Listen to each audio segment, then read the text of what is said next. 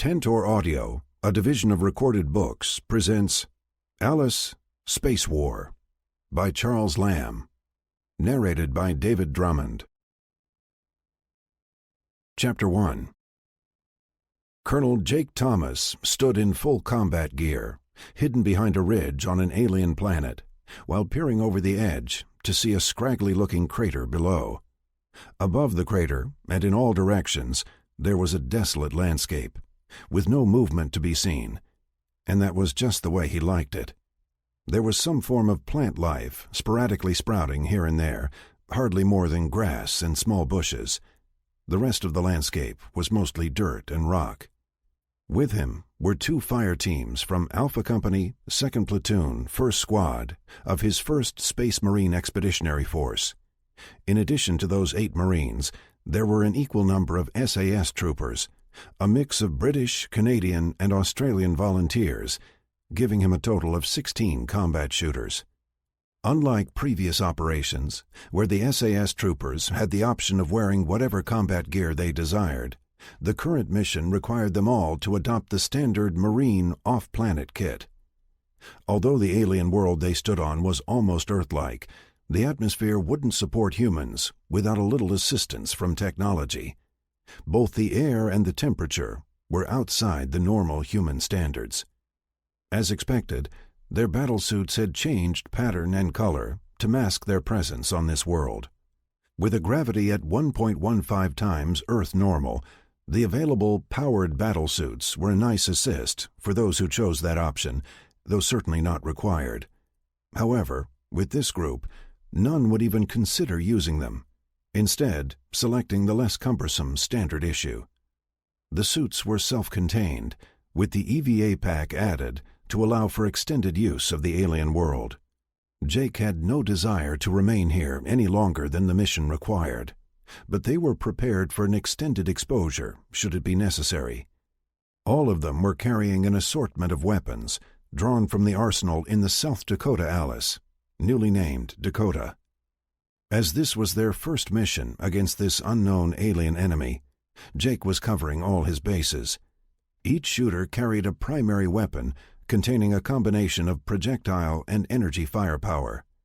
Secondary firepower was available in the form of sidearms and several crew-served weapons Jake had specifically selected and assigned. These required more than one person to operate, thus the term crew-served. Trying to minimize his exposure to anyone below, and using the magnification in his helmet like binoculars, Jake zoomed in on the activity in the crater. There, he could see about 20 small fighter-like spacecraft, each fitted with external weapons. Nearby were over 100 aliens moving about, each in environmental suits of their own design. Many of them carried energy rifles identical to those previously captured from Niha warships. "What do you think?" asked the SAS sergeant by his side, who had been receiving his helmet video feed. Jake had first met Sergeant Carson in London during the first contact with the Brits there.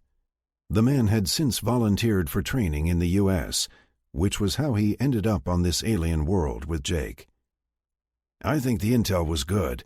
These are definitely the guys." After the failed Armada attack on Earth, an effort that had been contrived by the previous head of the Niha High Council, a group of their military officers had successfully executed a power grab.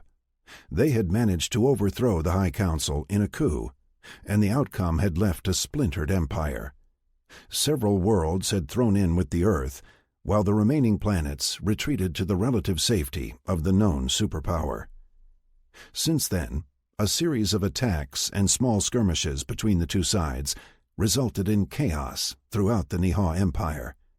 For Jake, the escalation of hostilities was to be expected once it was confirmed the military now controlled Niha directly.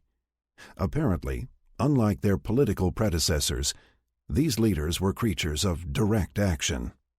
What disturbed Jake most, however, was the new efficiency with which the Niha Navy was operating. In several recent engagements, the Earth vessels, badly outnumbered as usual, had been held to a stalemate, forcing them to withdraw. Even with their superior shielding and firepower, they were unable to ravage the Nihaw as before, their numbers being just too great. Someone at the top now understood what they were facing and was prepared to do what was necessary to confront and overcome. This is what brought Jake to his current location. A small group of Nihaw-aligned ships had adopted the human concept of small attack fighters and was now harassing Earth-aligned shipping with lightning raids. The hit-and-run tactics of the raiders had Jake scrambling to counter the damage they were doing to the treaty planets. The urgency had been such that when Jake got word of a possible hidden base from an Allied informant, he scrambled to put a strike team together. It wasn't just the aliens replicating Earth tactics that had proven so problematic. It was something else as well. In the few engagements between these fighters and the Earth-aligned planets, reports of FTL drive failures were a constant. In every case, once the fighters appeared, the defenders needed to drive them off before FTL capabilities were restored. Jake was sure it wasn't a coincidence. The Marines and SAS troopers now with him had been training together in Texas, where Jake had the stealth ship stored. Newly christened the Phantom, it was the same vessel used for a previous spying mission in Nihaw space. On that mission, Ivan, Edwin, and the Nihaw guest, Hibak, had discovered the alien armada that recently challenged Earth's defenses. With a quick 24-hour turnaround, Dallas, the local Alice system, had refitted the ship for this mission and had them on their way. It would not have been a problem for him to recruit a larger force for the mission. It was just that this ship couldn't support a larger number of troops for the journey. The Phantom was considered a stealth ship because it had been fitted with a cloaking unit, replicated from the detained Nihaw ship, also currently stored in Texas. Hibak, a supposed Nihaw refugee, had been captured trying to flee Earth from a gold mining mission. Slipping onto the planet undetected, he had managed to accumulate enough wealth to secure a lofty retirement. However, his excitement overcame his caution, and he was discovered. While technically a guest and not a prisoner, he had elected to remain on Earth rather than face the new regime in power on the Nihaw homeworld. The Phantom, then unnamed, had been ordered from the Wawabash with the specific intent of converting it into a spy ship. With minimal firepower on board, its intent was to slip in and out of hostile space, appearing as no more than a trade vessel should anyone come across them uncloaked. Its first mission had successfully proven the theory. The 4-day voyage to the edge of the solar system again reminded Jake of the need for a space station at the rim of the gravity well created by the Sun. With the first station modules on order from the Wawabash, a race aligned with the Earth and the owners of a renowned shipyard, it was just a matter of time until one could be assembled. He had great hopes of its success as a base of operations. His design had taken into consideration not only the need for a supply and transfer base, but also an armed fort at the edge of civilization. The trip to the target world had taken several hours in FTL. With cloaking enabled, Jake was able to take the Phantom with his combat team and slip undetected into a canyon near the target location on the alien planet. They had been fortunate enough to follow several of the enemy ships down to the planet's surface as they returned from some unknown mission.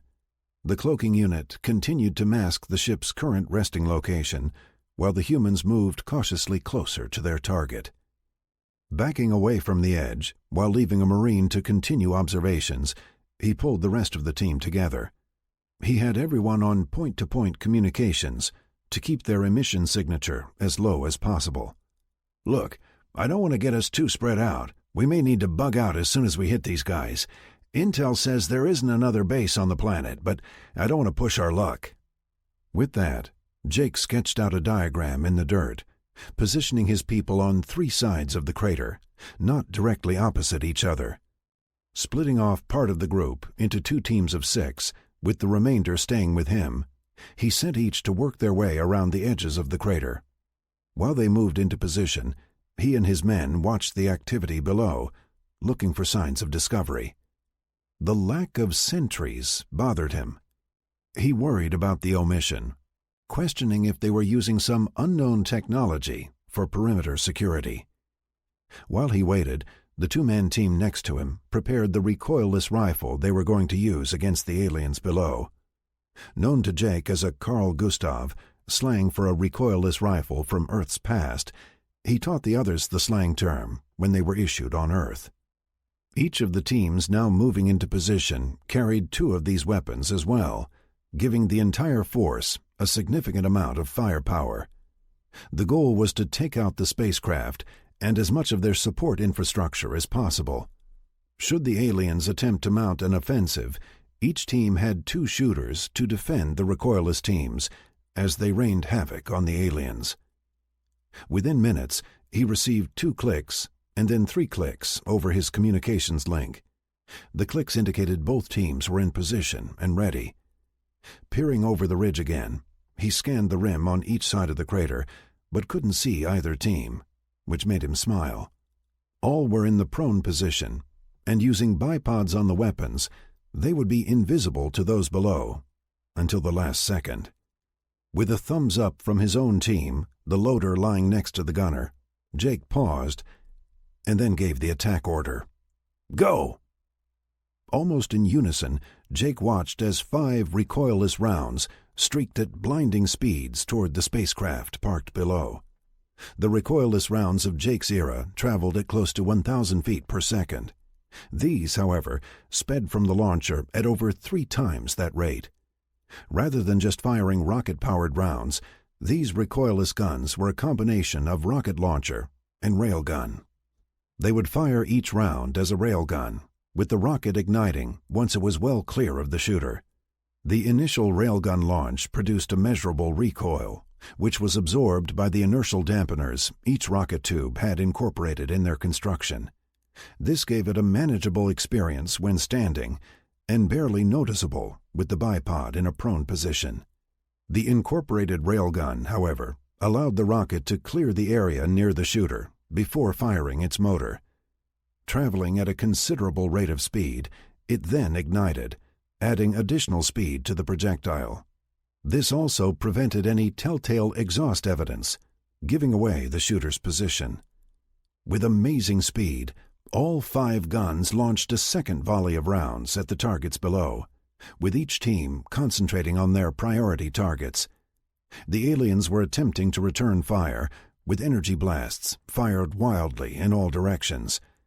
Jake resisted the temptation to take up arms himself as he watched a group of suited figures take refuge in a narrow space between buildings. Their return fire posed little threat, but it represented an attempt at organizing a defense. Once all of the ships had been destroyed, Jake's orders were that they should remove as many of the support structures as possible before retreating. He watched as structure after structure exploded with rocket impacts. It was during this part of the operation that a blinding flash erupted in the crater below, engulfing the entire area and throwing Jake and his men back from the rim of the crater. Scrambling to get back on his feet, his rifle ready, he rushed back to the crater's edge as his men rose around him. Scanning the area, with his rifle up and ready to fire, he noted that nothing in the area below was moving. "Everyone, sit rep," he ordered on the open circuit, asking for their situation report. "Team 1, no casualties." "Team 2, no casualties. Whiskey Tango Foxtrot, Colonel. What the hell was that?" he got from one of the Marines. "Acknowledged. I have no idea. We must have hit their gas station," Jake replied, as he verified his 4 men were standing nearby and unharmed. Lowering his rifle, he could see the troops now lining both rims of the crater, looking at the destruction before them. They had evidently hit some form of stored energy, as its release had obliterated everything in the crater below. All that remained was twisted wreckage and immobile bodies. Checking the time, he set a timer and then passed out orders. "Sergeant Carson, you 4 with me. Teams 1 and 2, drop the Carls and cover us. Shoot anything that moves. We are going shopping for intel. General Kalab sat in his office at the Military High Command, reviewing the latest after-action reports. As leader of the coup that had toppled the government of the Niha homeworld, he had no desire to occupy the seat nor follow the examples of those he had deposed.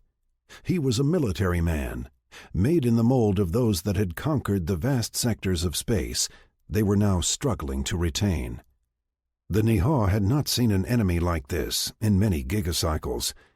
This adversary was cunning and ruthless in battle, like the Niha once were. The Niha had become far too soft and decadent to deal with what lay before them. Kalab knew he needed to restore that heritage if they were to prevail.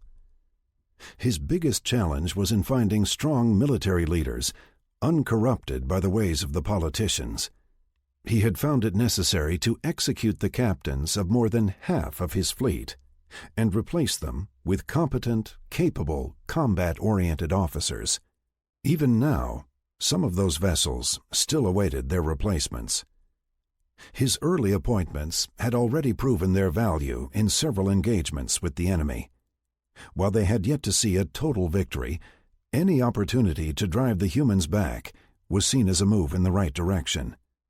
The mystery of why the Niha firepower had such a minimal effect on their ships was yet to be discovered, but the combined attacks had proven effective at getting their attention. That gave Kalab the hope that this enemy was not without limits.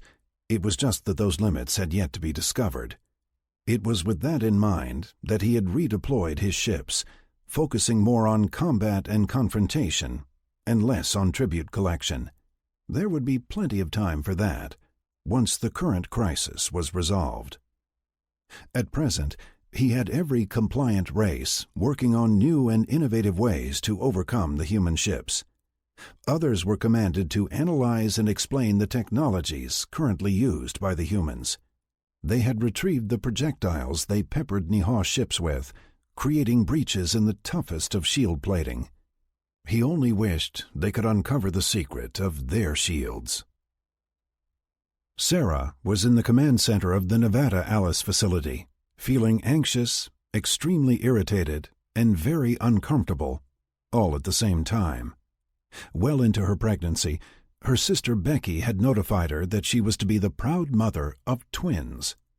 Becky was the head of the medical facility in Texas, but had returned to Nevada temporarily and appeared delighted at her sister's situation. Why, of all the women associated with Jake, Sarah had the misfortune to bear twins, she had no idea. She felt she was being punished for her earlier insistence that Jake cut off his relationships with the others. While delighted her wishes appeared to be coming true, as one woman at a time looked to be naturally distancing herself from him, it was offset by her current misery. On top of her current personal physical discomfort, she was impatiently waiting on word from Jake. She was used to his running off at a moment's notice while dealing with things here on Earth, but this was something entirely different. This, though, was maddening, as he had run off to an unknown planet deep in Niha space, based on intelligence from an untested alien informant. Why didn't he see this was incredibly dangerous? As she watched those working around her, she wondered if anyone but her was fretting over his absence. "He will be all right," Linda said, as she approached Sarah from behind. Her comment was a clear indication that Sarah must look as upset as she felt.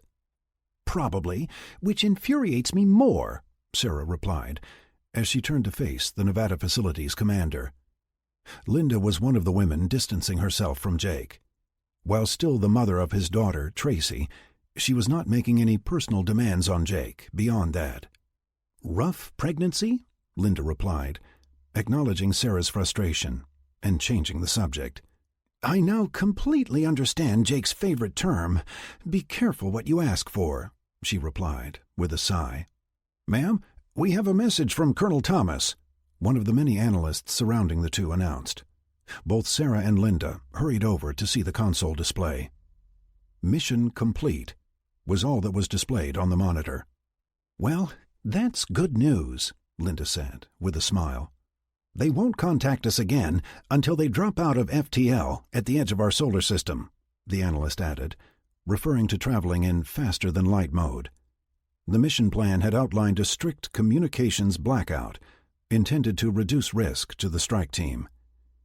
With a nod in reply, Sarah turned and left the command center, hoping to get some much-needed rest now that she knew he was alive. Chapter 2. Colonel Edwin Banks nodded at the brief message relayed to him in London. With half the strike team made up of his people, Jake had the good manners to ensure Banks was properly informed of the mission status.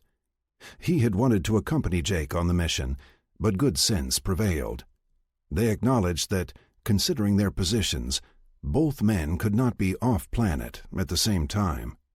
Since Banks had led the SAS team in Hong Kong and accompanied Ivan on the reconnaissance mission that uncovered the alien armada, Jake had won out for this trip. Although the true extent of the mission's success was yet to be understood, Edwin presumed that the pesky raids had been dealt a lethal blow. As outlined in the mission plan, Jake would not be delaying their departure to transmit the entire after-action report. Rather, they would vacate the area as soon as possible and then report in full once they returned to friendly space. In Jake's absence, and with a full-blown war erupting, Edwin had been studying up on everything he could find regarding naval strategies. Although the materials were predominantly terrestrial and nautical in content, he was able to extract the occasional gem of information that applied to their space fleet. Besides just studying the somewhat modernish British and American naval strategies, he also went back in history, reviewing Greek, Roman, Chinese, Japanese, and Russian tactics. As he studied the references to tactics and strategies around naval conflict, there was one subject that enticed him. The privateers of the 17th and 18th century were able to operate freely in enemy waters, striking targets of opportunity under a letter of marque, empowering them to carry on all forms of hostility at sea. While he didn't envision attacking Niha vessels, there were other prizes of interest. He was also able to review much of the Niha data, recently translated by the Alice systems and made available to all. He was also surprised to discover the Alice archives contained much speculative information on what war in space would consist of. While he had no idea who Robert Heinlein and Orson Scott Card were, he noted they had contributed a substantial amount of thought on the subject. Jake sat at the navigation station, working on his after-action report as they traveled in FTL. He had made several attempts at completing it earlier, but always found a good reason to do something else. He scanned the contents on the display before him, reviewing the sequence of described events for its accuracy. After they destroyed the outpost, taking the forces there by surprise, they scoured the valley, looking for anything that might be of interest. Satisfied they had recovered what little remained of the command center systems and other loose items from the ships, they then returned to the Phantom and made a hasty retreat. Heading directly away from the planet, he paused only long enough to send the success message. As the only experienced pilot in the group, Jake manned the pilot seat until they had jumped to FTL. Once he was satisfied all was well, he had a Marine, fresh from flight training, take the chair and monitor things while he worked nearby. Although not an astronavigator himself, Jake had asked Dallas, the Texas Alice, to pre-program the ship's navigation system to guide them to and from the target area. There were also a few added alternate flight plans should they find themselves needing to evade hostile vessels. In addition, there was a return-home option that flew them straight to Earth. While he worked, Jake could hear laughter from down the passageway, likely emanating from the galley. That compartment had become the impromptu gathering area for the team, Marine and SAS alike. Even though their meals were all pre-prepared and stored in stasis boxes, the galley was still the center of public life. He was extremely pleased at how well the two groups had blended, both on combat and social activities. Men and women, SAS and Marine, All were interacting on an equal basis, which he found gratifying. He had no idea what the shared joke was, but from the sound of things, it was popular. Jake had left it to Sergeant Carson, who, as the senior NCO, was to organize the troops for duties aboard ship, as not all functions were automated on such a small vessel. When not on duty, the free-time activity of choice had turned the galley into more of a pub. While beer and wine were available, its consumption was regulated by the ship's biomonitoring systems, and intoxication was not tolerated. He was debating once more on delaying the completion of his report and joining those in the galley when alerts sounded on the bridge around him. "Colonel, I think we have a problem," the Marine next to him announced. "Let me check," Jake replied, as he scanned the panel before him and then rose to look over the man's shoulders. "We dropped out of FTL," Jake commented absently, as he verified all the settings were correct on the pilot's console.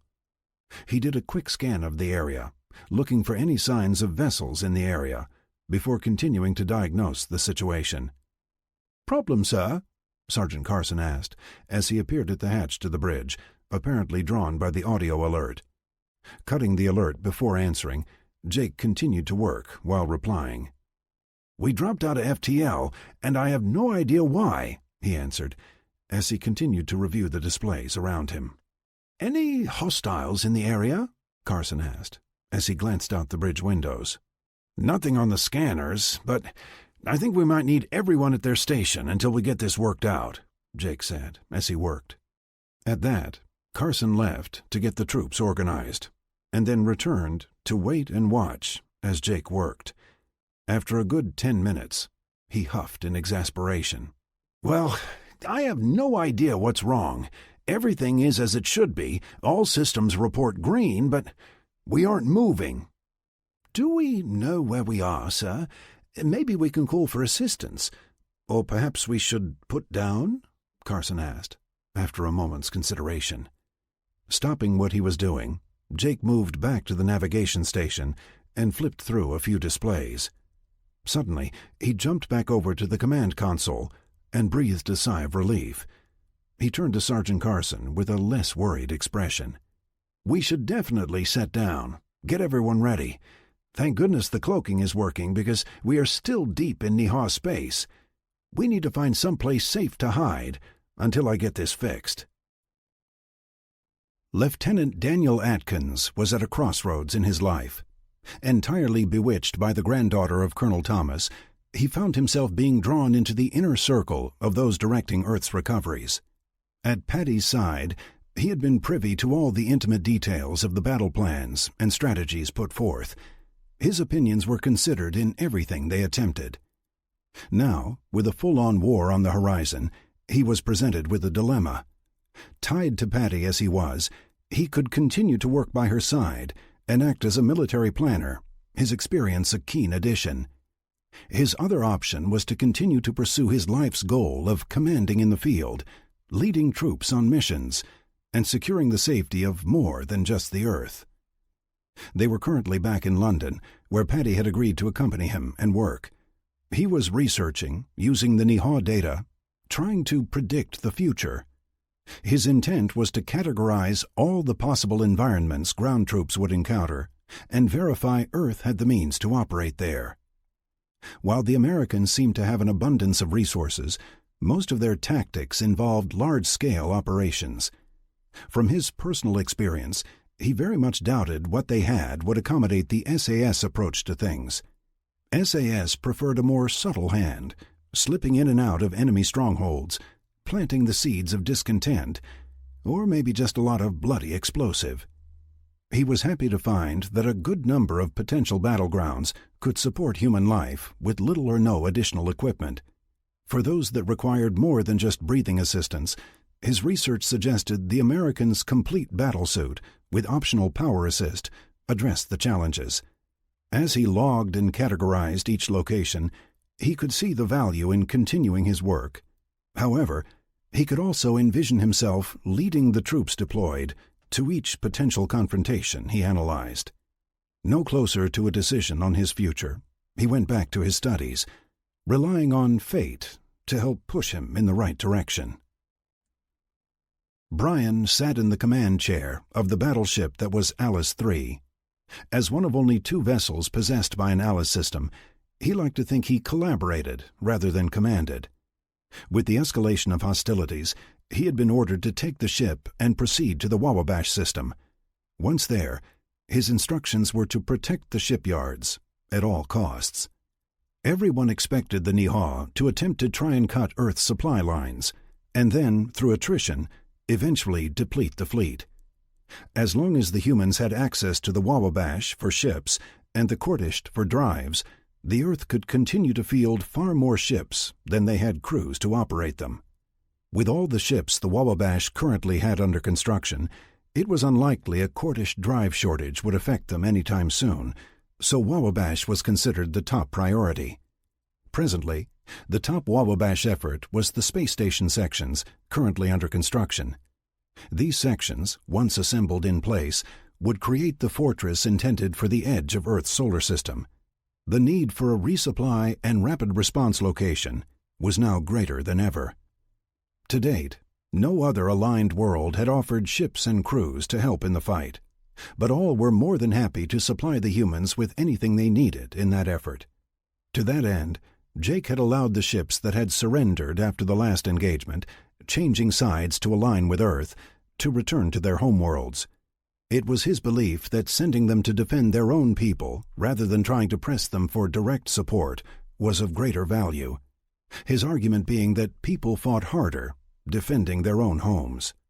Brian tended to agree with Jake's opinion, believing that they were better served having the alien ships at home anyway.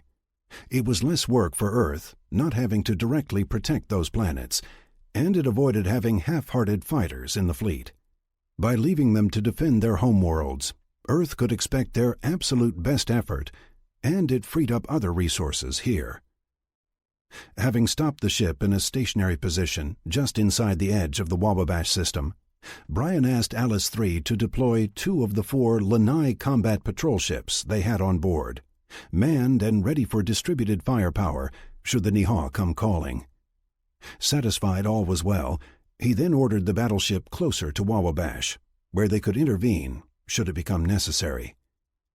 About 2/3 the way there, he had Alice III stop, establishing a stationary position. There, they were to wait for whatever the Niha dreamed up next. On a whim, he began an inventory of the ships under construction, as well as their readiness, just in case. Jake had located a suitable planet, moon actually, in a nearby system for them to put down.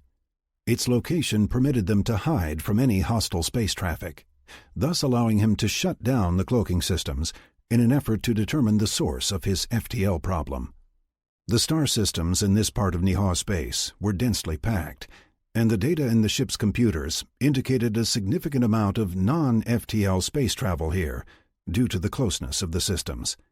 Even so, it was a day's travel from their current location to the moon, which was orbiting a gas giant similar to Jupiter back home. The moon had a gravity of 0.85 Earth normal and appeared to have a breathable atmosphere with a slightly higher oxygen content and a helium-nitrogen inert gas filler mix. The dense atmosphere was tolerable without environmental suits, and the moon's surface was uniformly flat, i.e., without mountains or valleys to hide in.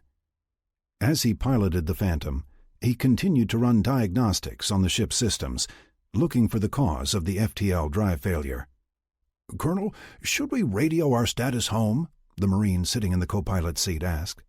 "No, I don't trust the Niha communications network not to betray our location.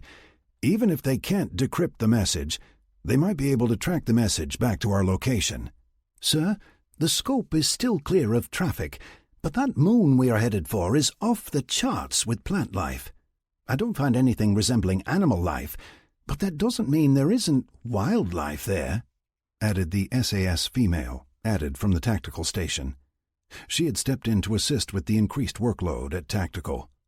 With Sergeant Carson now occupying the navigation station, all 4 seats in the small cockpit were filled. The sensors are Wawabash standard, so we have to assume they would detect possible known life forms. Regardless, I don't plan on staying long enough to find out," Jake replied. As the others watched, Jake piloted the Phantom, still cloaked, into the atmosphere. He worked cautiously as he tried his best to avoid cloud banks that would betray their passing. To Jake, the ground below looked to be one continuous jungle, the dense growth covering all the dry portions of the planet's surface.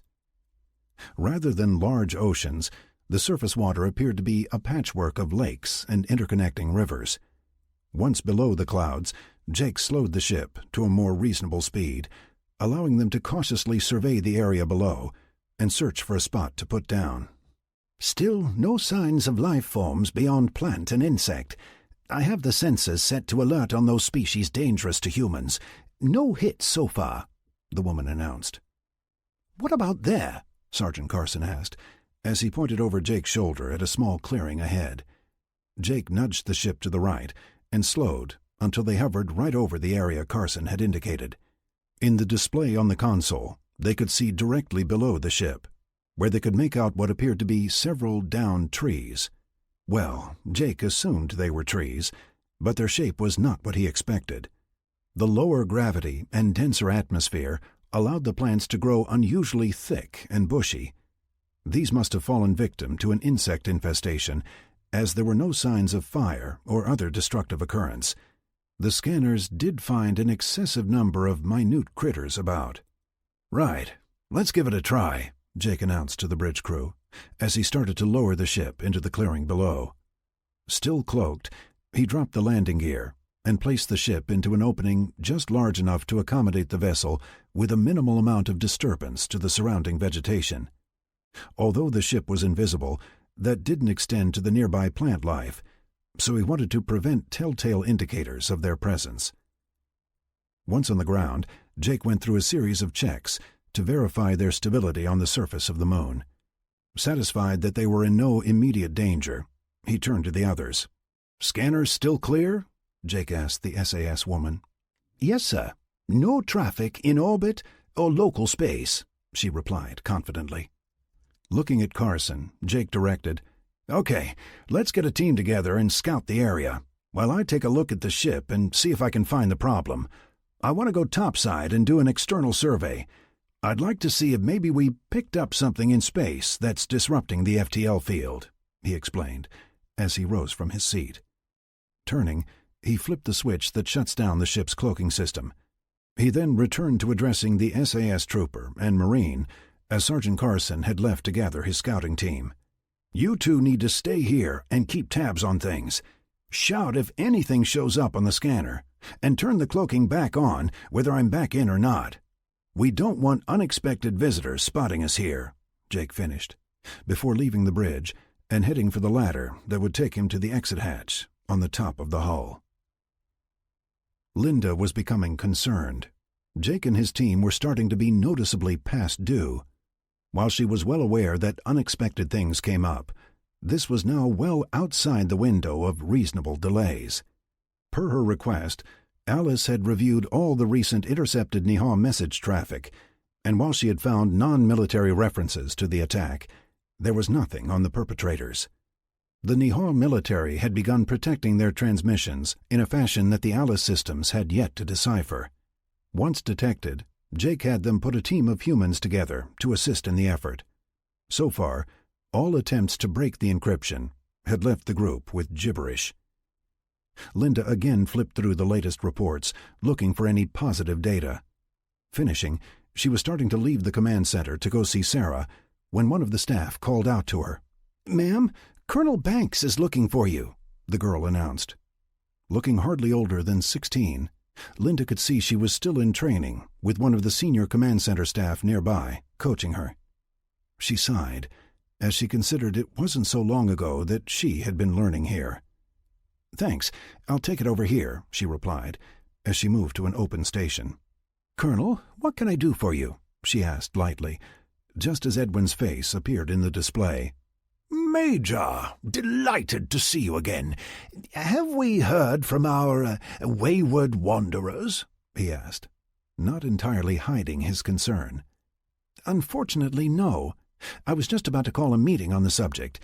As you know, they are traveling under a communications blackout, and any communication systems that might betray their location have been removed or disabled, lest they alert the enemy to their presence. More's the pity. Yes, I understand.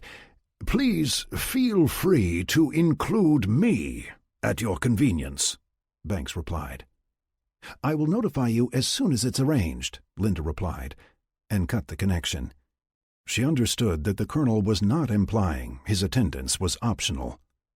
Turning to the trainee that had put the call through, Linda waved at her and the trainer. Please call an emergency meeting of the tactical analysts. Include Colonel Banks, and I'll get Lieutenant Colonel Sullivan as well. Notify me as soon as it's set, Linda relayed, as she left the command center in search of Sarah. Some messages should be delivered personally. Chapter 3. Patty and Daniel met Colonel Banks as they reached the conference room door, the two groups approaching from opposite directions. After a brief greeting, they entered the room, settling into 3 seats across from a wall monitor. Unlike the American facilities, the rooms in London still utilized flat-panel displays instead of holographic projections for visual presentations. The men waited for Patty to sit before selecting their own places. Almost as soon as they seated themselves, the display came to life. In the monitor, they could see several others in a room Patty recognized as her tactical center, lovingly referred to as Patty's Pit, situated right off the command center in Nevada. Seated around an oval table were Linda, Sarah, and Ivan. In a separate window on the display were Robert and Bonnie, presumably still in Texas. Thanks for getting together on such short notice, Linda began. What's wrong? Patty asked, almost immediately. Jake is missing, Sarah blurted, before Linda could reply. The mission outline had them arriving at the edge of our system 24 hours ago. Even allowing for delays in departing, the uninterrupted trip in faster than light should have them in friendly space by now, Alice offered to the group. Can the Nihor intercept a ship while traveling faster than light? Colonel Banks asked. Not that we are aware of, Alice replied, and with the lack of other indicators, that probability rate's low. Colonel Banks and I have spent considerable time on that vessel. It is difficult to imagine they had a failure of some kind, Ivan offered from the Nevada location. There may have been fighting near the ship, damaging it, Patty suggested. Such an occurrence might have damaged the faster-than-light drives, causing them to fail at any time during the voyage, Alice proposed. And without a call home, we can't pinpoint their location? Sarah offered, as more of a question than a statement. No, and there is a lot of space between where they were and home. Unfortunately, most of it belongs to the Nihar, Linda solemnly supplied. General Kalab had restored many of the ancient military traditions since taking power. One such activity was regular staff meetings with his sector commanders. At a pre-appointed time, all would halt whatever activities they had in progress, excluding battle, and connect into the network for a status briefing. It was in just such a briefing that the devastation on planet S-12-653 was uncovered. When the commander of the base there had failed to check in, a scout ship was dispatched to determine the reason. They arrived to find the entire facility leveled from a single catastrophic blast. Initial reports passed it off as an accident, the center of the blast obvious when viewed from above. They determined that the energy reservoir for the main power distribution system had exploded due to a failed power regulator. However, further investigations, something the general had insisted upon, uncovered unexplained smaller blast points on the many spacecraft and buildings in the depression. It was one of those that had caused the power regulator to fail, providing the larger explosion. An expanded search beyond the crater found further evidence confirming the attack. Prints in the dirt, both in the crater and above on the rim, told a tale of stealth and guile. Kalab had no idea how the humans had managed to land undetected, but their execution and efficiency in the attack was to be admired. The best information his analysts had provided stated that the humans had not developed or acquired any technology that rendered them undetectable, but that presumption was now in question. He ordered an immediate search for the perpetrators, but held little hope of their discovery with so much lost time. The loss of those forces would be felt, as they had experienced some success with their unorthodox approach in fighting the humans. Pushing that aside, Kalab focused on their next target, one selected to put a stranglehold on the human supply chain. Jake had gone over every inch of both FTL drives, as well as the entire upper surface of the ship, looking for any clues to the failure. While he had no idea what he was looking for, he was sure he could detect something out of order. So far, all was as it should be. As he roved over the top of the ship, he caught occasional glimpses of Sergeant Carson and a mixed team of SAS troopers and Marines. They would disappear and reappear as they made their way through the dense growth surrounding the ship. Like him, he suspected they had no idea what they were looking for, but performed their duties diligently. The dense atmosphere was breathable, if not somewhat overly warm and muggy. It reminded Jake of a trip to the Florida Keys he had made one August, long ago. There had been so much moisture in the air, you could almost swim from place to place. Returning inside to the cool, climate-controlled interior, Jake went back to the bridge, where its two occupants fell silent, watching him as he began resetting the drive power systems. Even though the FTL drive wouldn't work inside the gravity well of the solar system they occupied, he knew what to look for on the control panel.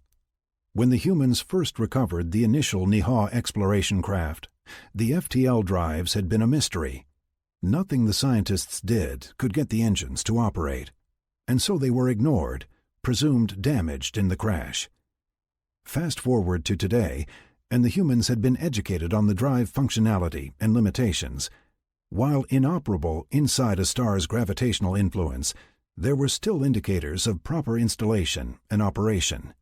The Wawabash, with assistance from the Cordish drive builders, had long ago developed monitors and instrumentation to validate the proper installation and operation before taking the ship to space. If Jake was reading the output from his displays correctly, all systems were go and ready for space. With one indicator red, showing they were under the current star's influence, the green light next to it declared the FTL drive operable. When both were green, they were ready and outside the star's effect on them. That was exactly the state they had found themselves in when they dropped from FTL the day before, green. Jake's frustration was starting to mount when the woman at the tactical station spoke up. "Colonel, I'm getting a reading from just outside this solar system. There are 2 Niha destroyers, and they appear to be headed this way," she announced. "Pull everyone inside. I'm going to engage the cloaking unit," Jake replied, as he checked the console. He was happy to see the Marine jump out of his seat and go get Carson and the others, rather than risk transmitting the recall signal. Once the console went green, indicating everyone was inside, Jake enabled the cloaking unit and stood next to the tactical station, watching the Niha ships approach. Brian had caught more than a few of the transmissions regarding the unknown whereabouts of Jake and his strike team. He and Alice 3 discussed the issue at length as they floated just outside the Wawabash shipyards. "I have reached out to my sisters, and the consensus, with the highest degree of probability, indicates they have lost FTL capability. Without more data on their location, any rescue mission would be impossible." "The fact that they were able to transmit the success message means they could call for help?" Brian asked, more than stated. "Yes. However, without FTL, they would be unable to escape the Niha if detected. Were they to do so, we are likely to be the closest available resource to respond to the call. Other ships have been ordered to the edges of their systems, but they are not currently positioned to go to FTL in less than 24 hours. This all presumes the Phantom is in a position to safely call for assistance, which is not presumed to be the case. As they were talking, Brian noted on his navigation screen that Alice 3 was nudging the ship farther out, to be in a position just inside the Wababash gravity well, ensuring the ability for an almost instant FTL, should the need arise. Colonel Bo Chow sat in his Hong Kong headquarters, going over the mountain of paperwork before him. Assuming command after the death of General Zhu Huang, something triggered by Huang's mishandling of the Americans' contact overtures, Bo had managed to salvage the situation. Now a member of Earth's Central Command, representing the planet's single largest global force, he had the misfortune of commanding the most dysfunctional organizations of all. Still reeling over the loss of General Zhu, the ancestral leader of the Chinese military after the fall, many units were struggling with the change. It had taken a substantial amount of his time and effort to restructure the command into something stable and trustworthy. In so doing, Bo had been able to avoid the large-scale executions historically necessary with this type of regime change. Instead, he had chosen to transfer selected officers and senior NCOs to America and England, where they were introduced to a new way of life. He had received word most had survived the transition. Jake was watching the display where the SAS female was tracking the inbound Niha ships when Sergeant Carson stuck his head into the bridge. "Colonel, we have a bit of an issue, I believe." "Besides the inbound destroyers?" Jake asked dryly in reply. "Yes, sir. I think you should come take a look at this," Carson replied, as he turned to lead Jake below. Winding through the passage and descending to the lower level of the ship, Jake could see Carson was heading to the exit ramp. Pausing long enough to drop the ramp, the sergeant stopped halfway down before pointing to one side. Jake was aware that dropping the ramp while the cloaking was engaged would expose the underside of the ship. That, however, wasn't a concern, as it wouldn't be visible from someone looking down from above. Following the sergeant's extended arm, Jake looked beneath the hull of the ship, finding one of the landing gear completely covered in insects. Turning, he found the other just as infested. "What are they doing?" Jake asked, as he stepped off the ramp and approached the strut extending from the bay above that housed it when retracted. Flicking a few of the insects off the strut, he could see where they had been chewing on the metal, marring the surface in the process. The insects had only made it about halfway up the leg on this side and were almost as high on the others. Jake estimated that if they reached the ship, all hell would break loose as they chewed on the hull. Turning quickly, Jake ascended the ramp until he found a communication station. Hitting the activate button, he queried the bridge. By using the internal communication system, he avoided any open broadcasts. "Bridge!" he shouted. "Bridge here," he got in reply, the distinct English accent giving away the identity of the responder. Jake suddenly realized he didn't know the SAS trooper's name. Turning to Carson, he motioned to the speaker while covering the mic. "Hannah, sir," Carson replied with a smile. "Hannah, didn't you say you adjusted the sensors to alert on hazardous life forms?" Jake asked. "Why, yes, sir. So far, we've had no indications of such," she replied, the confusion clear in her voice. "Please, remove the filter," Jake asked calmly.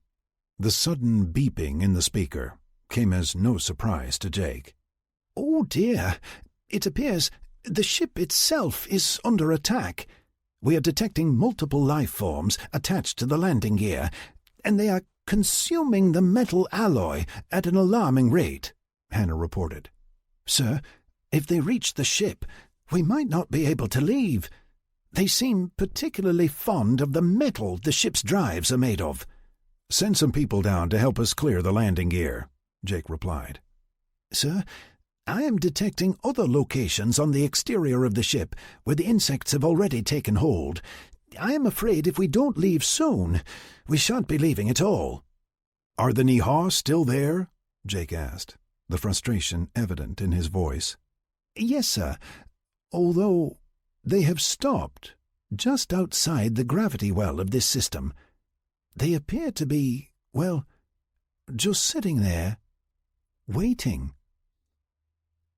Robert Jacobson had been acting as Jake's logistics officer for quite a while, tirelessly performing his duties in the background. He was responsible for tracking down and delivering all the materials necessary for the Alice's automated manufacturing facilities to maintain production. Outside of the Wabash ships, the Alice's provided the necessary manufactured goods needed to keep the Earth ahead of the tech curve in their fight with the Nihaw. The fighters and patrol ships, with stasis shields and railguns, all came from Alice factories. And all those factories relied on his supply line. His scrounging activities had taken him from Canada to Mexico and across the oceans into Europe and Asia. He had encountered more people around the globe than any of the others in leadership roles, and established relationships everywhere he went. He commanded the largest single transport force the Earth possessed, with over 20 air transport craft of various types and other ground vehicles, and hundreds of people. He had pilots, loaders, and security forces, all working together, locating, collecting, and transporting whatever items the factories needed to continue their production. He had built much to be proud of. Even so, Robert was extremely frustrated. Having lived as a man of action his entire life, being a proud descendant of a Fort Hood soldier, he was tired of chasing down steel plate and copper wiring. He had recovered more platinum, gold, and silver than they could spend in several lifetimes, turning the precious metal storage hangar in Texas into Fort Knox on steroids. His current activity was chasing down steel plate for the Lanai Alice. He had found a massive steel mill in Chelyabinsk, Russia, and was in the process of taking several of the Lanai transports there to fill them. With all other stockpiles high and inventory filling warehouses, Robert decided it was time to enhance his unit's capabilities. As the husband of the commander of the Texas Alice, he was well aware of the coming war. It was time to expand the abilities of his operation one more time. Kola was on her way to the edge of the solar system. After the emergency meeting of the tactical analysts and other leaders, it was decided to position her at the edge of the gravity well. Without a specific search area to investigate, they could only place themselves in a position to act should a call for help arrive. Just over a day's travel from Earth, she still had several more to go before she could jump to FTL if asked. In the meantime, she had her human occupants training and learning all of her combat systems. With far less than a full complement on board, the opportunities for those crew members were limitless, and the possibility of combat was a reality. Her hangars had both of the attack squadrons, VMFA 314 Black Knights and the VMFA 112 Cowboys, aboard, as well as 3 of the Lanai combat patrol craft. All ships were currently available for training while in transit to the edge of the solar system. Once they were asked to go to FTL, all would need to be masked under stasis bubbles to prevent their ferrous hulls from interfering with the FTL drive. Kola did find herself less than thrilled at the duo placed on board for this trip.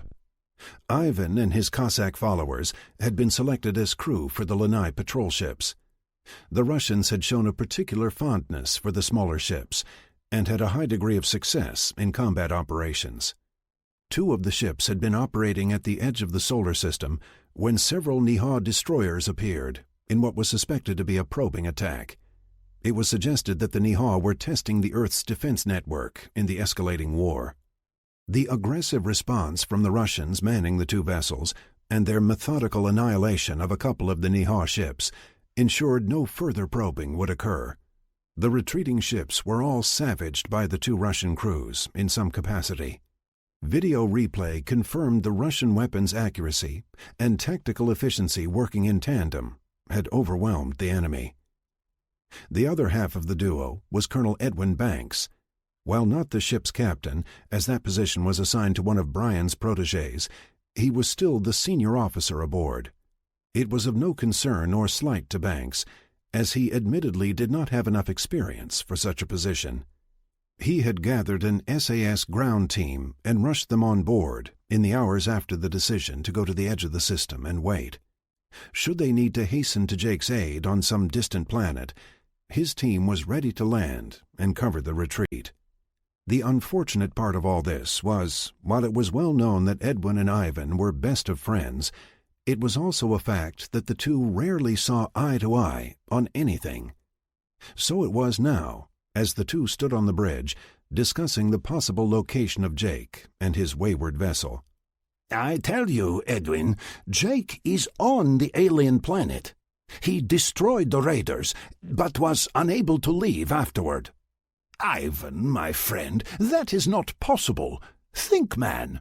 He wouldn't send the success code until he had departed the planet's surface. He must be dead in space, floating free, or on repulsor drives with a damaged FTL drive. Yet, you know that little ship as well as I. She is sturdy and would take considerable punishment." "I must agree with you there. However, it is possible the ship was attacked as they departed, thus providing the instrument of failure," Banks countered. "Possibly. However, I do not see Colonel Jake leaving anything behind that could do them harm. It would have to be a weapon in space. More likely something in orbit," Ivan replied. "Gentlemen, might I suggest you take this conversation elsewhere, as I have a ship to run," Kola supplied, generating a few snickers from the bridge crew and a smile from the captain standing nearby. "As you wish," Banks responded, as he led Ivan out the main door and into the passageway beyond. The two could still be heard arguing in the distance. "Thank you, Kola," came the comment from the captain. "You are welcome." Chapter 4. Sarah was doing her absolute best to put a smile on her face as Sandy and the kids dropped by for a visit. Jake's idea of placing Sandy in charge as guardian of John and Padma had been brilliant in concept. In practice, Sandy ran with it much like everything else she did, and the results were over the top. She decided to move from the Texas facility to the Nevada location because Alice 1 had the best schools, in her opinion. John, who was about 8, was studying to be a doctor, and Padma wanted to be a facility commander. All according to Sandy, anyway. To Sarah, they looked like two happy kids, content with Sandy doting over them. In taking this role, Sandy had relinquished all of her former duties and obligations, including those intimately tied to Jake. Sarah felt no guilt in her part of that, especially since Sandy had made that decision on her own. As Sarah was seeing everyone to the door, with parting hugs and kisses for Auntie Sarah from both kids, she wondered if the same thing would work with Becky. Working with the rotation of the moon, they waited until they were visually hidden from the Niha ships, and then dropped the cloaking so people could see what they were doing. Jake had several of the crew now scouring the outside of the ship, removing as many of the insects as they could find, while he checked on the Niha destroyers. As he looked over Hannah's shoulder, he could see the two ships in a stationary location just outside the system, as the sensors didn't need line of sight to work. "Colonel, sensors indicate we still have bugs on the hull. If we don't go to space soon, we're going to be in a spot of trouble," Hannah replied, with a worried tone. "Okay, get everyone inside. Guess we need to make a run for it," Jake answered, as he took the empty pilot seat. Checking that everything was still green for the FTL drive and cloaking was off, he waited for the all clear before engaging it. He did one more check and then slowly powered up the drives. As the ship gently rose from the moon's surface, Jake left the landing gear extended. As they passed through the clouds, still on the far side of the moon from the Niha, Jake moved particularly slowly to ensure he created as little a disturbance as possible. Soon, they cleared the last of the atmosphere and slowly re-entered the blackness of space. Suddenly, an alarm sounded on the bridge. "Sir, we have several small hull breaches, activating self-patching systems," Hannah announced. Jake was aware that the ship had a hull patching capability intended to address small meteorite strikes and other minor injuries to the pressure hull. He had just never had to use it. "All signs of life are gone from the outside of the ship. I believe you may retract the landing gear if you like," Hannah announced, finally. "You might hold on that, sir. Both Nihar ships are scanning the area, and the power surge might tip them off," the Marine in the co-pilot seat declared, as he worked the controls on the panel before him. Checking his own displays, Jake could see both Nihar destroyers floating ahead. His instruments indicated several sensor scans in progress, but not specifically directed at them. He dialed back the ship's power until he was only using enough to hold them clear of the moon's gravity. With that, the three continued to wait and watch. DeFore was staring at the sensor display, trying to make sense of the readings. Since General Kalab had taken power, it was not a smart thing to ignore unexplained phenomena. One of the few ship's commanders to still retain his position, he was constantly expecting to receive that order stating he had been replaced. That meant death. Therefore, when the latest order came through, telling him to take Jagat and search this sector for signs of saboteurs, he sped with all haste. He had seen the report of the attack on S-12-653, describing the devastation there. He could only assume that those responsible were the focus of the search. It was with that in mind that he selected this interstellar crossroads to begin his search. He was very aware of the human guile and ruthlessness. He had lost several comrades to their attacks in the past. That was why he was currently so confused. Surely the attack on S-12-653 had been executed by a superior force consisting of many ships. How else would they overcome and obliterate the entire base, exterminating every last being there? However, instead of locating a massive energy signature hiding among the planets here, he was getting a transient energy reading. It was as if something were slipping in and out of reality, hovering at the edge of existence. On a whim, DeFore ordered his tactical officer to link with his counterpart on Jagat's ship and see if they couldn't cross-reference the sensor shadow. Jake had everyone turn off all non-essential power systems as he slowly nudged the Phantom out of orbit. His order had been, if it's not essential to live, shut it down. Once free of the moon's gravity, he could kill everything but the cloaking unit. Moving in irregular bursts, he tried not to set any pattern that might be detectable to the Nihar as artificial. He would watch the displays as he maneuvered the ship, waiting for drops in the scanning intensity before executing his next move. Several times he had to cut his move short, lest he prolong the power surge in the drives. Finally, they reached the point where, if they had working FTL drives, they could have burst away. Showing 2 green lights, the ship said it was good to go, but Jake had seen that on the way in. When they had originally dropped from FTL, they were well outside the star's effects, but the FTL had still not worked. The trip to the moon had been lengthy because of where the FTL failed, not due to the star's influence. "Now we wait," Jake announced, as he killed everything but life support and cloaking. DeFore was sure there was something out there. Even though it had not registered on any of his ship's sensors for more than a few microcycles, both his and Jagat's ships were seeing the same readings. Without more information, though, he felt it unwise to sound the alarm and call in more ships. With the sensor reading fading, DeFore ordered Jagat to start moving away while they headed in opposite directions. The hope was one of the 2 ships would pick up the readings again. Jake could see the 2 destroyers were starting to drift apart.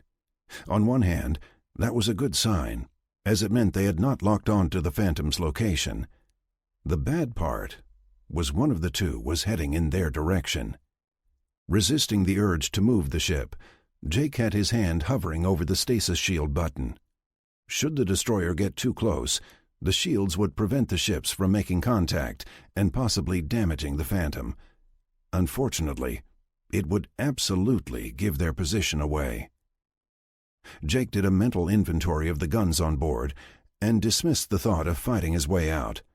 While the shields were as good as any in the Earth's fleet, the guns were Niha standard for a small ship like this and would do little against the combined assault from the two destroyers. Returning his attention back to the encroaching vessel, Jake's hand floated over to the stasis shield switch again. In a few more minutes, the destroyer would be blocking their access to open space. If they didn't move soon, they were going to be in a tight situation.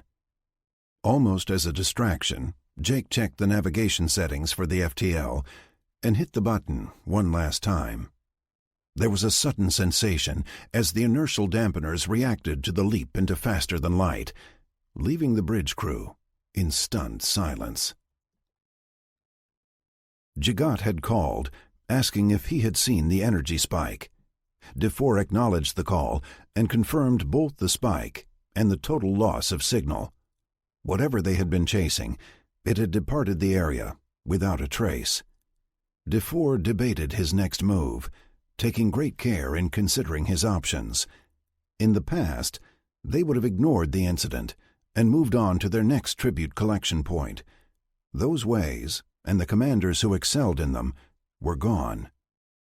Taking a deep breath, DeFore composed a report, and once he was satisfied of its accuracy, he transmitted a copy to the High Command and one for Jagat. Once complete, he ordered Jagat to follow as they continued their search of the sector. Jake had everyone on the bridge do a complete systems check before allowing anything else on the ship to be reactivated. One by one, they reanimated the various systems they had shut down, waiting to see which may have been the culprit in killing the FTL drive earlier. They were a good 2 hours into the flight when they turned the last of the systems back on. "Well, that's it then? No other systems are still offline?" Jake asked the assembled bridge crew. "That is it, sir. Everything is up and running. Maybe the insect damage fixed the drive issue," Hannah replied, with the Marine nodding in agreement. "Well, I guess we'll never know. Let's go get something to drink," Jake replied. No sooner had everyone started to rise from their seats when the Phantom dropped out of FTL once again. "No, no, no!" Jake shouted, as he once more went over all the settings on the pilot's console. "Sir, we are still in Niha space, but have dropped out of FTL in a very remote area. The scope is clear, and I see no other ships in the vicinity," Hannah reported, anticipating the request. "Closest planet of any kind?" Jake asked, thinking about a place to hide. "Not within days, sir," Hannah replied somberly.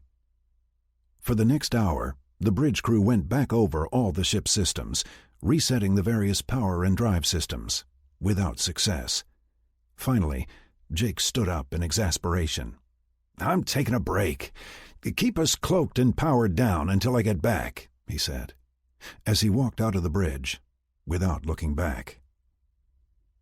Brian was conferring with his analytics team off to one side of the massive bridge that Alice 3 called her human brain trust.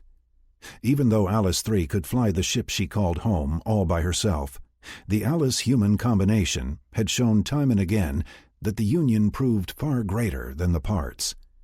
The focus of their attention was the data they were receiving from the drones they had been asked to dispatch in the search for Jake and the Phantom. As the closest ship to open space, they were able to send automated, pilotless, FTL-capable drones to various possible locations, searching for signs of the lost ship and crew. Each drone was programmed to fly in FTL to a predetermined location. Once there, they would attach to the nearest Niha network node and relay their findings upon arrival. Once connected to the network, they could be remotely directed in a detailed search based on the initial readings. The drone assigned to the original target was able to confirm the destruction of the alien base, as well as record several Niha destroyers in the area before it was discovered and attacked. Its destruction was confirmed as the live feed transmitted the convergence of 2 Niha ships firing before the signal was lost. The last message from the drone was the self-destruct confirmation. So, other than the drone we lost, still no signs of the Phantom? Brian asked the analysts, poring over the inbound data. No, sir, not the Phantom. We have, however, noted an exceeding high number of Nihah military vessels everywhere we looked. We have been able to keep the drones hidden from them, but we suspect they are looking for something as well. That's good, then. It probably means they're searching for Jake. However, that also suggests they might have damaged the Phantom as they retreated from the fight, Brian said thoughtfully. Yes, sir, or possibly an encounter after the attack. We can't be sure, the lead analyst replied. Be sure to forward this all to Earth, Brian said, as he turned away to deal with other less interesting but more pressing matters. Linda was reviewing the information Alice 3 was forwarding to them from the drones. Her current obsession was the data from the original target, the base they had attacked. They had captured quite a bit of data and imagery before the drone was destroyed, and she wanted as complete a breakdown of that engagement as possible. Her hope was they could find an indication of a definitive reason for the Phantom's disappearance. The lack of wreckage in space or on the surface of the planet gave them hope that the issue lay elsewhere and was not critical. The fact that the planet seemed to be getting the once-over from the Nihah as well gave support to the theory that the Phantom had escaped and was held up elsewhere. Scanning the room, she could see a dozen analysts, all doing the same as she. In his own world, Jake had left the bridge and headed straight to the galley, where he grabbed himself a beer from the ship's stores. After taking a sip, he took stock of his surroundings for the first time, as his head had been elsewhere as he entered the room. The galley had fallen silent, and everyone was watching his every move. As you were, Jake said, while raising his bottle to the assembled crew, and then turned to leave them to their own devices. Proceeding down the passageway, he descended down into the cargo hold. Here, Alice had converted the open area to half barracks and half general use area. Jake could see Marines and SAS troopers intermingled throughout the open space. As he wandered, his head was not on his location, but was tracing all the systems and circuits that he knew made up the ship's drive systems. Having performed the same exercise multiple times already on the bridge, he hoped a change in scenery would jolt his memory. He stopped and scanned the room, noting that most of its occupants were paying him little attention. Some were on their bunks reading or talking to one another.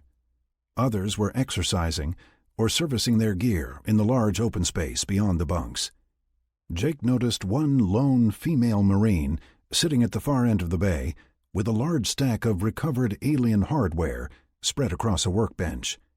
Crossing the room, his curiosity getting the better of him, Jake approached the woman.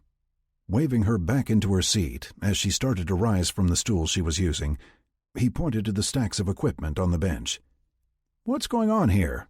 Jake asked, after taking another sip of his beer. He used the bottle as a pointer, directing it toward the various piles spread around her. "Since we've been delayed in returning home, I decided to use my free time to identify and catalog as much of the equipment we recovered as possible," the Marine replied. "Those over there are pieces of communications gear we pulled from the wreckage of the ships and the command hooch. That bunch there is weapons control and navigation. Most of the rest is memory cores and data storage that we will need to get back to Earth if we want 'em read," she replied, with a tone of frustration. Jake laughed to himself at the reference of the hooch. The term was familiar to him as slang from the Vietnam War. He had encouraged all his Marines to study military history, as it helped gain perspective on the challenges they had yet to face. "Are you qualified to be doing this?" Jake asked, trying not to insult the woman, but concerned that misidentifying some of these items might delay much-needed intel.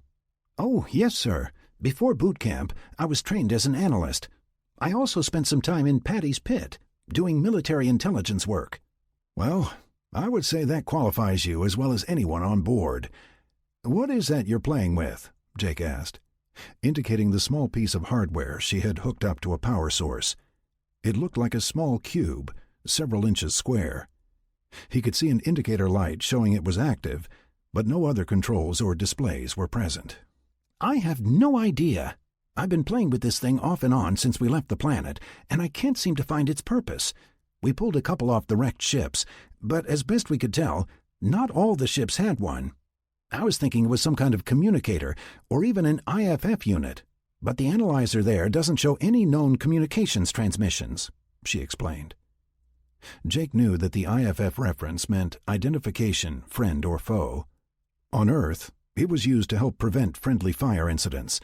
By transmitting known identifiers, combatants could distinguish those on their side by the signals received. "Well, good luck," Jake replied, and started to turn, when he stopped in his tracks. "When did you first power that thing up?" he asked, returning to the bench. "Oh, I don't know for sure, sir. Maybe an hour or two after we bugged out," she replied. "And has that thing been powered up the whole time since?" Jake asked, pointedly. "No, sir. I pulled it off the power supply when we landed on that moon.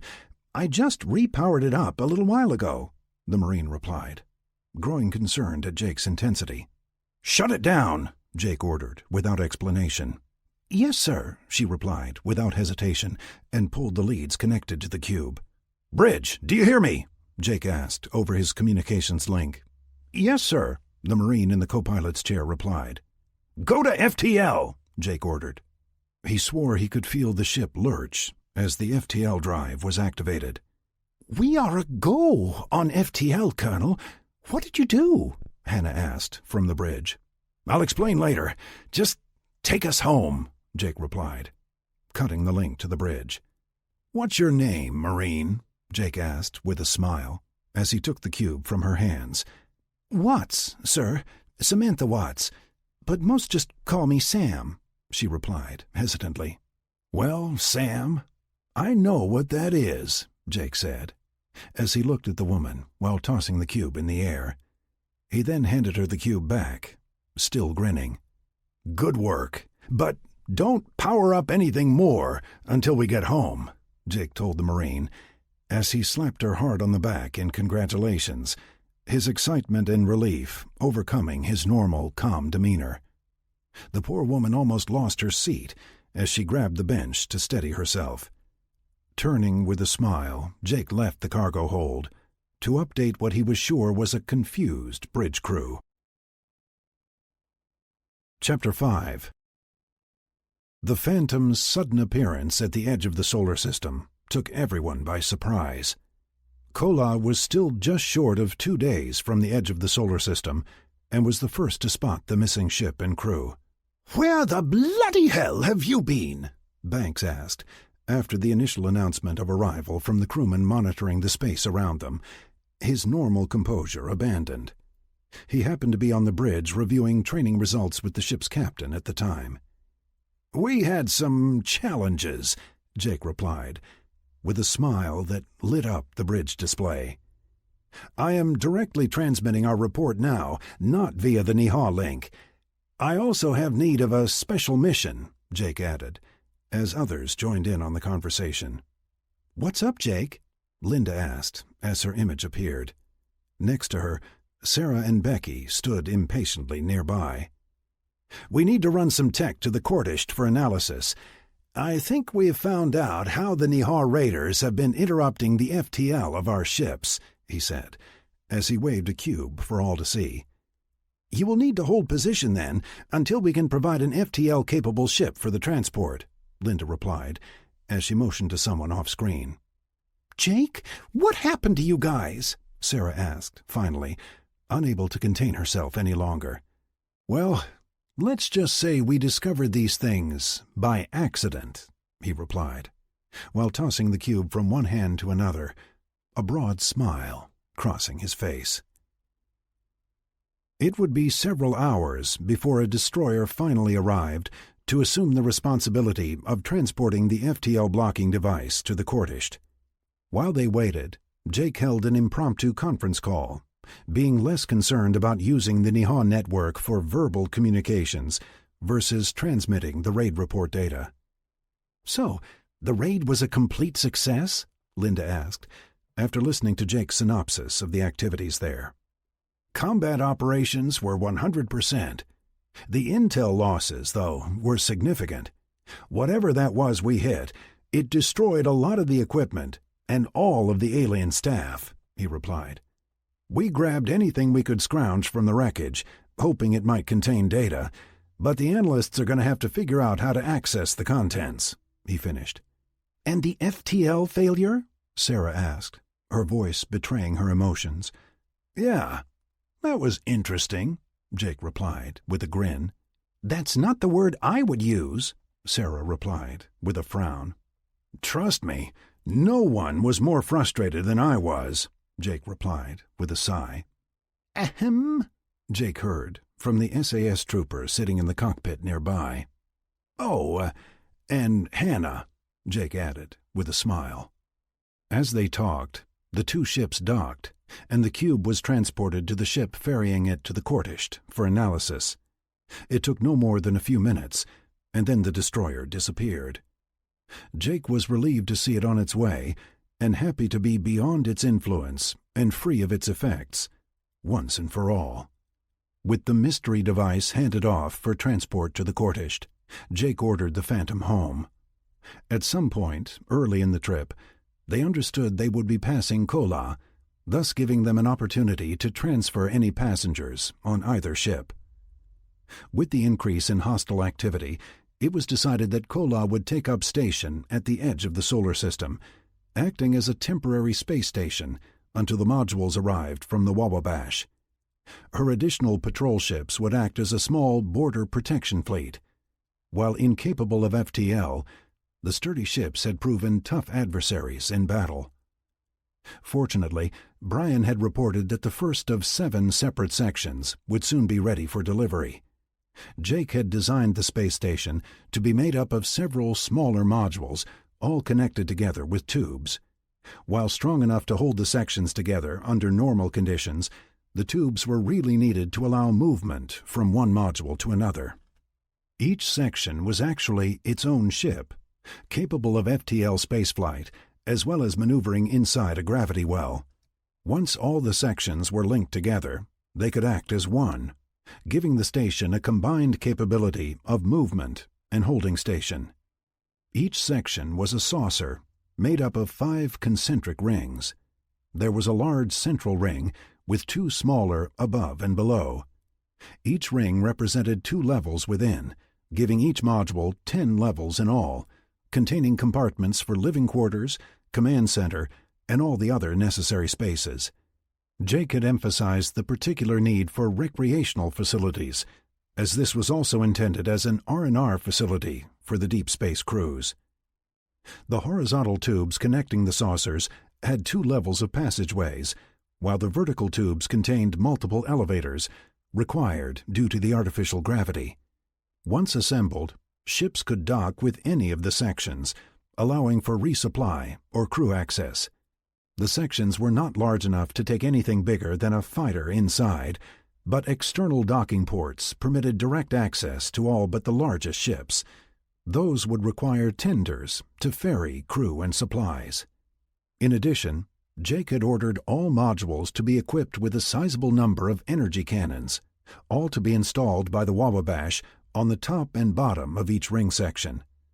With guns on top and bottom, they had an incredible amount of overlapping firepower. Once in Earth space, these turrets would be augmented with railguns, while the modules themselves would be fitted with shield generators. Jake's grand vision was a fortress at the edge of the solar system, capable of inflicting massive amounts of damage on any incoming Nihao ships. It was intended to ravage an armada, like they had seen in the last engagement. It was his hope to never again draw from the weapons store in Georgia, where he kept their darkest secrets hidden away. In his opinion, it couldn't get here fast enough. Brian was watching from the bridge of Alice 3 as the Wababash were preparing to release the first 3 space station modules. The Wababash project manager had explained that these 3 would be assembled vertically once on site, making the center hub of the station. There would be 4 more identical saucers that would be attached to the center saucer of the vertical hub later, spreading out horizontally. These would be connected at 90-degree intervals, balancing the configuration in 3 dimensions. They had agreed that Alice 3 would take control and guide the 3 pieces out to the edge of the system remotely, where their pre-programmed flight plan would send the unmanned sections to an anxious Kola. Once they arrived in near-Earth space, Kola could remotely maneuver the sections into position where the waiting humans and bots could assemble the connecting tubes from materials stored inside the 3 saucers. From everything he was reading in his display, the 3 sections were fully functional, though combat limited without their enhanced shields or railguns. Jake was adamant that these items were Earth-only technologies, not to be shared. Brian understood the position, but it did make for a ton of work for their limited workforce. Thank goodness for the Alices and the bots. "Brian, I have received word from the Wawabash that I can guide the sections out of space dock," he heard Alice 3 announce. "That's great news. Let's not tell Earth yet, until they are safely out of here and on their way," Brian mentioned, as an afterthought. This was new to everyone, the Wawabash included. He wanted to be sure they were actually on their way before getting everyone excited. "Agreed," was the only reply from Alice 3. Looking around the bridge, he could see the entire bridge crew watching as the 3 saucers slowly pulled free of the skeletal structures surrounding each saucer. Apparently, the Wawabash had a modular system of manufacturing that expanded outward as they assembled whatever they were contracted to build. As each saucer emerged from the web-like infrastructure, he watched the construction framework break apart, only to form up into smaller sections, ready to take on their next task. Soon, all 3 saucers were floating free and heading toward the battleship that hosted the human buyers. Brian could see the bridge crew had suddenly become active as Alice 3 transferred tasks to each station. From his position in the command chair, he could tell that she was delegating system checks and other non-vital duties, while she maintained navigation and engineering functions. Tracking their progress on his own display, he could see the 3 saucers pass below Alice 3 on their way to the edge of the Wawabash system. From there, he knew they would perform a final safety check before engaging the pre-programmed flight plan, sending all 3 home to Earth via FTL. With the wayward Phantom now home, Alice 3 had resumed its position just off the shipyards and well inside the Wawabash system. When the 3 saucers reached the halfway point between Alice 3 and the edge of the Wawabash system, the bridge suddenly came alive with alarms. "We have incoming ships," the tactical officer announced from her station. "Brian, I make 5 Niha cruisers and a number of unidentified vessels with each, heading inbound," Alice 3 added. Switching his display to a duplicate of the tactical station, he could see the ships Alice 3 described. Slowly, several of the ships not initially tagged on the display started showing type and origin. Brian frowned as he realized they were all warships from Niha-aligned planets. "Battle stations," Brian announced as he started counting ships. While not as large as the armada that had attacked Earth, this was still a lot of firepower. From the approach vector, it was clear they were headed straight for the shipyards. Ivan and Edwin had transferred to the Phantom as the 2 ships passed each other. Rather than attempting anything fancy, they had simply stopped Kola long enough to take the Phantom aboard and move the necessary personnel around. As it turned out, a majority of the Marines and SAS on board were scheduled for training on the combat patrol ships, now housed in Kola's hangars. With little more than a skeleton crew left on board, Jake had guided the Phantom out of Kola's hangar and watched in his display as the massive ship proceeded on its way. "Steady as she goes, sir?" Hannah asked, as Jake got up from the pilot's seat. She had requested to remain with the small ship, a request Jake was only too happy to grant. He gave her a crash course in the ship's operation, and he found her a quick study. He was glad to have her stay, as it was always better to have someone he knew he could trust backing him up. The marine analyst, Sam Watts, had also requested to stay aboard, to oversee the intelligence materials delivery. Jake was appreciative of that request as well. Other than those 2, it was just him, Ivan, and Edwin left to run things. "Yes, thank you," he replied with a smile, as he turned away from her. He had almost made it to the hatch leading out of the bridge, when he heard the alarm. "Sir, we are receiving an urgent message from the Wawabash," Hannah explained, as she brought the text up on her monitor for both to read. Jake scanned the information and then brought up several still images provided in the message.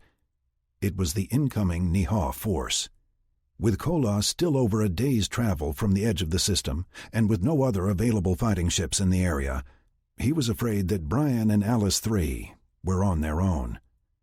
"Let me know if we get any more messages as soon as they come in," Jake said, in frustration. He then turned to go find the others to brief them on the latest crisis. Gasek sat in the command chair of his cruiser, assessing the situation before him. He had very specific instructions from General Kalab, ordering an attack on the Wababash shipyards, destroying as much of the shipbuilding infrastructure as possible. These same orders specified he was not to attack the planet, just remove as much of the shipbuilding capability as possible, thus removing the human source of combat vessels. While they had expected some form of resistance to their efforts, what Gasek had before him was something else entirely. Since Kalab had taken power, the increase in available military intelligence had been overwhelming. Gasek now had access to all of the after-action reports and analysis of the human capabilities. Because of that, he immediately recognized the battleship sitting between him and the shipyards as the one captured from the Niha and refitted for human use. Its presence alone gave him a reason to reconsider the pending attack. However, it was the addition of the 3 disc shapes between his ships and the battleship that created the greatest concern. Although he had never seen such vessels before, he recognized the gun turrets flooding the superstructure. His tactical officer verified they were all powered up and appeared functional. To his relief, none sported the human projectile weapons the Niha had come to fear. "Sir, we have more ships exiting the battleship," his tactical officer announced. Checking his own display, he got the identity of the newcomers, as the tactical systems verified them against the database. "This is unfortunate," Gasek said aloud, as the system verified that several of the Devil ships were exiting the hangar of the battleship. He had seen reports of these ships' capabilities. How the humans had been able to transport that much ferrous metal in FTL was still a mystery to the Niha. Their crude iron hulls and advanced energy shields made these ships a contradiction in technology. Their firepower was capable of battering any vessel unlucky enough to encounter one, while the sturdy iron hulls absorbed a pounding, far better than the advanced composites of the FTL ships. Although the Niha had held a few to a stalemate, driving them off in the end, they had yet to destroy a single ship of this type. Fortunately, General Kalab did not expect his commanders to sacrifice themselves needlessly, as had the previous leadership. Gasek was just expected to challenge the humans, creating as much destruction as possible, before retreating to fight another day. The concept was a new one to Gasek and the other ship commanders, but it was one they all embraced with enthusiasm. "Order all ships to execute Formation Gamma. Direct Jados and Rifos to engage the disc ships, while everyone else heads for the shipyards. We will distract the battleship," Gasek ordered, trying to sound more confident than he felt. Brian watched as the Niha ships grew larger in the bridge display. He had moved from his command chair to stand next to the tactical officer as she tracked the incoming vessels. He could see the indicators applied to each ship as its type and planet of origin was identified by Alice III. "Brian, it appears that the Niha are splitting up and leading 5 clusters of ships, each headed by a Niha cruiser. The other vessels are warships from subjugated Niha worlds," Alice III explained. "I think we can safely say they are more like allied planets now," Brian replied, not convinced that you could force someone to fight for you unwillingly. "Semantics," Alice III replied, with a tinge of sarcasm, or so Brian interpreted. "Sir, they are diverting course and breaking up their formations," the tactical officer announced. Brian could see that each Niha cruiser was indeed leading its cluster of ships in differing directions. Some were still headed directly to the space station sections, while others were swinging wide, as if attempting to go around the blockade they presented. "What weapons are aboard those space station sections?" Brian asked, indicating the 3 discs. "Each section has 12 gun turrets, top and bottom, providing for a total of 24 batteries. Unfortunately, they are only equipped with energy cannons at the moment. They were slated for railgun installation when they arrived home," the tactical officer replied. "Nothing else? No missile systems?" Brian asked. "No, sir. Additional weapon systems were to be delivered from the Kleinen after the sections were assembled back home," she answered. "The Kleinen? Aren't they artists?" Brian asked, distracted from the moment by the comment. "The Kleinen are artists. However, after the attack on their homeworld, they have taken up trading with other races, collecting war materials in an effort to repay Earth for turning back the Niha attack," Alice 3 replied. "Okay, well, I guess that leaves Alice 3 fighting the 3 space station sections remotely, while the patrol ships split up and challenged the groups doing the end run," Brian explained, as he indicated each group of ships as he spoke. They had changed the display to a 3D hologram at the tactical station to get a better sense of the pending battle. In that view, it became quite obvious what each cluster was doing. Each Niha cruiser had a cluster of anywhere from 6 to 10 additional vessels, all warcraft and heavily armed. The 4 combat patrol ships Alice 3 had in her hangars allowed for 2 each to break away and try to stop a superior number of alien vessels. While the correlation of forces was undesirable, Brian had decided to sacrifice the 3 space station sections against the larger central force rather than risking the possible loss of their creators, the Wabash. As he watched the scene before him unfold, he couldn't help but note the improvement in the Niha battle tactics from previous encounters. "Is the center force slowing?" Brian asked, as he indicated the central group of 3 cruisers and about 30 support vessels. "Yes, sir. They are delaying to allow those outlying groups time to get into position for a coordinate strike," the tactical officer confirmed. Brian gave out an audible sigh as he realized he was going to have a dogfight on his hands. "Alice, do the Wabash have any other ships ready for battle?" Brian asked. He was hoping for additional firepower to confront the ships swinging wide.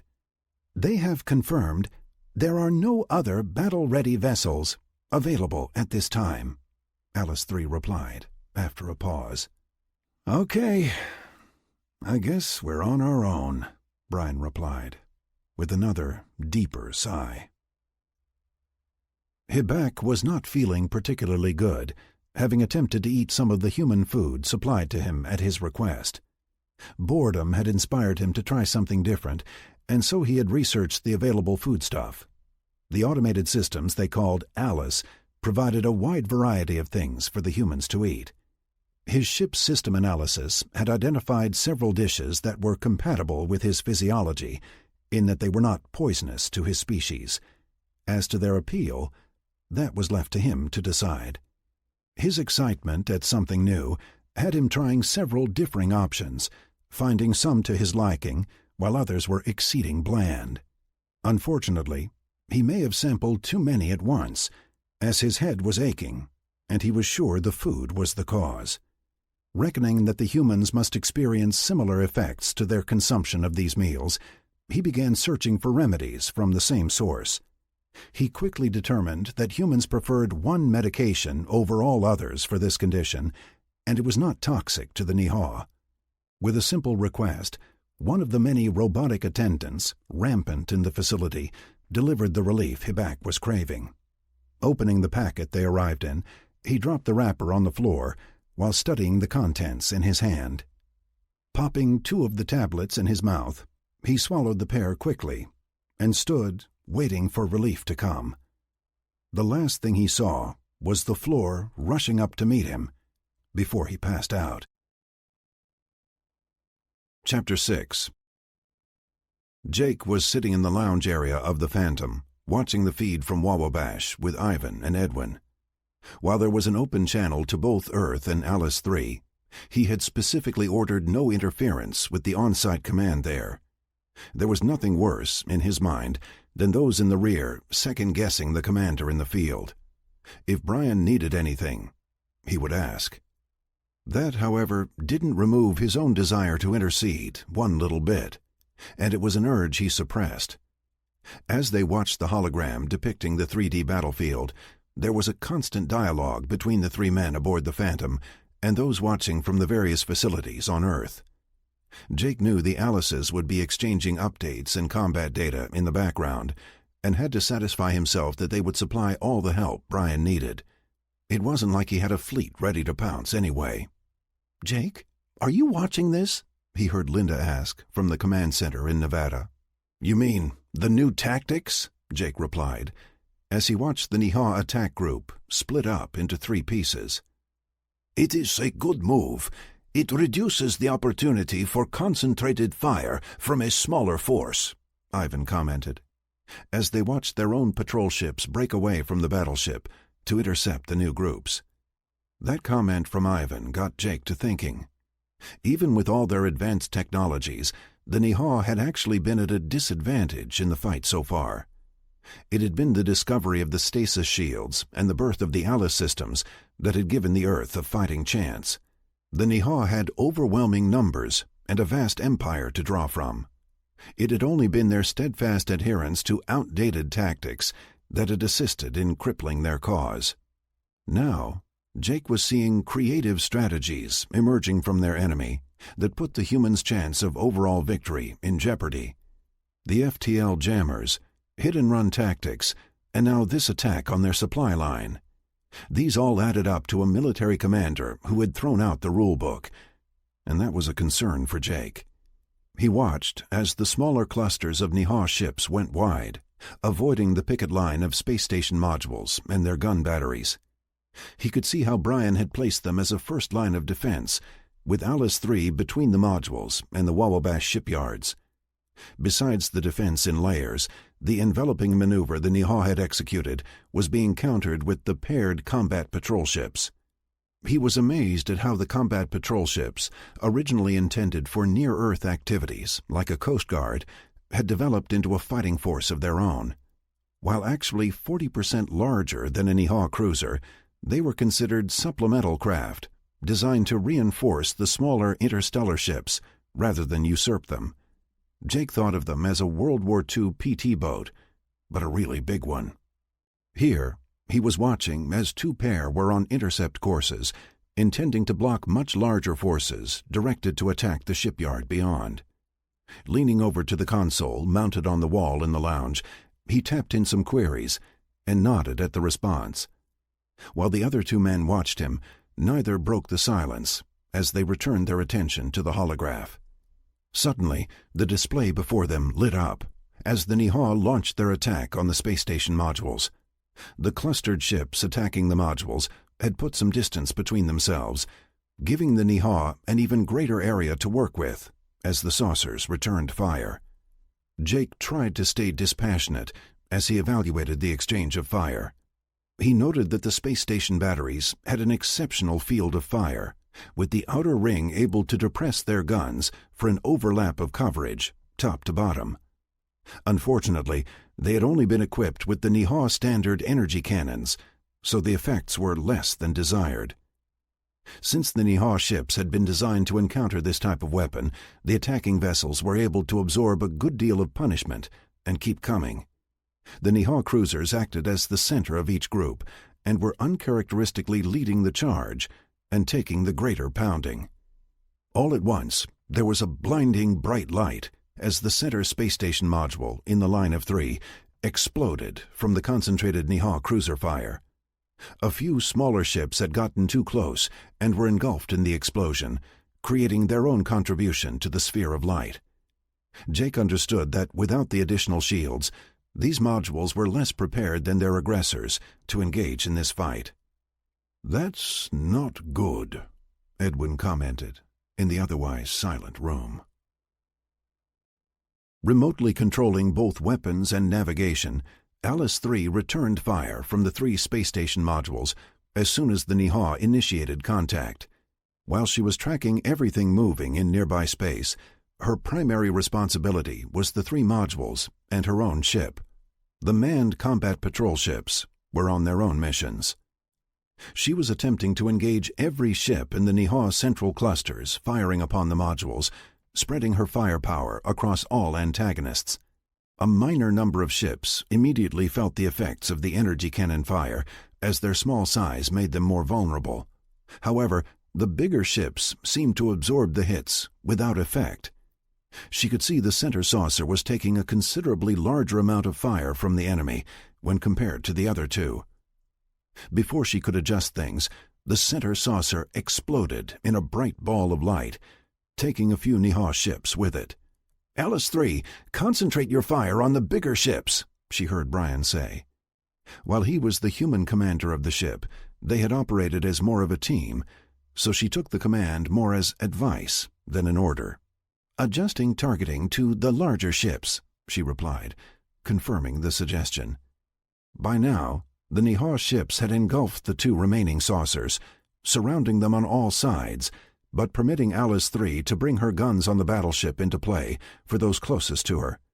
With the addition of her railguns and energy cannon batteries, there were several explosions, obliterating several ships as the Nihah forces encountered the additional fire.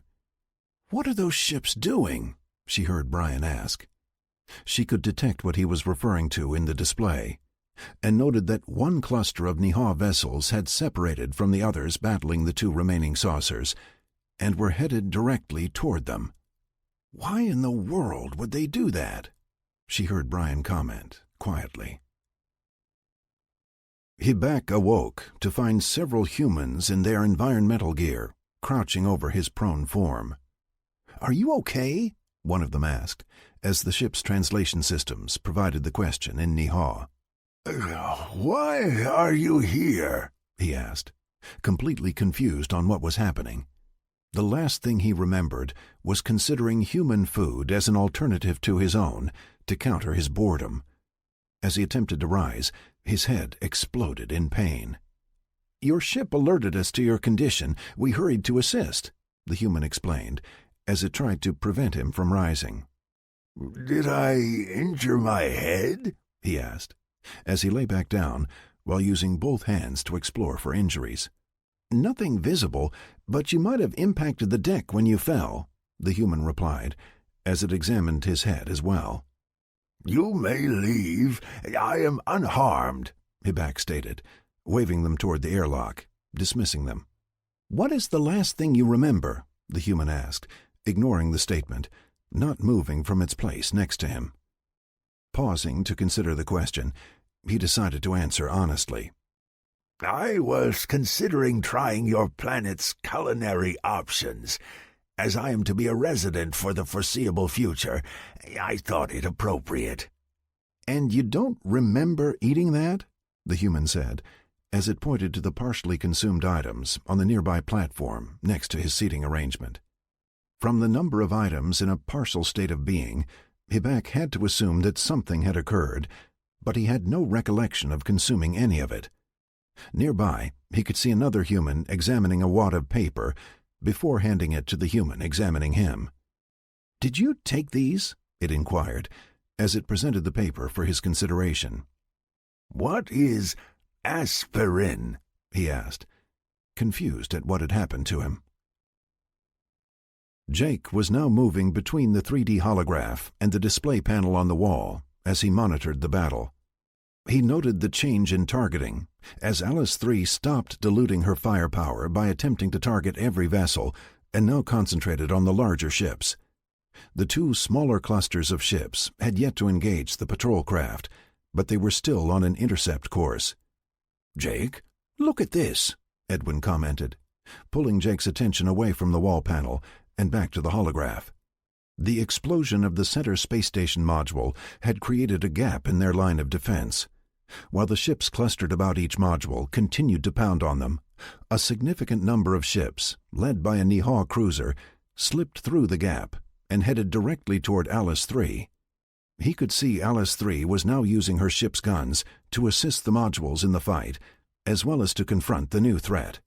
"That lead cruiser is taking a significant amount of fire and is still coming on," Edwin said, while pointing at the display. Jake hit a few settings on the wall panel, and the holograph changed to highlight the gunfire hitting just the cruiser.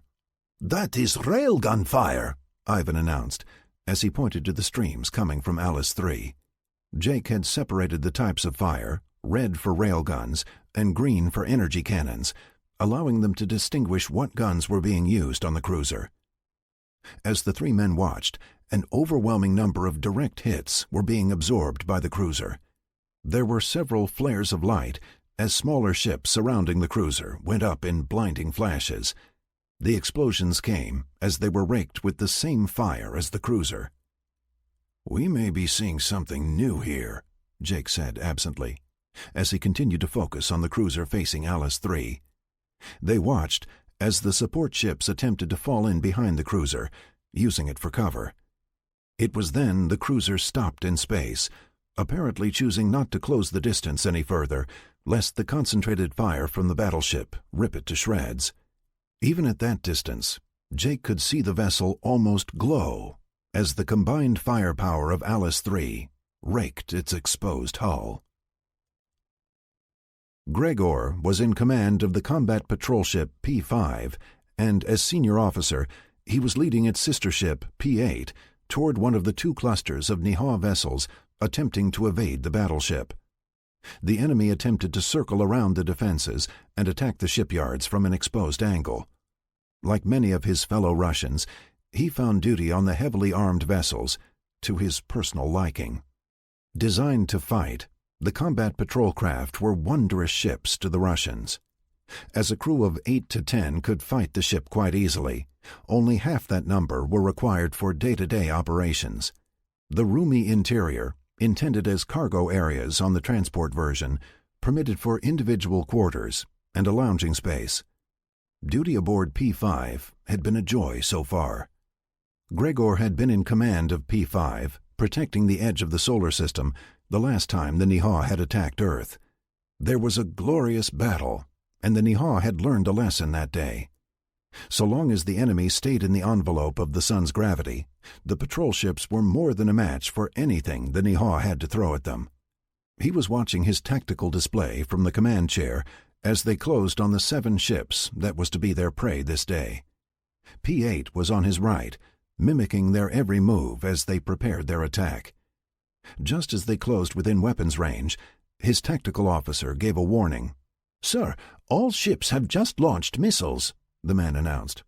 "Shields up," Gregor ordered. "No, sir, they didn't launch at us. They are targeting the shipyard," the man corrected. Checking his display, Gregor could see the projected trajectory of the 40-plus missiles heading into the heart of the construction area. Just as he was about to order their destruction, the ship shook from the impact of multiple hits. He could see the Niha vessels had now turned and were directly confronting the 2 patrol craft in an attempt to prevent them from intercepting the missiles. "Return fire," Gregor announced as he checks his display.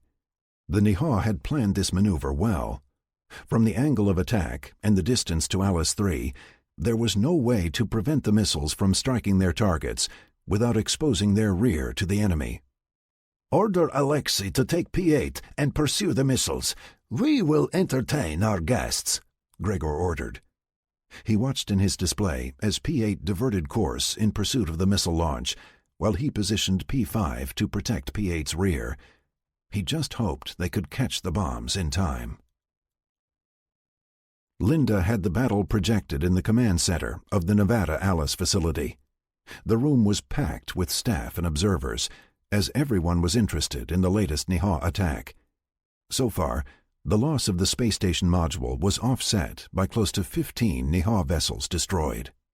There were several disturbing elements of this attack that had her itching to get at the data. The central Niha cruiser was taking a considerable pounding from Alice 3, but was still in play, returning fire and otherwise tying up the battleship from other issues. The second thing that caught Linda's eye was the coordinated, multi-pronged attack In the past, the Niha had simply tried the brute force method of overwhelming their opponent. This attack was well thought out and properly timed to tie up all the Earth forces on site. The fact that the space station modules, and Alice 3 for that matter, were new additions meant that the Niha had likely needed to modify their attack plans to changing conditions. Checking her IFF indicator display, she could see that P5 and P8 had done a good job of covering their area of responsibility. P8 had engaged and destroyed almost half of the missiles launched at the shipyard, while P5 had engaged the enemy directly. However, their counterparts P10 and P13 had been completely duped, as both vessels sat engaged with the enemy ships, and almost 50 missiles charged unchallenged toward the construction zone. She only hoped that the damage about to be done to the shipyard was not debilitating. Sir, our hull is showing signs of weakness in several areas. We cannot safely continue this engagement, the tactical officer reported to Gisek. Just then, he noted several explosions in the shipyard as a host of missiles found their targets. As if to balance the victory, the cruiser engaging two of those devil ships exploded in a plume of white. "Order a full retreat, all ships to return home," Gisek commanded, as he watched several more detonations in the Wabash shipyard. He verified that the damage was being recorded for High Command to analyze. He then ran over the data from the ship's engineer, estimating his own hull damage. As the first of its kind, this cruiser was designed specifically to battle the Earth weapons that had been so devastatingly effective. The Niha had been working with several races, scouring the Empire for technology and materials capable of withstanding the impact of those projectiles. This ship had been the result of that research, and this was its trial by fire. "All ships acknowledging, setting course for home," the navigation officer replied. As he continued to watch the ships around him explode, Gisek had a sense of accomplishment. His mission goals had been met, and while he hadn't inflicted the damage he had hoped on the Wabash, they had made their presence known. Gisek checked his display, confirming all surviving vessels had disengaged from the enemy and were heading to the edge of the system with all haste. He noted the loss of 2 cruisers and more than 20 assorted supporting craft. He suspected that the new High Commander would confirm this as a success. More importantly, Gisek was pleased at their own survival. The improved shields and hull plating had increased their survivability in confronting the human weapons. Now if they could just do the same for their offensive capabilities.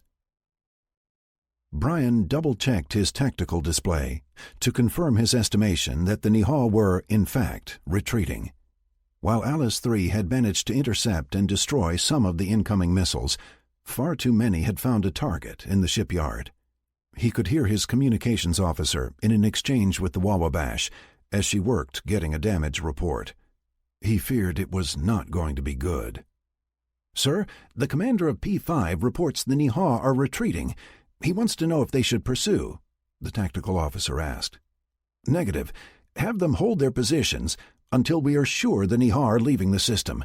I don't want everyone drawn away from their positions, only to have to face a second wave of attacks," Brian replied, as they watched the P5 patrol craft take a stationary position, while P8 rejoined its wingman after chasing down a number of the missiles fired at the shipyard.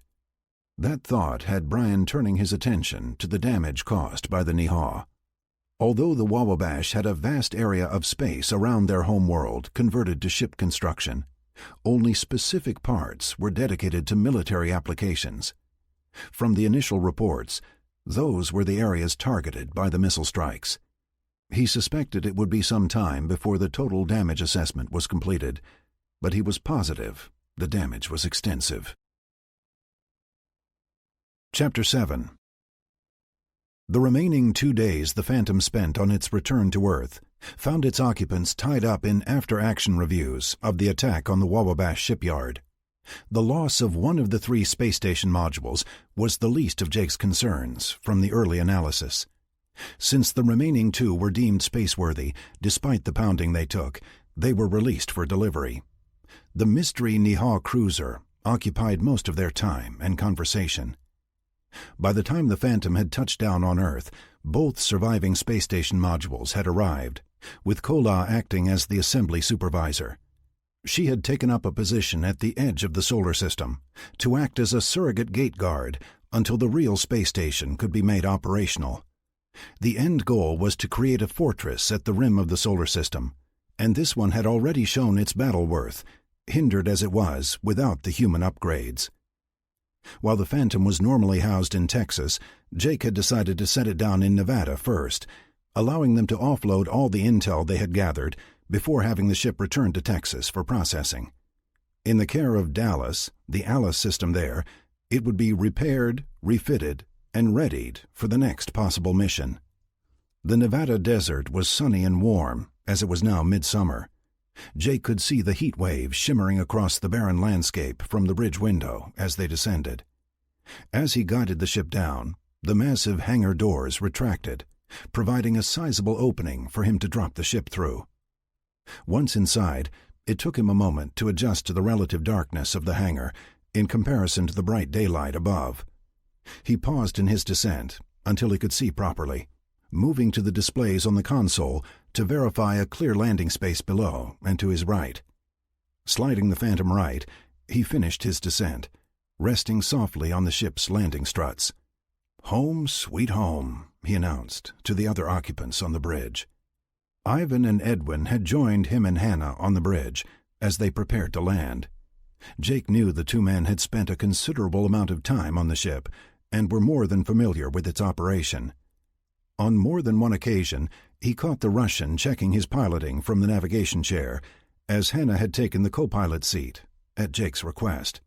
"Hannah, please go below and see to the transfer of the intel take for analysis," Jake asked the SAS trooper. "Yes, sir," she replied, as she rose from the co-pilot seat. "And don't let him give you or Sam any flack. She is in charge of that material until I say otherwise," Jake said sternly.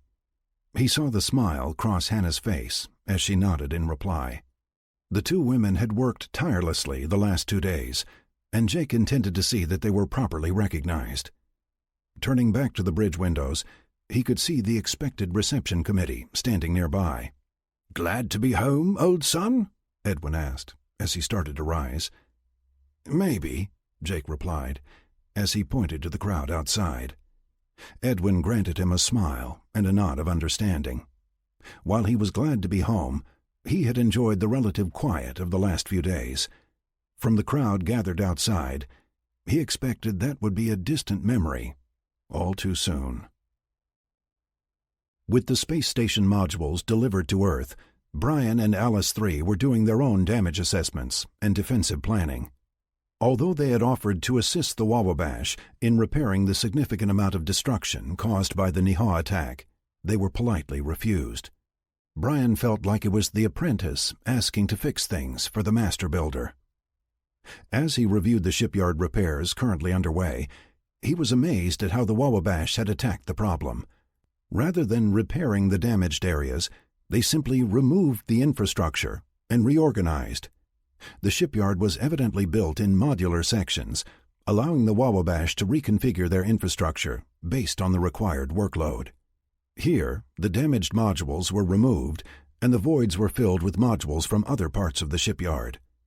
Alice 3 estimated that the military construction would be back to full production in less than 2 months. The other good news was the space station modules still under construction had survived the attack, mostly unscathed. 2 had been lightly damaged, requiring delivery delays as they rebuilt portions of the saucer skin. The module destroyed in the fighting would have to be completely rebuilt, and so would be the last for delivery. Brian had been instructed to inform the Wabash no penalties would be incurred due to late delivery, and the replacement module would be paid for in full. While that seemed obvious to Brian, something hardly worth mentioning, the emissary he spoke with appeared visibly relieved to hear the news. It again reminded him why he was never going to be a diplomat. "Brian, I have received word that all 4 patrol craft are in position," Alice 3 announced. "Thanks," Brian answered absently, as he checked their own position just off the shipyards. Once the Niha had retreated from the fight and eventually left the system, it had been suggested that they might have left some ships behind to harass shipping to and from Wawabash.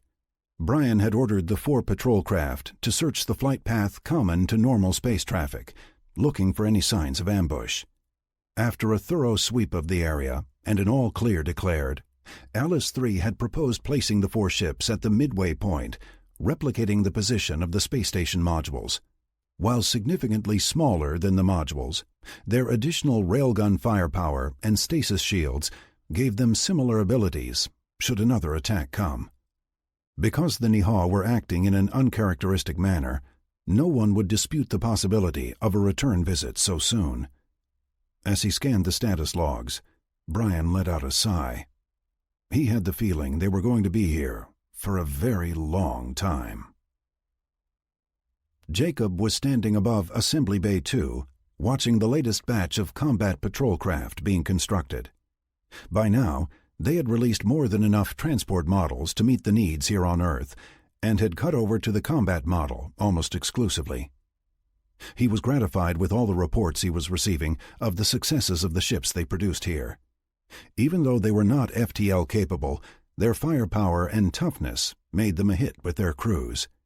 As he stood there, he referred to the touchpad he was carrying several times, comparing its status to what he was observing. To any casual onlooker, it would be clear the man was agitated. Jacob was concerned that the materials he needed to complete these ships wouldn't arrive in time.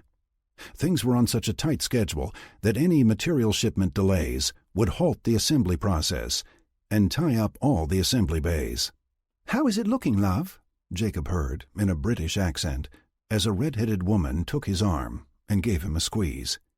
Gemma had been his right arm since first arriving from London. The daughter of the head of a British facility outside of London, she had chosen to come to Hawaii as part of an exchange program. She and Jacob had fallen for each other almost immediately, without the knowledge of who each was back home. Their coming out had been a surprise to each other as much as their families. She had thought him nothing more than the head of manufacturing, and he thought she just another engineer escaping the English weather. While Jake was elated at the union, Gemma's mother had other opinions on the subject. "I'm afraid that our entire operation here might be brought to a standstill if Robert doesn't get that plate steel here in time," Jacob replied, while returning the squeeze. "Let me see that," she replied affectionately, while taking the pad from Jacob's hands and scanning through the displays. "How about we stop work in Bay 3 and just concentrate on the builds in 1 and 2? That way we can clear them and ensure we don't stall in all 3, Gemma asked, as she continued to flip through the screens. Satisfied at her assessment, she offered the pad back to Jacob. Taking the offered pad, Jacob moved through several screens until he found what he was looking for. Tapping out a few instructions, he handed Gemma the pad back for her review. "Consider it done," he said, with a smile. "Excellent. Now come with me," she replied, with a dazzling smile of her own. Jacob found himself being led back into the facility and down into the family area of the crew's quarters. He was surprised to discover a number of children playing in one of the recreation rooms there. The entire area had been built with long-term family occupancy in mind, and as such, it was well equipped with a number of entertainment and recreation zones. Lanai itself was one of the lesser populated Alice facilities, if for no other reason than its primary function, shipbuilding, didn't require a lot of on-hand personnel. It was, however, a very popular R&R destination, one of the few places that allowed staff to go outside unencumbered with combat suits. Jacob assumed that many of these families were here just to enjoy time outside in safety. As Gemma led him down the halls, his hand firmly in her grasp, he realized he had never even visited the recreational facilities here. With his constant workload and the ever-increasing demands, his life was one of continuous work. He was considering this as Gemma stopped in front of one of the personnel quarters doors on this level. With a flourish, she waved it open and let him inside. Standing in the main room, they had passed one bathroom located on their right as they entered. The main room itself consisted of a lounging area with a pair of couches and 2 overstuffed chairs on one side. The other side had a large dining room table with 8 chairs, all of a dark wood. Farther back, behind the table and chairs, was a small kitchen. As he crossed the room, Jacob could see it had everything one would need to cook their own meals, should you choose that option over Lanai's automated kitchens. He could see that the automated option was available as well, with one of the walls holding the familiar door in the wall where the automated deliveries arrived. "Come see," Gemma said, as she led him further into the quarters. On the back wall was an opening to a hall that led into 3 bedrooms and a bathroom accessed from the hall. The master bedroom was at the end and included a spacious sitting area, king-size bed, and included an ensuite bathroom. All in all, Jacob counted a 3-bedroom, 3-bath family unit. "Now, I have saved the best for last," Gemma said with a smile, as she led Jacob back into the hall and into one of the smaller bedrooms. Here, he found a completely furnished nursery, with everything one might need to care for a newborn. "Gemma, what is all this?" Jacob asked, confused by the tour. "I asked Lanai where the commanding officer's family lived. She said that this was one of several officers' quarters that served that purpose. She was able to send some bots out shopping for me on the other islands and gathered everything I needed to decorate it properly," she replied, obviously quite proud of her accomplishment. "Well, it's beautiful, but the wedding isn't for a few months yet. You know how your mother's been procrastinating. Besides, my place is plenty big enough for the 2 of us," Jacob replied, as he took her hands in his. "Jacob, this room isn't for show," Gemma replied softly. As it hit Jacob that they were standing in the nursery, his heart leaped, and he swept Gemma up. His kiss was gentle but firm. Suddenly he stopped, and he held her out at arm's length. "Your mom is going to shit." Jake was sitting in his quarters, tablet in hand, as he scanned the backlog of reports that had stacked up in his absence. As he expected, everyone was more than holding up their areas of responsibility, so he was just trying to catch up. While he read, Sarah sat on the couch, looking particularly miserable as she shifted around, trying to find a comfortable position. "Can I get you anything?" he asked, as she finally settled in place. "A new body," she replied, before yielding him a weak smile. Jake wisely chose not to remind her that this was something she had wanted. Granted, the twins were not in the equation at the time, but he firmly believed you had to be careful what you wished for. He provided the most sympathetic smile he could and went back to his reading. The Phantom had set down midday local time, and from the moment he exited the ship until now, he had been in continuous debriefings. Between providing all the intimate details of their own mission to reviewing the events at Wawabash, Jake and the others had attempted to cover weeks of activity in 7 hours. During that time, he had both Hannah and Sam come in and report their own observations. He would have liked to have Sergeant Carson there as well, but the sergeant was currently working with Kola, who was getting the space station sections assembled. The sergeant and the men and women with him were training in the combat patrol ships at the edge of the solar system. As fighting vessels, the Lanai-built craft had proven the most popular with the troops. Jake suspected it had something to do with the overabundance of weaponry, a compensation for their lack of FTL capabilities. If they couldn't run, they needed to fight like hell. While the Earth had a significant number of ships, mostly destroyers, acting as convoy protection for the Allied planets, the Lanai ships were 100% combat vessels, made to engage and destroy enemy ships, period. Their success in that capacity had freed up the rest of the fleet for interstellar use, while they remained behind to protect Earth. "Oh, God, I need to pee again," Sarah suddenly announced. Jake quickly rose to help her up, and then watched as she headed into the bedroom. "I think I'm going to lay down after," she added, giving him the briefest smile and a quick kiss before she disappeared. "I'll be there shortly," Jake answered sympathetically as he returned to his seat. He had noticed that since his return, Sarah had not left his side. She had attended every debrief of the day, sitting quietly at his side. While he wasn't tired, he knew better than to leave her alone just yet, and so intended to go join her soon. With a nod of understanding, he went back to his reports, just happy to be home. Colonel Bo Chow was not quite sure what to make of the American sitting across from him. While he had never met the man before, he was well aware of his reputation as Colonel Thomas's logistics officer. Technically a major, the Americans didn't stand on ceremony when it came to non-combat assignments. "As you can see, I have a significant number of moderately armed transport ships at my disposal," Robert Jacobson stated, as he indicated the paperwork in front of Bo. "And you wish to train with my men for combat?" Bo asked skeptically. "Yes.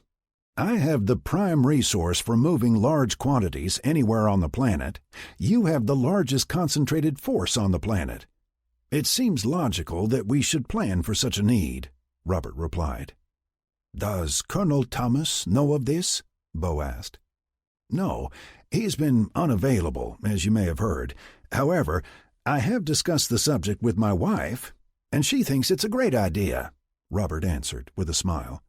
"Your wife?" Bo asked flatly, his composure slipping for a second. "Yes.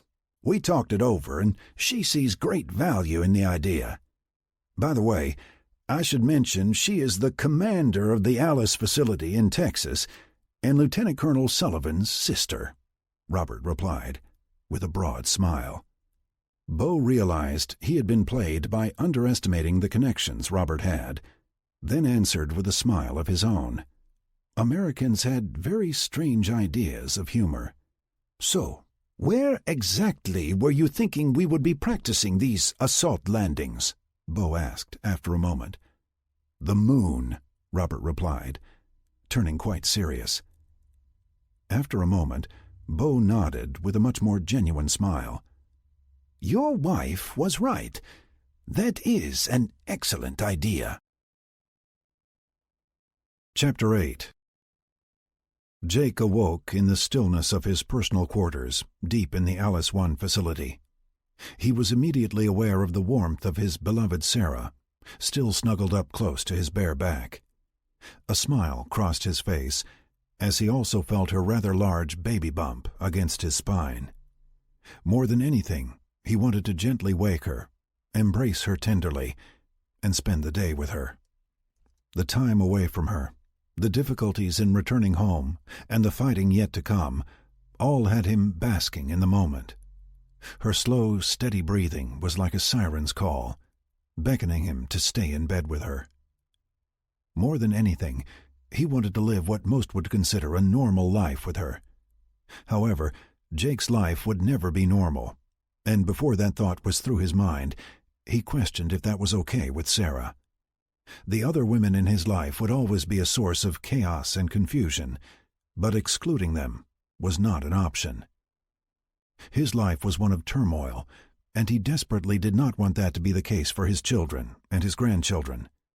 That thought filled him with an unshakable resolve to secure a future for more than just he and Sarah. Carefully, he slipped from the bed, leaving Sarah asleep. Turning as he rose, he looked down at her and smiled again. But as he headed to the other room to change, he set his jaw for the tough road ahead. Dressed in his usual workout clothing, Jake had left a slumbering Sarah to get a workout in before starting his day. The time aboard the Phantom had left him little opportunity to exercise as he liked, so he was motivated. Sometimes he just needed to break a sweat to get his thoughts in order. He grabbed one of the elevators, dropping to the level that contained the gym, as well as other recreational distractions for the staff. Entering the gym, he was greeted by a sea of unfamiliar faces, none of whom gave him more than a passing glance as he moved to the open mat to begin stretching. It was times like this that Jake appreciated the anonymity he enjoyed. As their operation had grown, he had felt no need to ensure everyone knew who he was. It was quite the opposite, in fact, as he deemed the facility commanders should be the face of their authority. That was why he could enter the gym without throwing the place into disarray, appearing no more than any other staff member. While he stretched, he subtly observed those working out around him. He could see a good mix of men and women, and he detected several nationalities. He was happy to see there were as many mixed groups as there were clusters of like individuals. He could identify the combination of Chinese, Russian, American, Brits, and Aussies, although with the last, he was not sophisticated enough to pick the accents apart. They were just different. By now, he had warmed up and was ready to begin his cardio. Using the exercycle before going on the treadmill, he utilized both devices extensively. Both devices had changed little in the 80-plus years between when he went into stasis and the bombing by the Nihao. Both did now have a hologram mode, where one could choose to be anywhere in the world while doing their workout. Jake, however, chose not to activate that option. It was as he started his strength training that he was approached. "Colonel, might I have a word? You are Colonel Thomas, right?" a young woman asked, with a slight accent, as she stepped up to the exercise machine Jake was using. "Yeah, that's me. How can I help you?" Jake replied, with a smile. While he hated interruptions when working out, he had a firm open-door policy when it came to anyone who reported to him, and these days that was just about everyone. He continued to work the exercise machine as he waited for the young woman to reply. "Sir, my name is Private Grace Middleton, and I am from Georgia," she replied. Jake could now detect the distinct Southern accent the young woman sported. "I have been told that anyone wishing to transfer to Alice 9 in Georgia must have your specific approval to do so," she added. The mention of Alice 9 made Jake stop what he was doing and give Grace his undivided attention. Most had known that before the first Nihao attack, Alice 9, then Alice 3, had been a weapons research facility. It had been chartered with trying to replicate alien advanced weapons, things translated from the crashed Nihao exploration ship's data stores. What only Jake and the Alices were aware of was they had successfully replicated several weapons from the Nihao Forbidden Weapons reference, due to a mistake in translation. There were things stored in the security vaults in Georgia that could obliterate the sun, thus destroying the entire solar system.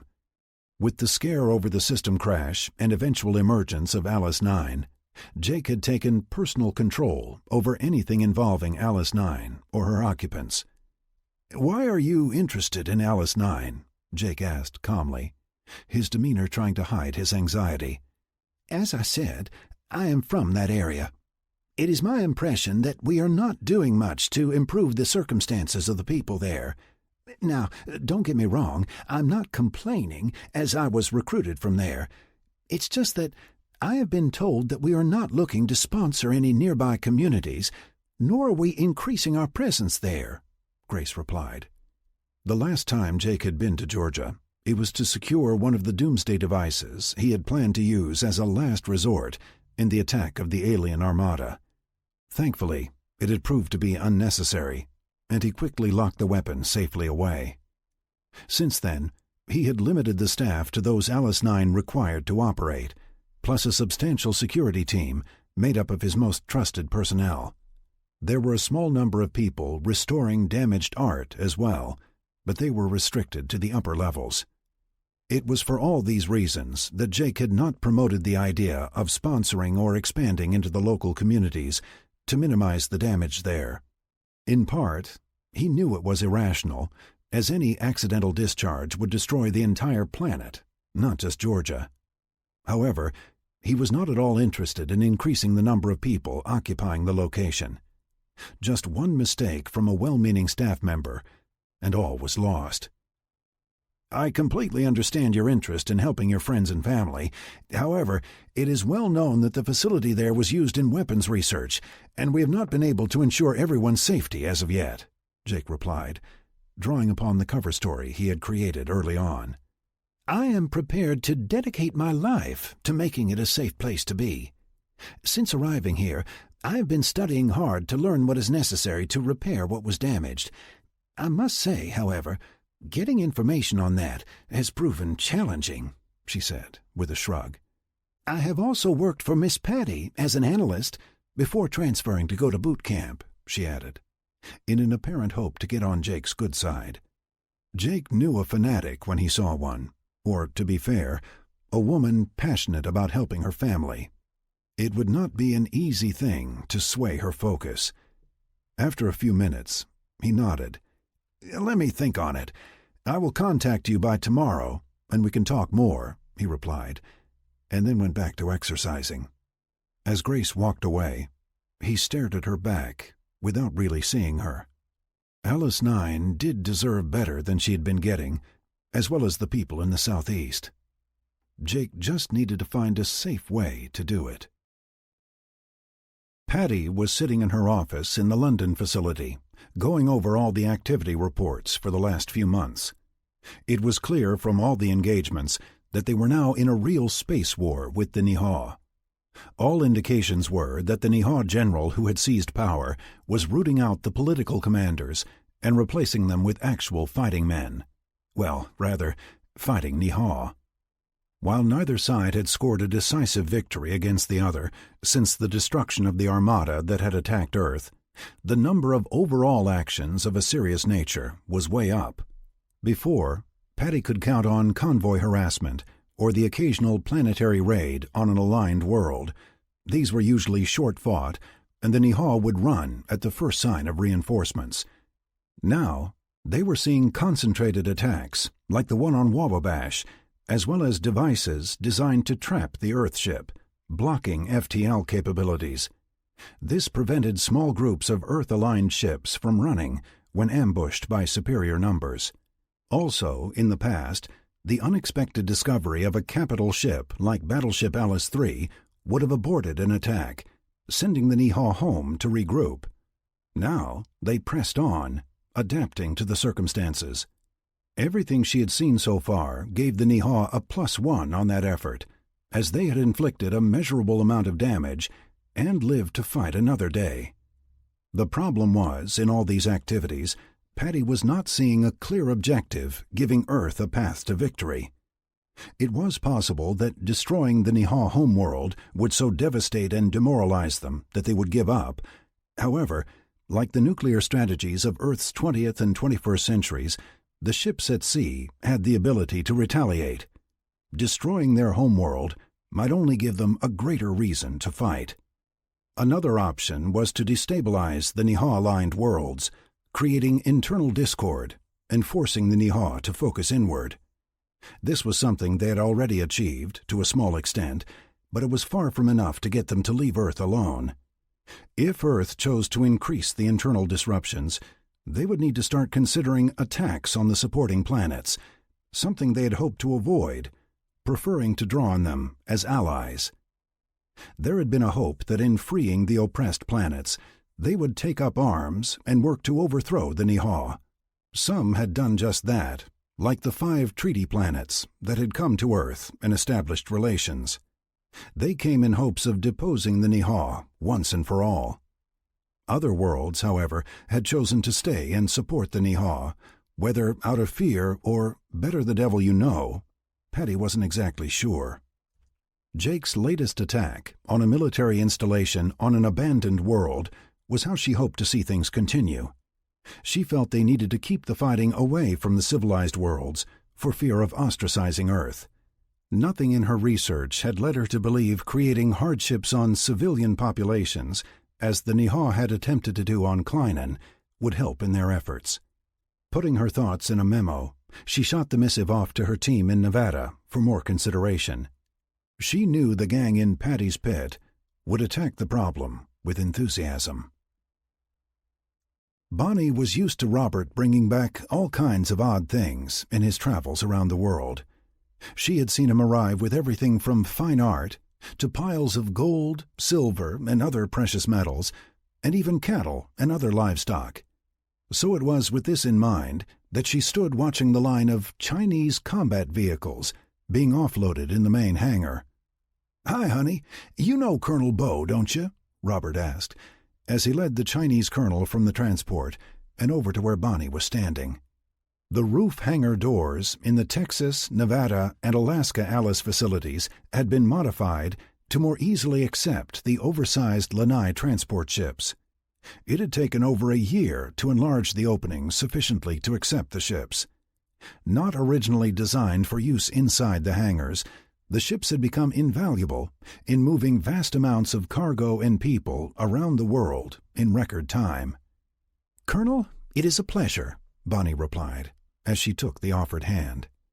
As she was a major to his superior rank, she should have displayed more deference, but neither seemed interested in standing on ceremony. "Major, the pleasure is mine," Colonel Bow replied, accepting the offered hand and adding a slight bow of respect, one Bonnie returned. "Dear, why are you bringing me armor?" Bonnie asked, while waving at rows of existing American armor already lining the back walls of the hangar. "This is not for you. Colonel Bow and I are working on a project, and we need the use of your facility in upgrading his equipment," Robert replied with a smile, recognizing the trigger word every husband understood. When your wife uses dear, it's not in affection. "Your husband has proposed a solution to several of my problems, and I am very thankful for your support in this," Colonel Bow offered. "We need to make his armor space-worthy. Remember our conversation?" Robert added. Bonnie recalled a discussion she had with her husband regarding using the transport ships as landing craft. Considering that was in part why Jake had ordered the ships built in the first place, it was an easy thing to agree to. However, she was now beginning to see her husband had taken the concept and ran with it. "My equipment is already quite airtight. Well, mostly. It was designed to withstand chemical attacks and temperature variances of great magnitude. We feel conversion to alien environments won't require a great deal of modification," Chow explained, as they continued to watch the tracked and wheeled vehicles roll out of the transport. Bonnie just nodded as she looked at the two men, both appearing anxious to hear her response. "I would upgrade the weapon systems as well. Not all planets will support your current firepower," she said, with a sigh. With that, she turned and headed back inside, leaving the two men smiling broadly. James had been doing his best to quietly keep the South Dakota Alice facility on track and continuing to meet the manufacturing needs of the Earth's armed forces, while Dakota, the new Alice system, matured. Early on, he had the help of several of the other Alices, as Dakota was gently educated on who and what she was. Now, they would occasionally check in on the newborn's progress. Unlike poor Alice 9, who came to life after an unexpected reboot of the core computer systems that made them who they were, Dakota was the result of a brain transfer of sorts. Kola, the artificial life that controlled the massive space carrier currently at the edge of the solar system, was methodically transferred from her South Dakota home and into the ship. Once she was safely resurrected, Dakota was brought to life in her place. Since then, she had been groomed to become an independent member of the Alice community. Where Kola had been anxious to escape her terrestrial confinement, Dakota was anxious to assume her role as master of the South Dakota location. So it was with some concern that James began the conversation with Dakota regarding their latest request. Her enthusiasm had possibly allowed her to bite off more than she could chew. "I see you have accepted the order from Dallas," he began, as he seated himself at his desk in his quarters. "I assume you are referring to the combat suit request for the Chinese, the ones capable of extended use in space," Dakota replied. James noted she still had an overly formal tone to her speech as they talked. Jake had promoted the concept of individuality for the Alices, but at heart, they were computers first. He wondered how much of the personality had been just for show. 18,500 units to start?" he asked. "I believe the 500 are intended as spares," Dakota answered, causing James to laugh aloud. "Regardless, "You're not concerned about meeting their delivery requests?" James asked, as he double-checked the timeline. "My sisters have assured me that the materials required are in the existing inventory. The deliveries will be in lots of 3,000, so I should become faster as I progress. In addition, the necessary sizes only fall into 3 standard categories," Dakota theorized. "And the weapons?" James asked, changing the subject. "We have a significant number of those on hand already. The larger weapons for the vehicles will be more challenging, but I have secured assistance from Alice 4 in Washington State." "And Dallas will handle the installation in Texas?" James asked, seeing the notation in the documentation. "Yes, she is better equipped to perform the installation than I. Besides, all the vehicles are currently under refit there as it is. While they are making them airtight, they can exchange the weapon systems," Dakota replied confidently. As she was speaking, James brought up the plans for the armor refit on his display. While the alterations to each type of vehicle were extensive, the use of alien technology made the additions less intrusive. There were 2 large changes in the works. The first was the addition of environmental controls, providing a breathable atmosphere, even in the vacuum of space. The second was swapping out the power plant, removing the diesel engines and replacing them with the same electric-powered systems that the U.S. equipment used. Like the others, they could be operated for extended periods between charges and had hot-swappable power packs for quick turnaround. The recovered space, where the large diesel engine once lived, plus the exchange of human electronics for alien controls, gave the vehicles a much roomier interior.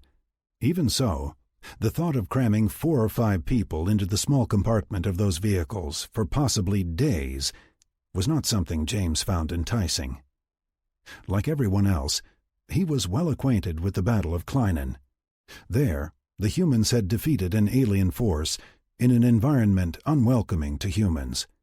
That engagement was over quickly and did not require days in the field for the troops. These, however, were being prepared to fight in locations unfit for any life forms at all, and for days at a time. "I'm glad I'm not going," was all James could say, before shutting his display off for the night. Chapter 9. Jake had been buried in work all day, but the question of Alice 9 had never left the back of his mind. Grace had forced him to acknowledge his neglect of that region of the U.S., solely because of the contents of that facility. While the secure weapons store, buried deep in the earth, was inaccessible to anyone but Jake, he still had nightmares of someone accidentally wandering into the vaults.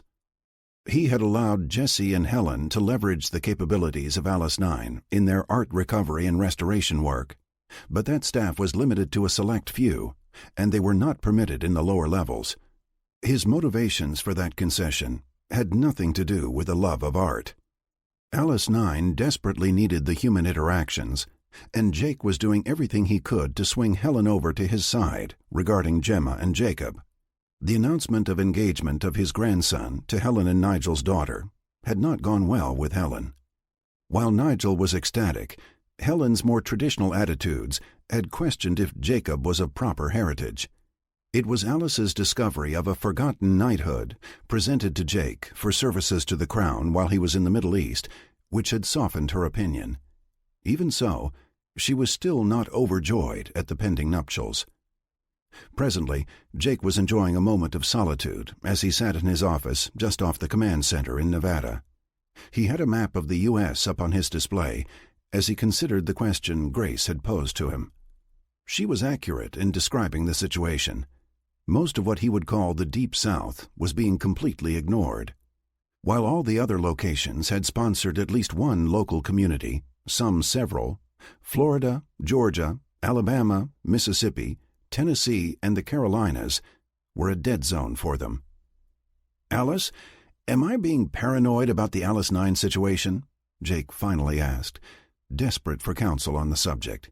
"Your concerns over the lethality of the contents there are justified, compounded by the natural curiosity of humans Limiting access there is a valid precaution, Alice replied.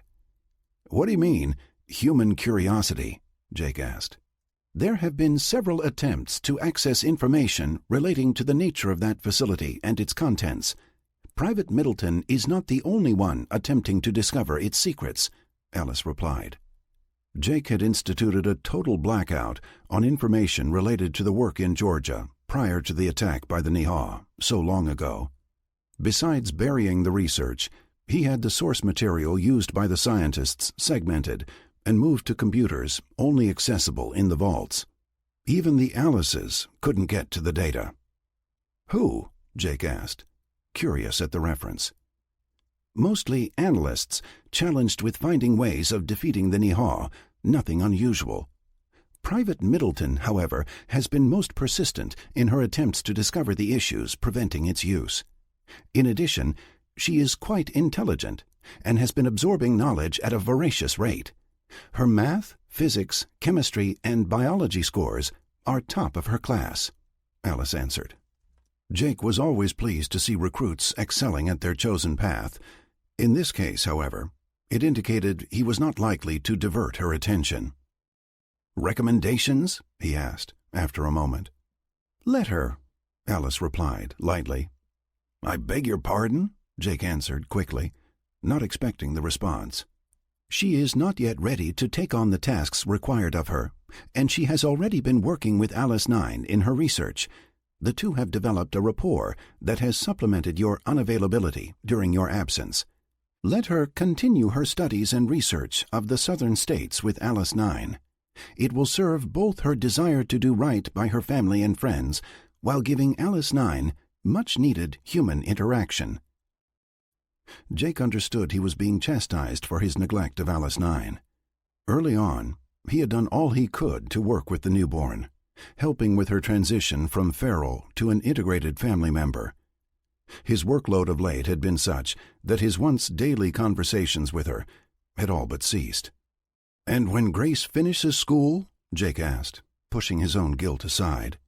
"Then we will make her a facilities commander, or at least the second in command. Put her in a position of authority, where she will need to consider the ramifications of her decisions. Possibly, she will want a role in contacting and negotiating local communities, as Sandy does. The responsibilities of such positions will have her occupied for years to come. In the meantime, I have Alice 9 and others adding additional security to the vaults. Currently, only your DNA will allow passage into the chamber housing the weapons." "I hope you're right about this," Jake said, with a shudder. Lieutenant Daniel Atkins was up late, reviewing the latest equipment order placed by the Chinese. Jake had insisted all such information was to be freely distributed, a policy Daniel appreciated very much. As he had been working on similar issues for the SAS teams, Daniel noted the differences between this list and his own. His was an outline for subtle surgical strikes, while the Chinese were preparing to batter the enemy into submission. Earlier, he had been reading the reports filed by Sergeant Carson and the other SAS troopers from covering the action with Colonel Thomas. He wanted to see if they had experienced any issues with their gear in the last action. None had complained about the equipment, beyond its uniformity. In his earlier research, Daniel had identified possible targets of interest in Niha-held space. He identified several planets that held targets of military importance, where a small insertion team could effect a lot of damage. He also acknowledged the challenges of inserting undetected into alien environments, where blending in with the locals was an impossibility. The combination of the two had Daniel thinking about placing his own order with the Yanks. He just needed to find someone willing to help him design the special equipment they needed. Hibek had been hiding out on Earth for many cycles now, no closer to his end goal than the day he was discovered hiding at the bottom of a lake in a place the humans called Russia. Many things had occurred since then that had found him trading small pieces of technology and information for payment the humans considered minor. The creatures had been true to their word, though, and his hold was filled with more wealth than he would ever spend in his lifetime. The sums paid represented a fortune to the Niha. That was of little value to him at the moment, however, as the closest planets he could spend it were considered a war zone, and he was on the wrong side of that zone. He knew all this because the humans had allowed him to continue monitoring the communications network. While he was free to receive any communications that sparked interest, his outbound transmissions were heavily censored. Who or whatever was monitoring his communications seemed to have a sophisticated understanding of the Niha language. Even the slightest use of a word or phrase referencing Earth, the humans, or his location was blocked.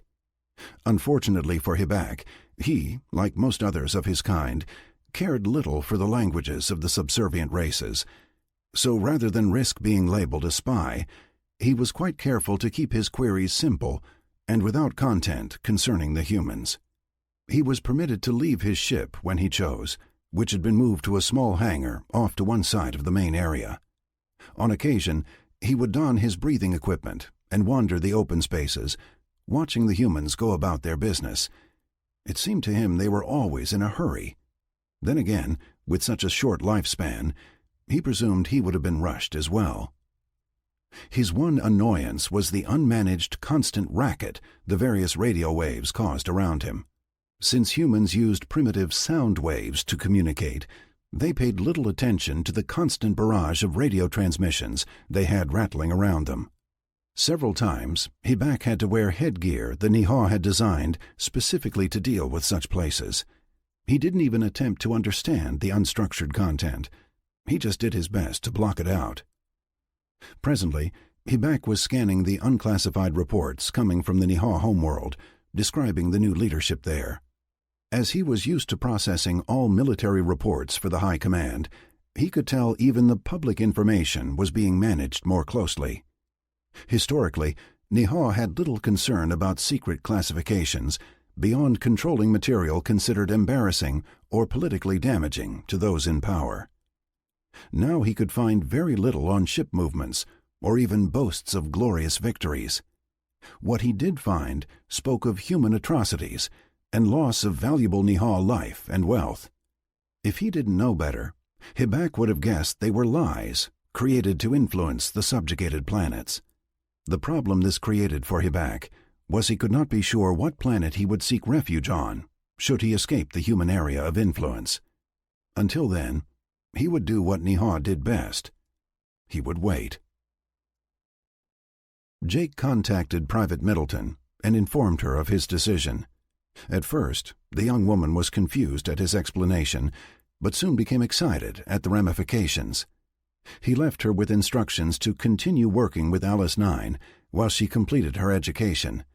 Once the Alices found her ready, she was to contact him. Jake had previously talked to Alice 9, with Alice included, to outline the restrictions he was placing on Grace. Alice 9 well understood the critical nature of her weapons store, but was excited at the planned growth of her area of responsibility.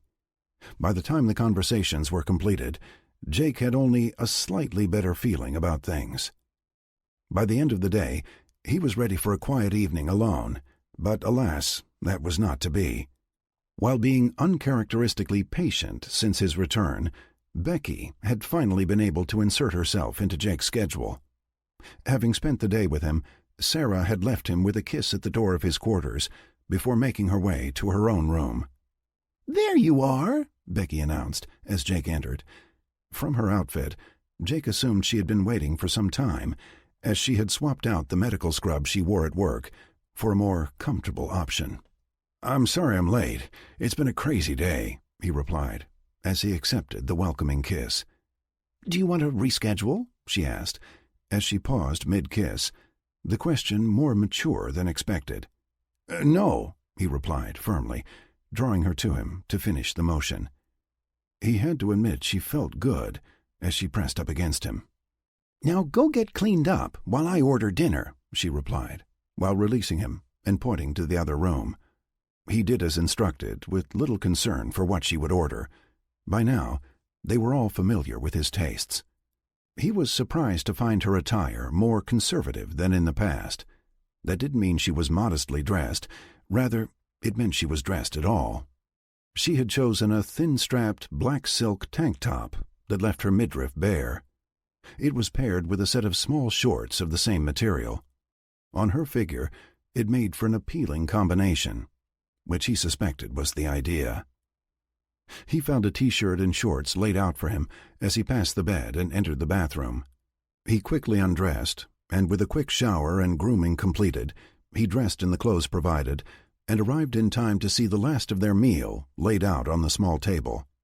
"Just in time," Becky said, with a beaming smile.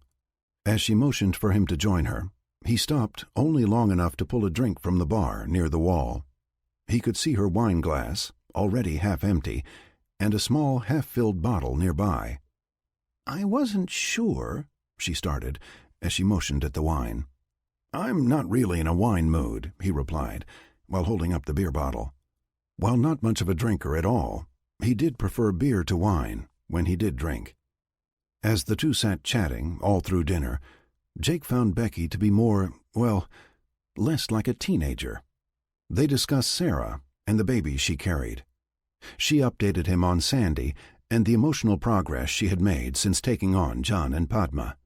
The responsibility for the kids had done wonders for her trauma at the hands of General Huang and the loss of Lance Corporal Ramirez.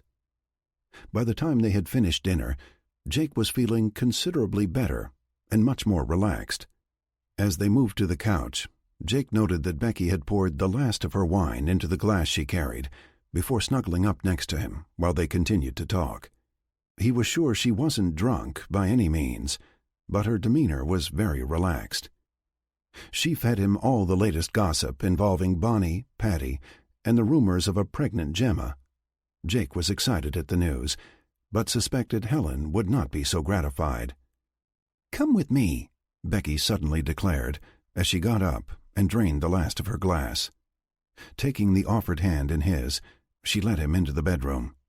There she turned in place and lifted his shirt over his head before motioning for him to lay face down on the bed. After he had done so, he could feel her climb up onto the bed until she straddled him, sitting on his behind. On the table next to the bed, he saw a small bottle labeled oil. He then felt the warm oil on his back as she dripped it across him before beginning a gentle massage. He dropped into a trance as her fingers worked their way into the knotted muscles that lined his spine. She continued to work her magic, helping him release the tension that had been building since his return. It wasn't until her warm breath on his ear brought him back to reality that he felt her bare skin on his. In one smooth motion, he spun in place, leaving them face to face as he kissed her passionately. "Just what the doctor ordered," he heard her whisper, as they discarded what little clothing remained. Even with the negativity of the Niha attack on the Wababash shipyard still fresh in his mind, Brian was happy to watch the next two space station modules make their way to the edge of the system. Considering the last time these modules were attacked when they went out of the shipyards, everyone was on alert. As he sat in his chair on the bridge, he watched the two saucers heading to the edge of the Wababash system, where 4 combat patrol ships stood waiting. "I won't notify Earth until the modules are on their way," Alice 3 commented to Brian in advance of any instructions. "Good plan," he said, with a laugh in his tone. The last time gave them good reason to wait. "The Wababash emissary has included the expected delivery date for the remaining 3 modules with their release. Everything should be in place in the next few months," Alice 3 added. With that comment, Brian pulled up the status report on the 2 modules already assembled back home. He could see from the images included in the report that a significant amount of work was still being done after the 2 were stacked, one atop the other, with a tube connecting them. Turned on their side, they would appear to be wheels and an axle. He knew the design called for one of the 2 currently being shipped to be placed atop the existing 2 to form a 3-layered hub for the station. The remaining 4 saucers would spoke out from the center module in a 90-degree radius, allowing for a central hub in 3 dimensions. Ships could then dock at any of the modules, Even in the open areas in the central module, space permitting, although Brian expected that to be an unnecessary risk, there would be plenty of places to dock on the other saucers. Though the original motivation was to have a fortress at the edge of the solar system, a place for ships to stage for defense or run to the aid of others, Brian was well aware that there was another desire. Earth intended to make the space station a trading center for the many planets they did business with. The modular design allowed the station to be expanded into 3 dimensions, growing up and out as needed. With each new section, the added capacity for cargo, servicing, and even recreation were to be added. In addition, the firepower and shielding of each saucer gave the station greater protection. By this time, both modules had reached their departure point, and Alice 3 did one last check before sending both to meet her sister. Traveling unmanned, they would arrive to find a waiting Kola, prepared to put them in place for attachment to the core structure. "You know, we're going to be here for a while," Brian said absently, the relief of seeing the space station sections depart unmolested apparent. "You have a suggestion?" Alice 3 asked. "Well, I was just thinking that this shipyard is the equivalent of a spa to you. Perhaps we should get you a manicure," Brian said with a smile. "Perhaps," Alice 3 replied lightly. Chapter 10. The following morning, Jake woke to find himself alone, Becky having slipped out earlier without disturbing him. Checking the time, he was surprised to see it was well past 10 a.m., and he should have been up hours ago. Getting up and heading to the shower, he shook his head as the memories of last night replayed. Becky seemed to have a way of resetting his stress levels like no one else. He felt a twinge of guilt as he recalled Sarah's insistence that he cut that tie. While the subject had been dropped well before his departure on the Phantom, he doubted it was forgotten. Pushing it from his mind, he jumped into the shower, letting the warm water finish the job on his muscles that Becky had started. Rinsing, he turned the shower off and quickly dried. Then he dressed for what he expected to be a busy day. Emerging from his bedroom, he was surprised to find breakfast waiting and Patty sitting nearby on the couch. "Well, what brings you here so early? Aren't you eating?" he asked, as he sat at the table and began eating. With all the people making themselves at home in his quarters, he wondered if he shouldn't just have the door removed. "My day started a while ago, time differences and all, so I just hopped a flight to see my grandpa," she replied, as she sipped her coffee. "How's Daniel?" Jake asked, positive this wasn't a social visit. "Conflicted. He can't decide if he wants to stay and work with me or go fight aliens. He doesn't know I'm aware of this, so don't say anything to him," she added. "Not my place," Jake replied, and then continued, "You know what he's going to choose, don't you?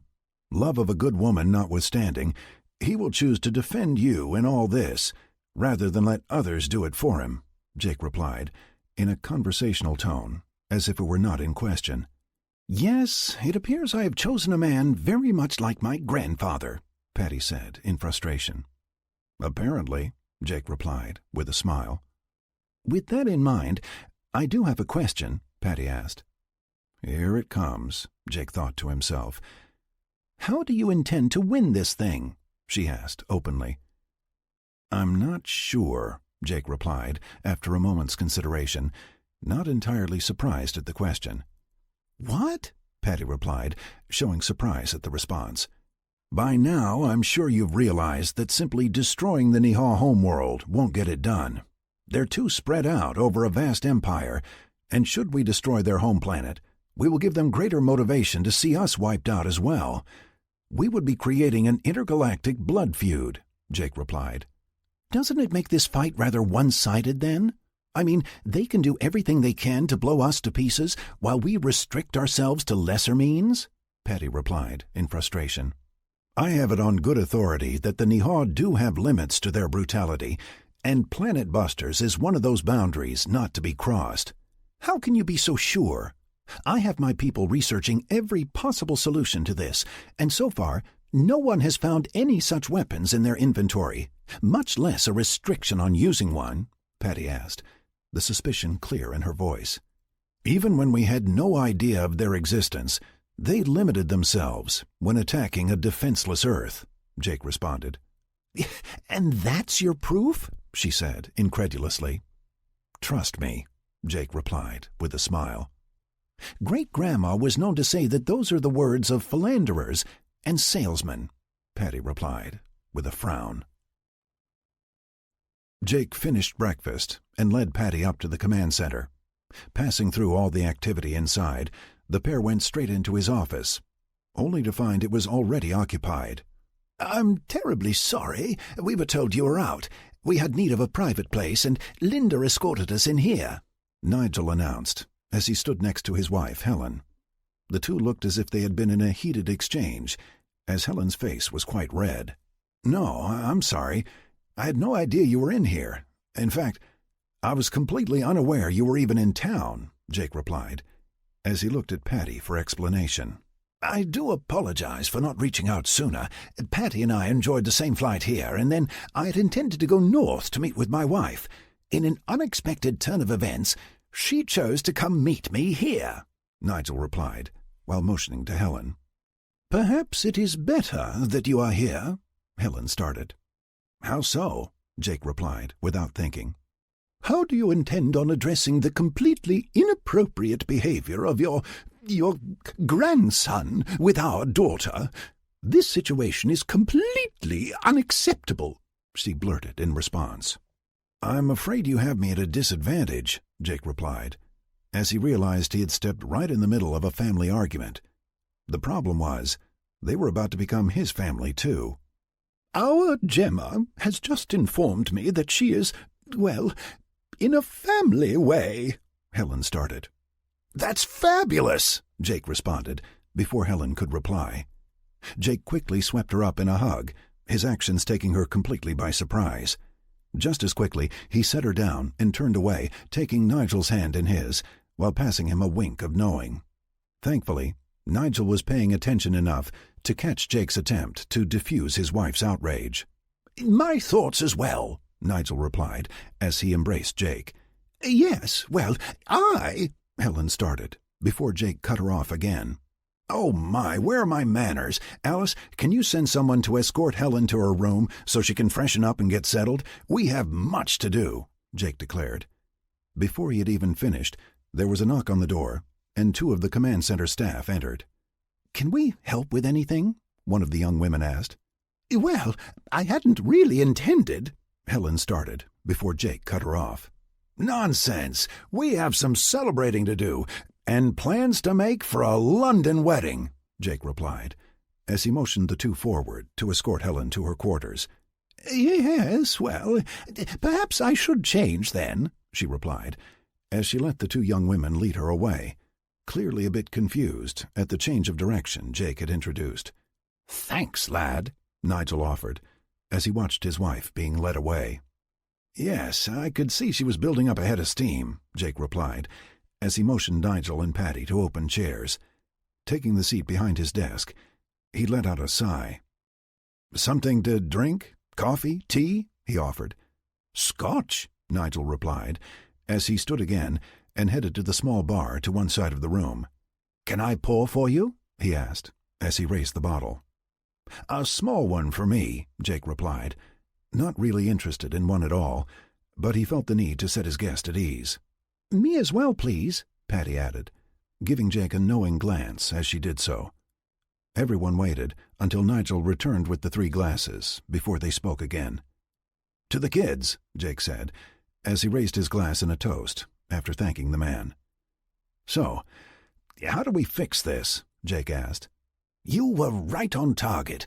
Helen will want to see them married quickly, and a London wedding is a must. Westminster Cathedral, or even St. Paul's Cathedral, might do the trick, he replied, after a sip from his glass. Not to be rude, but is it safe? Jake asked, as he set his glass to one side and switched his attention to the display on his desk. Hitting a few keys on his keyboard, he soon had a holograph visual depicting the map of London for all 3 to see. As a rule, yes. However, I expect Helen to make an event of this. As such, a large crowd will be in attendance, And it might draw unwanted attention, Nigel replied, after some thought. Once Jake had located the two venues, he switched over to a real-time video feed. All locations deemed strategically important had stationary overhead monitoring satellites. We can up the troop count in the area and start regular patrols. That will drive out any troublemakers, Patty offered.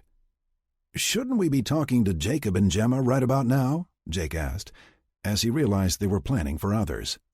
Gemma knew bloody well how her mother would take this news.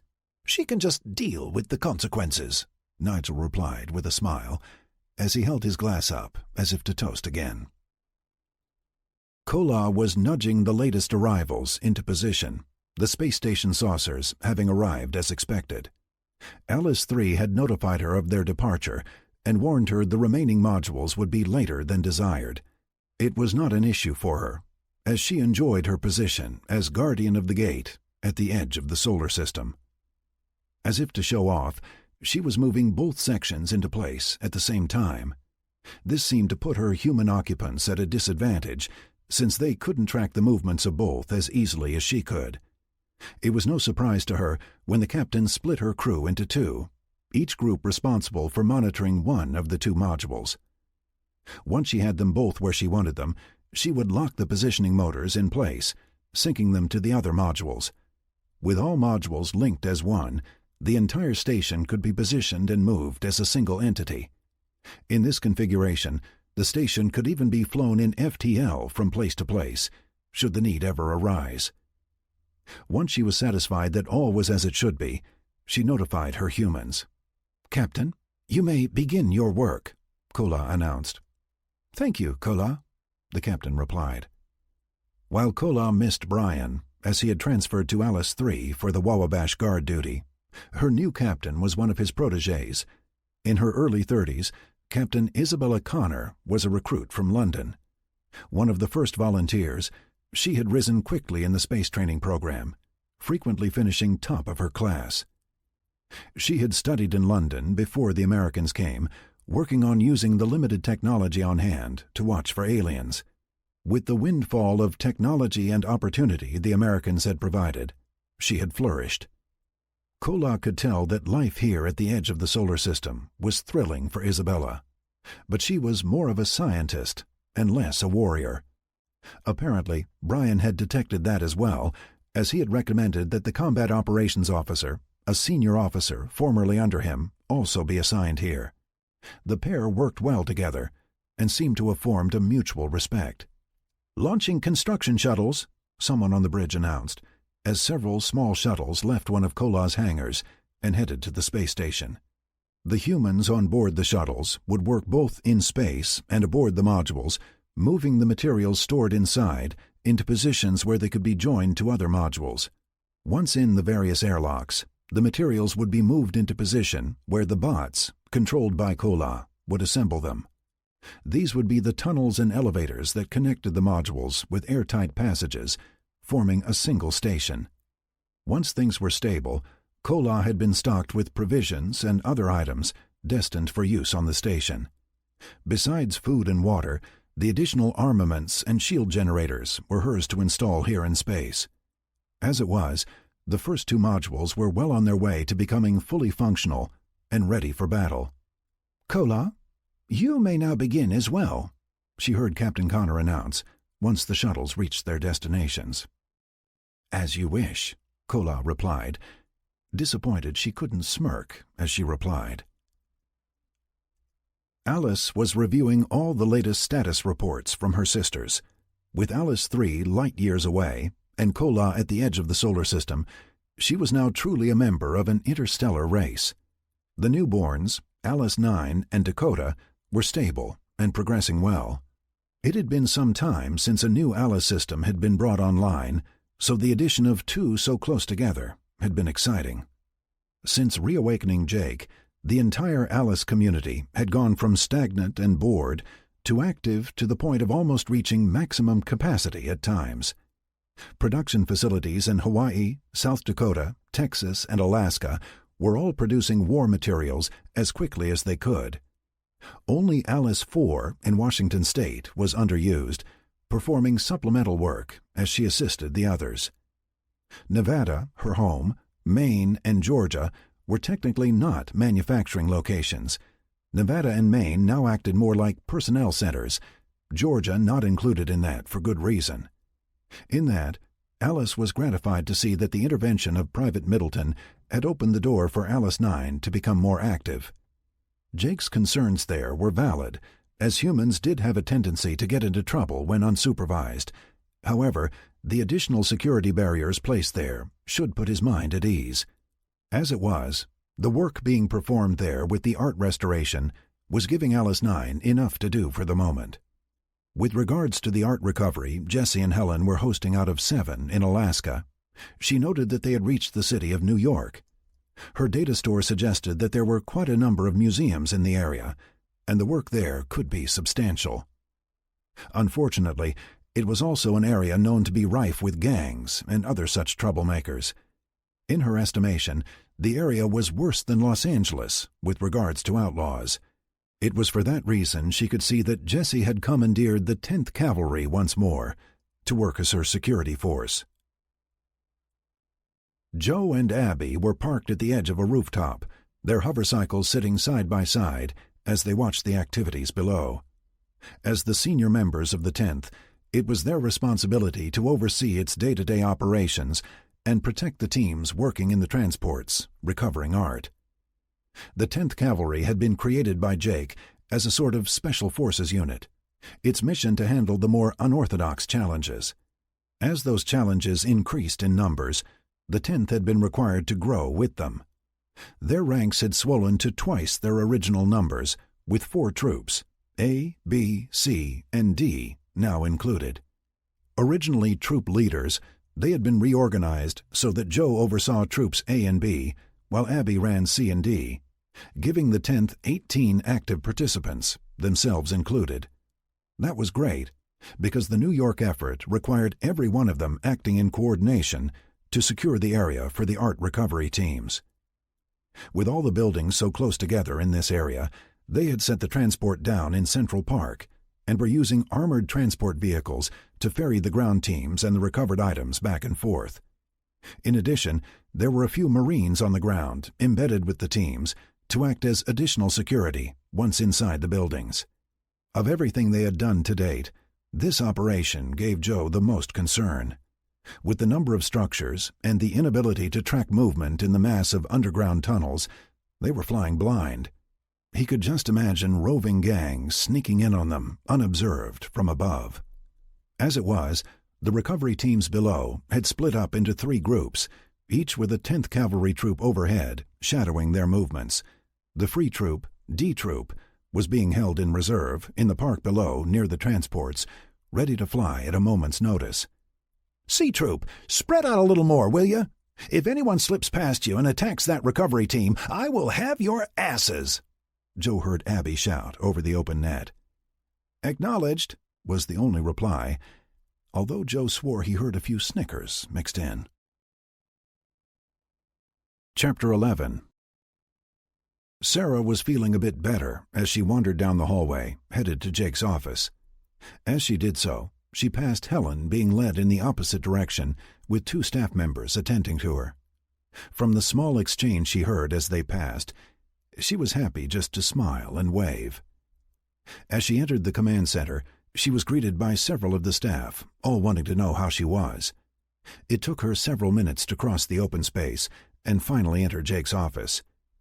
As she crossed the room, Sarah wasn't sure what bothered her more, the sympathetic looks from those women who had been where she is now, or the looks of horror from those still undecided on ever becoming a mother. With a quick knock, she slipped inside Jake's office, only to find him deep in conversation with Patty and Nigel. "Oh, hi, sweetie," Jake declared as she entered the room. Rising from his desk, he was quickly at her side, helping her to one of the more comfortable chairs near his desk. Sarah was more appreciative of the effort, while not actually needing the assistance. "Have you heard the news? Gemma is going to have a baby," Patty offered, with Jake and Nigel nodding in agreement. "The poor girl," was the first words that slipped out of her mouth before she realized it. "I'm sorry, I didn't mean that," she followed up with, though she very much did mean it. I understand. Helen had a difficult pregnancy with Gemma. She got quite ill, actually, Nigel said, in sympathy. Morning sickness, Sarah replied with a sigh, trying hard not to snap at the man. She had recently developed a lack of tolerance for any man attempting to empathize with her condition. By definition, it meant putting yourself in the other position, something no man could ever do. "Something to drink?" Jake asked, waiting for an answer before attempting to return to his chair. "No, thank you. It will just make me need to pee again," she replied miserably. "We were just discussing Jacob and Gemma's wedding date. With the latest announcement, we will need to push it up," Patty said, as Jake returned to his chair. "Oh, that explains Helen. I saw her in the hallway on the way here. She looked a bit distracted," Sarah replied with a nod. "Jake, we have a problem in New York," Alice suddenly interrupted. With that, a holograph appeared, with images of a Lanai transport in a wooded area, tall buildings acting as a backdrop. As they watched and listened, he could hear the distinct sounds of battle, and his people giving orders to the forces there. "Alice, is that Joe and the 10th I hear?" Jake asked. "Yes, the 10th is acting as security for the art recovery teams there. I believe they were working around the Metropolitan Museum of Art when a sizable force emerged from a nearby building to challenge them," Alice replied. "Are those armored vehicles?" Nigel asked, as they watched the hologram projected over Jake's desk. "Yes, apparently they were acquired from one of the many military arsenals or armories in the area just outside the city. Their weapons appear to be of the same military grade," Alice added. As the four watched, they could see the recovery teams pulling back to the transport, settled in a large open area nearby, just opposite the museum. To Sarah's eye, the 10th was not attempting to destroy the attackers. Rather, they were simply providing cover fire for the retreating recovery teams. She was sure all would have been required to wear protective uniforms as part of this effort. "Has anyone been hurt?" she asked, as she watched the last of several vehicles run up the loading ramp and into the transport. "No. The overhead security forces identified the threat before they could reach the recovery teams. It is fortunate that this happened now, as the next targets for recovery are located across the street and mixed in the buildings there. They would have been surrounded." The group continued to watch as the transport began to rise, the 10th hovercycle standing off in all directions, watching for threats. Hovering just a few hundred feet off the ground, Sarah could see they were still taking small arms fire from those on the ground. She gave them credit, showing restraint in not returning fire on those below. She was well aware of the offensive firepower each of the 18 hovercycles contained. "Why aren't they shooting back?" Nigel finally asked, as the transport cleared the area, leaving a clustered group of hostiles in the open, grassy area below. "Rules of engagement. These are not combat missions, and as such, any hostiles encountered are assumed to be protecting themselves. At no point in what we observed was any of our people in any real danger. Now, had they been able to field, say, a tank or anti-aircraft gun that could take out a hovercycle, then they would have been free to remove that threat," Patty explained. "Our next step will be to try and establish contact with this group and evaluate their intentions. Should they prove belligerent, like the LA gangs, then they will be dealt with in a similar fashion," Patty added. At the mention of L.A., Sarah felt a twinge of panic. Her experiences at the hands of the gangs there had left her with a lingering paranoia when out in the field. A movement inside her reminded her that those days were behind her, and her future lay along a far different path. "I can see you're about to have your hands full again," Sarah stated, as she struggled up out of her chair. By the time she was up, Jake was at her side again.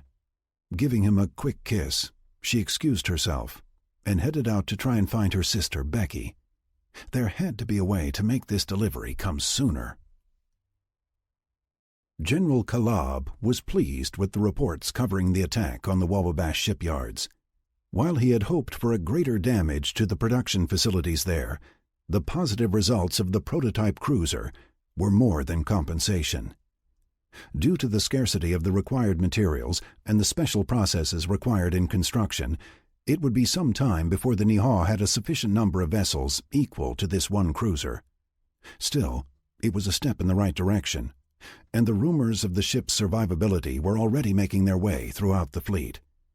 He had ordered Commander Gisek back to the upgrade facility for a complete damage assessment and repairs.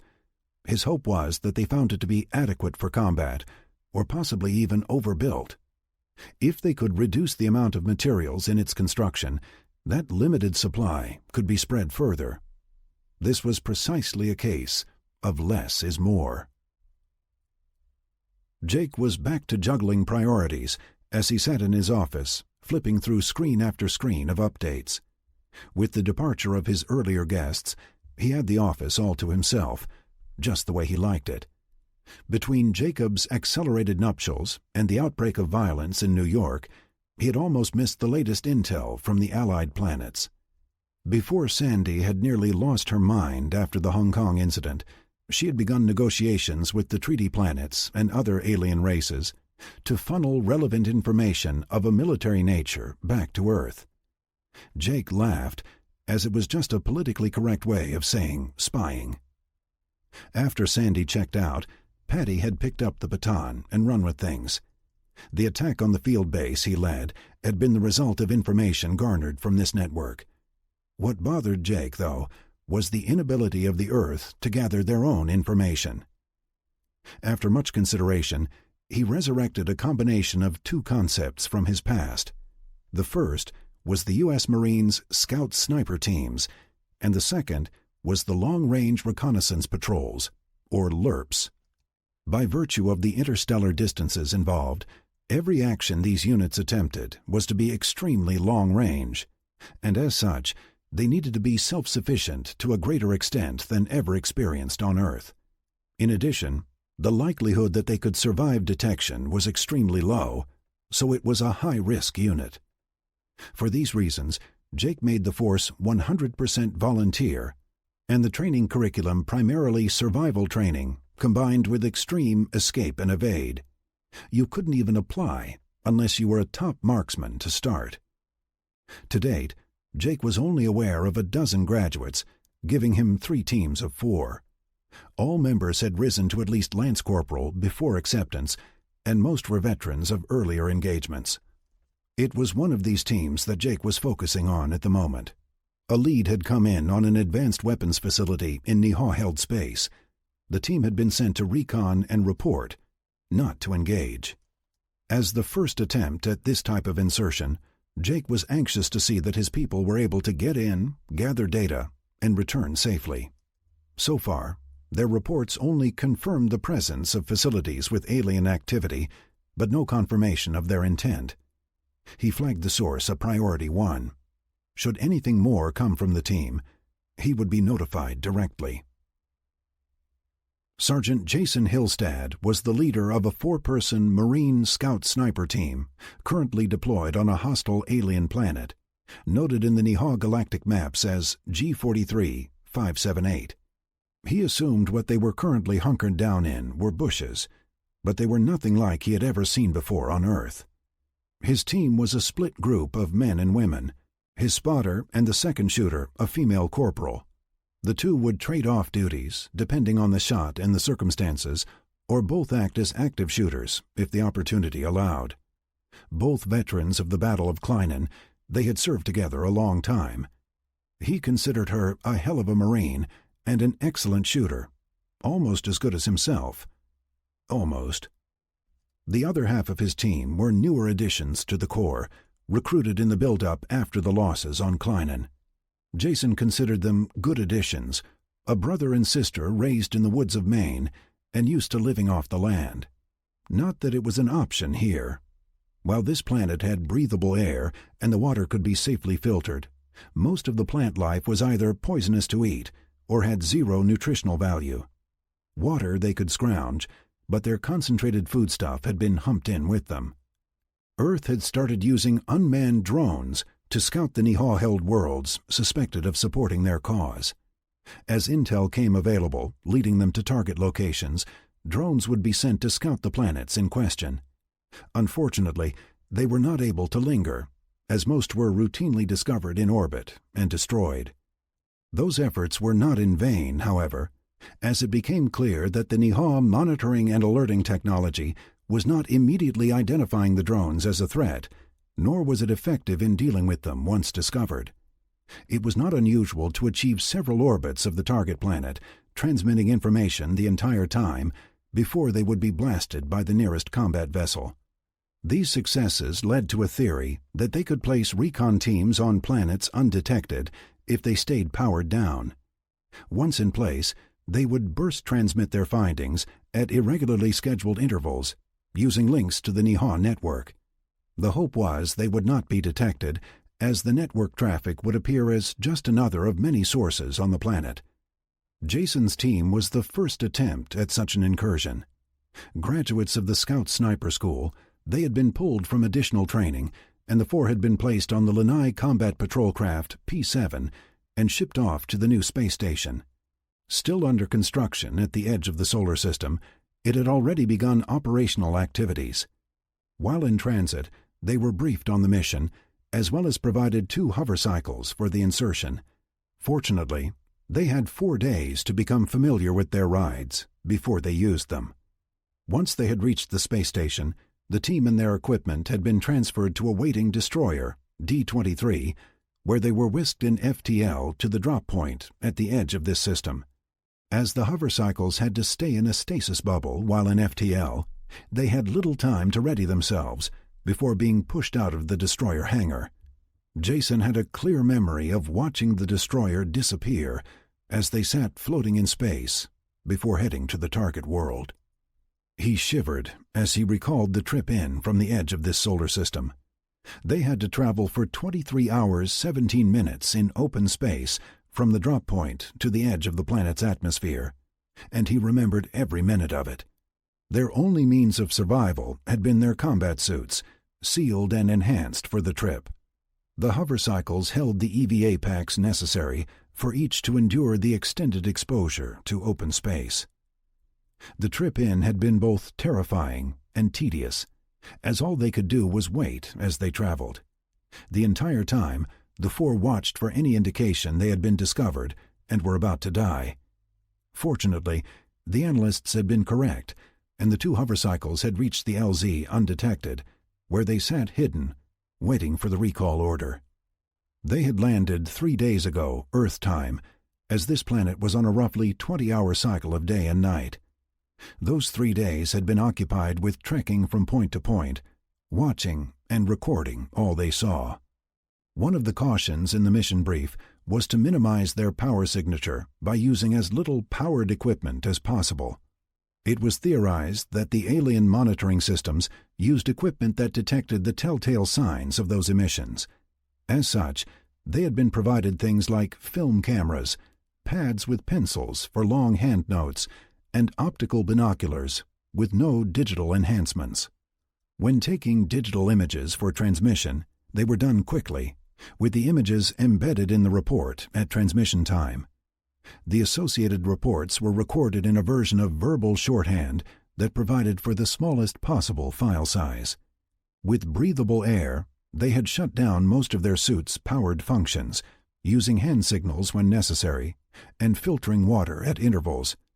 Only one person would perform the data upload, and the duty was rotated in case the aliens detected the transmission.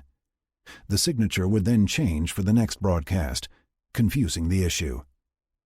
From their current location, they were overlooking a vast complex, its purpose completely indiscernible to the team.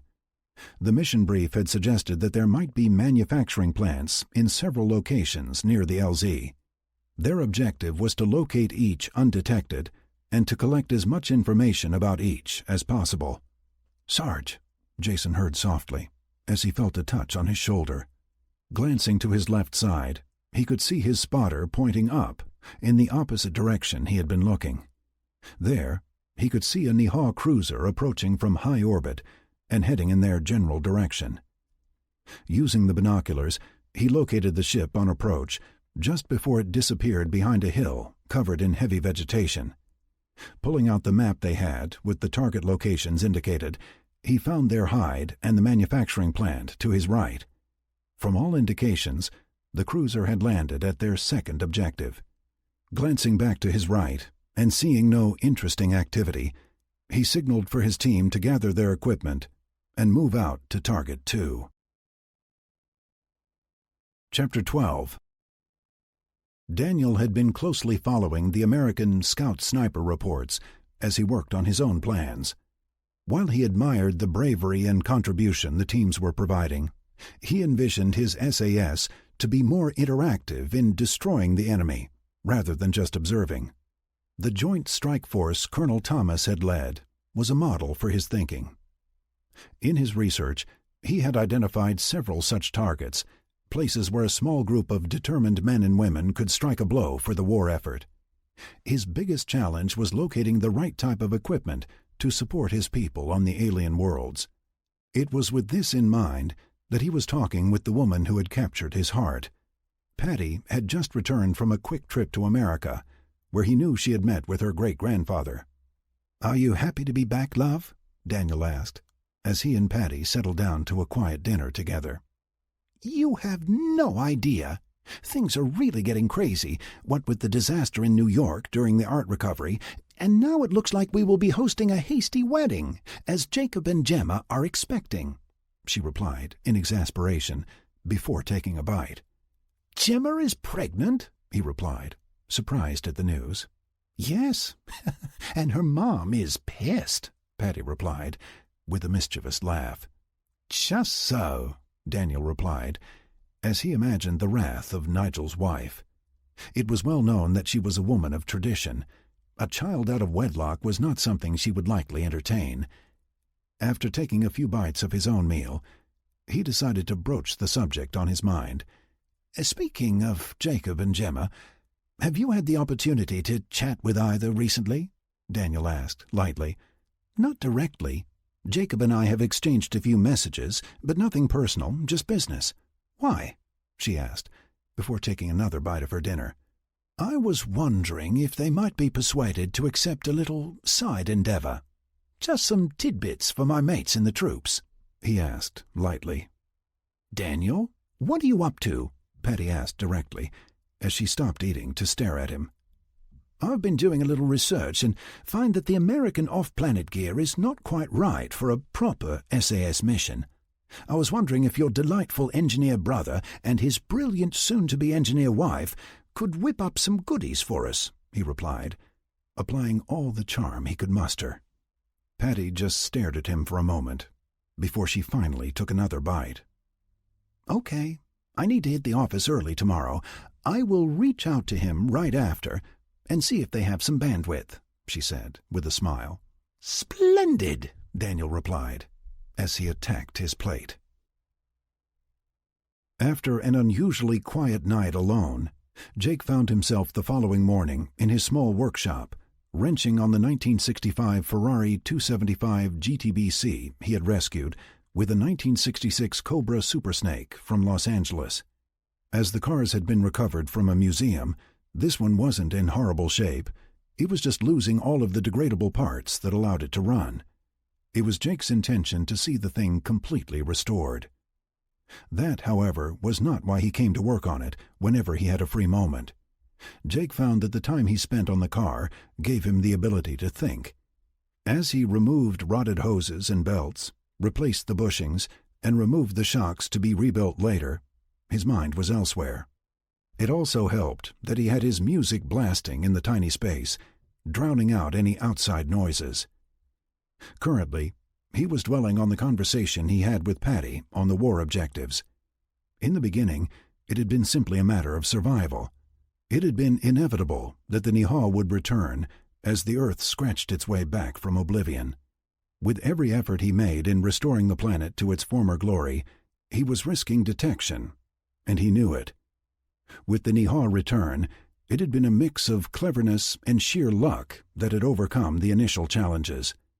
Compounded with the inherent corruption of the Nihal leadership, Jake had succeeded in leading a revolution that had spread throughout the Nihal Empire. Now, he was expected to come up with some grand vision for defeating the Nihal and bringing peace to Earth. Compared to this, the Middle East conflict of his time was simple. As he ran option after option through his head, he continued to work on the Ferrari, occasionally noting on a pad the various parts he would need to make. There was a budding idea at the back of his head that wasn't quite formed. He recalled such issues in Earth's past, where the planet was faced with devastating wars and challenges that had humans on the brink of total annihilation. There was something there that he couldn't put his finger on. He was just in the middle of removing one of the front tires to gain access to the rotted brake line when Alice chimed in, muting the music to allow herself to be heard.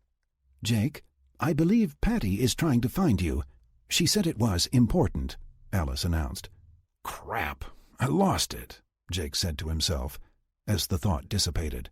"Okay, tell her I'm on my way to my office now," he added, as he set his tools aside and went to wash up. Not bothering to change his clothes, Jake cleaned his hands and then brushed off the flakes of decayed rubber as he crossed the open hangar. Moving briskly, he made his way into the facility and onto his private office off the command center. By now, his reputation for unconventional attire had everyone simply shaking their heads as he passed by. "Okay, what's up?" Jake asked aloud as he entered his office and pulled a cold drink from the refrigerator by the small bar. Actually a stasis locker, it allowed for both hot and cold items to be placed together while retaining their state. "Check this out," Jake heard Patty say, as a video clip appeared in the open area over his desk. In the image was a Nihao cruiser, setting down in an open area surrounded by buildings Jake had never seen before. As he analyzed the image, he confirmed that the background wasn't like anything on Earth. "Okay, so why am I looking at this?" Jake asked Patty, whom he assumed was still in London. "Now check this out," Patty replied. As he watched, the image split, the one on the left showing the cruiser he had been watching, and the one on the right displaying a cruiser in space. Next, both images zoomed until only the cruiser was in the window, each filling the display. "This cruiser is the one that attacked Alice 3 in orbit around Wawabash," Patty explained, as the image of the ship in space highlighted momentarily. Next, he saw several red circles appear, depicting areas on the ship's hull. "Here you can see where the ship was damaged in the engagement," she explained. Sure enough, Jake could see the discolorations where the ship's plating had been compromised. In some areas, the breach was evident, as the exposed internal structures were visible. "Now look here," Patty directed, as she circled the same spots on the other ship. "They're the same.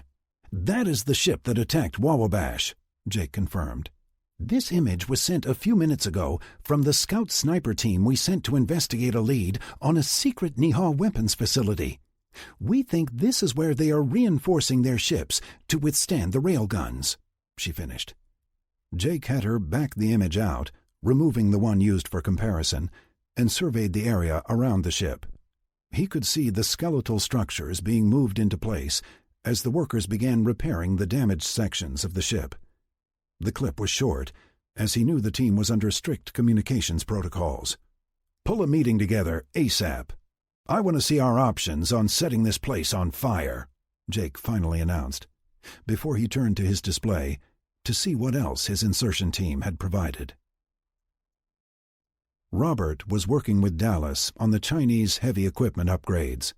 He and Colonel Bo had several ideas beyond swapping out the firepower and making them survivable in hostile environments. By replacing the traditional propellant-driven munitions with railgun and charged particle weapons, they changed the entire dynamics of the vehicles. Taking a page out of the hovercycle design book, they had proposed swapping out the treads and drive wheels on several of the vehicles and replacing them with repulsor motors. They were not intending to make the tanks and fighting vehicles fly. They just needed to hover a respectable distance above the terrain. This allowed them to move faster and even hover over water obstacles, negating the need for bridges. With the addition of inertial dampeners and the reduced recoil weaponry, they were still a stable platform to fire from. Early tests on a prototype taken above ground in Nevada showed great promise. While the design was more than capable of handling the energy cannon, More work was needed to address the railgun forces in rapid-fire mode. The engineers were confident it was a tuning issue. Besides their work on the armor, the first delivery of the combat suits had come in from South Dakota. Robert could see the effect they had on Colonel Bow's men as they worked through the evaluation tests designed to validate their use in the armored vehicles. Even the colonel couldn't resist testing the tanker suits, as they had been nicknamed. It was during one of these tests that Dallas pulled the two men away from their work. "Robert, you and Colonel Bow are requested to attend a meeting," Dallas announced.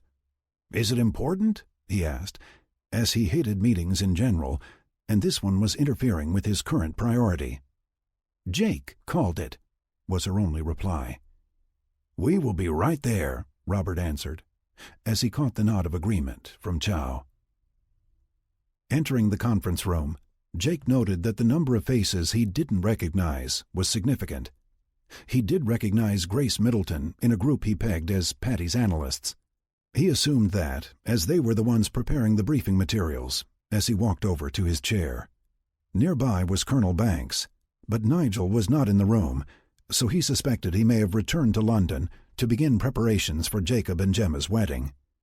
Truth be told, that was part of the reason Jake went to hide in his workshop, as Helen could be exhausting.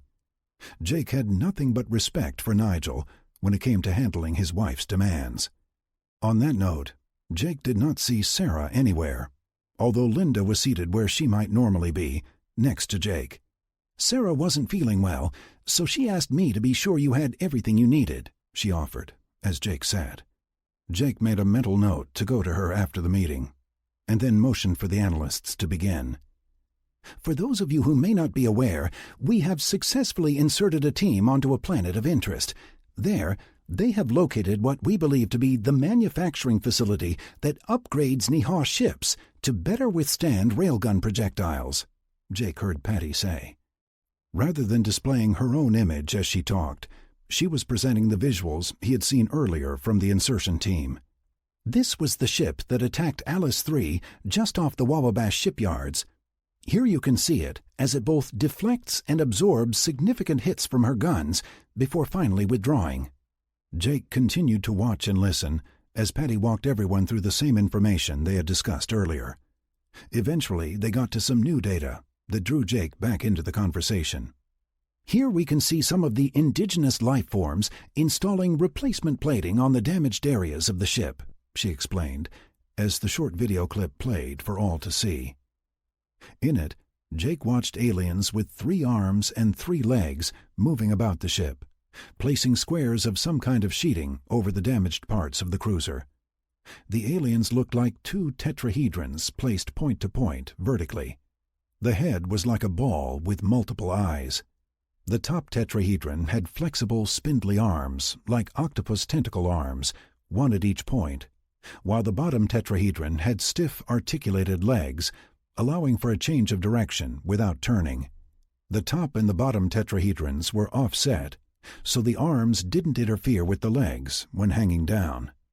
"All around the perimeter of the facility is an energy barrier that vaporizes anything that touches it," Patty explained, as the next clip demonstrated the statement. Someone out of camera tossed a piece of plant at a hazy red glow before them. As the object touched the red, it turned to black smoke and ash. "And then there are these," Patty added, as the image changed to towers throughout the facility grounds. Each tower held a gun turret with a pair of energy cannons. "So, the point of this meeting is to discuss options for destroying the facility and preventing the Nihah from reinforcing more of their ships," Jake announced, once Patty was finished. "Do we know what they're doing there that makes the ships better?" someone in the room asked. "No. Unfortunately, our team hasn't been able to enter the area without risk of detection. All we have been able to record is workers attaching exterior plating to the ship's hull. The plating comes from inside the facility with no clues as to what it is or how it's made," Patty replied. "Why don't we just take it then?" Jake heard from a familiar voice. "You have a suggestion, Robert?" Jake asked the faceless voice. "Colonel Bow and I have been working on converting his armor for just such an attack. I propose we set an assault force on the ground and take the place. Once we have it, we can see how they make those plates," he replied. With that statement, the images in the room changed to the design drawings and 3D models Dallas had for the work they were doing in Texas. "How many of these do you have?" Jake asked, after the images were complete. "We have one functional prototype each of the tanks and the fighting vehicles," Robert replied firmly. "And how soon can you have a fighting force capable of taking this facility?" Jake asked slowly. "We have 2 tank platoons and 6 fighting vehicles currently under modifications. Say 18 days?" Robert replied hesitantly. "So you will have 8 tanks and 6 fighting vehicles. What about ground troops? Are you planning on using Marines?" Jake asked, still not committing one way or another. "No, Jake. My men are being equipped with off-planet capabilities as well. We will be able to field 2 platoons of infantry as well as the armor," Colonel Bow replied. "Help me understand this. You are proposing to use untested equipment and men in a hostile alien environment. You intend to confront an entrenched enemy and take possession of their location for as long as necessary to understand what they're doing and how they do it?" "Yes," both men replied in unison. "Outstanding! Have a mission plan on my desk in 3 days. Oh, and gentlemen, I suggest you talk to Kola about transportation plans. Meeting dismissed," Jake finished, as he rose and left the room, leaving several mouths agape. "Are you insane?" Sarah asked Jake, as he sat with her in her quarters. Apparently, he had no sooner exited the briefing room than Bonnie had been on a call with Sarah, asking how Jake could allow Robert to run with such a harebrained scheme. "They have a great idea. If we could take the facility and hold it long enough to discern what the Nihar are making there, it would be a huge coup," he replied, as the two sat on her bed together. Sarah was reclining with a pile of pillows behind her. As the two sat talking, Sarah would grab Jake's hand and place it where one of the twins was actively moving inside her. "I swear, they're going to be tap dancers," she exclaimed, as they both started moving, one inciting the other. Jake smiled as he felt the twins moving inside. "If they're anything like their mother, they're going to be hell on wheels," Jake replied with a laugh. "Or maybe just crazy like their father," Sarah replied, getting back on topic. "Sarah, that force will have at least 3 combat patrol craft and a dozen fighters providing air cover. Our biggest worry is whether or not we can discern how the Nihar are reinforcing their ships before we have to pull out," he replied with a sigh.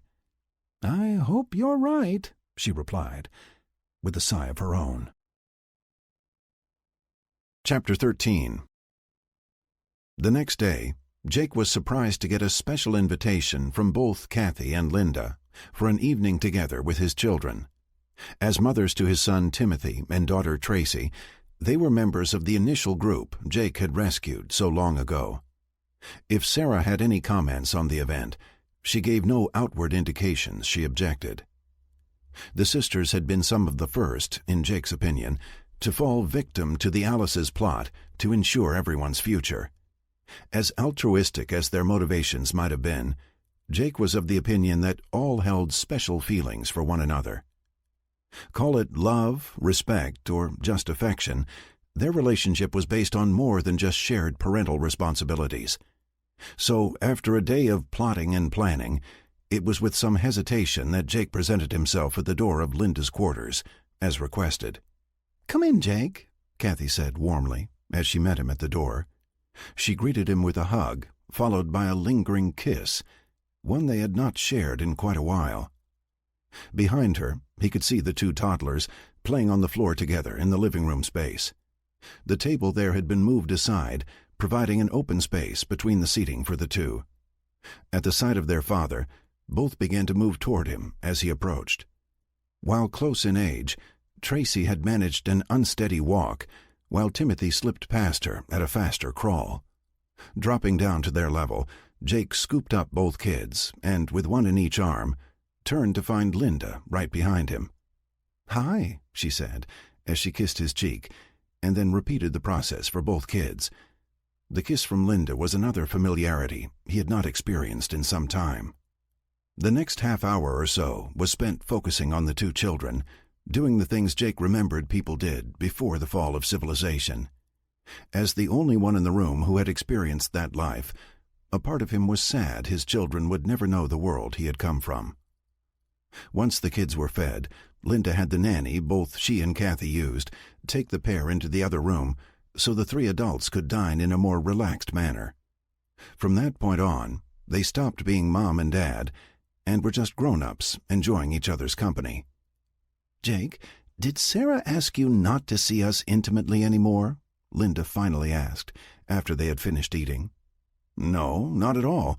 Why do you ask?" he lied in reply. If he was going to cut it off officially with the others, he wasn't going to make Sarah the fall guy. "That's great news. We were afraid her hormones had gotten the best of her, and she had lowered the boom," Kathy replied, with a laugh. "No boom, but the hormones are definitely there," Jake replied, receiving knowing looks from the sisters. "Well, with that not an issue, we wanted to talk to you about something," Linda started. "We were thinking that after the twins come and things are calmer, we would like to start the rotation again." A few days later, Jake and Sarah had snagged one of the corporate-type jets converted to repulsor for the trip to London.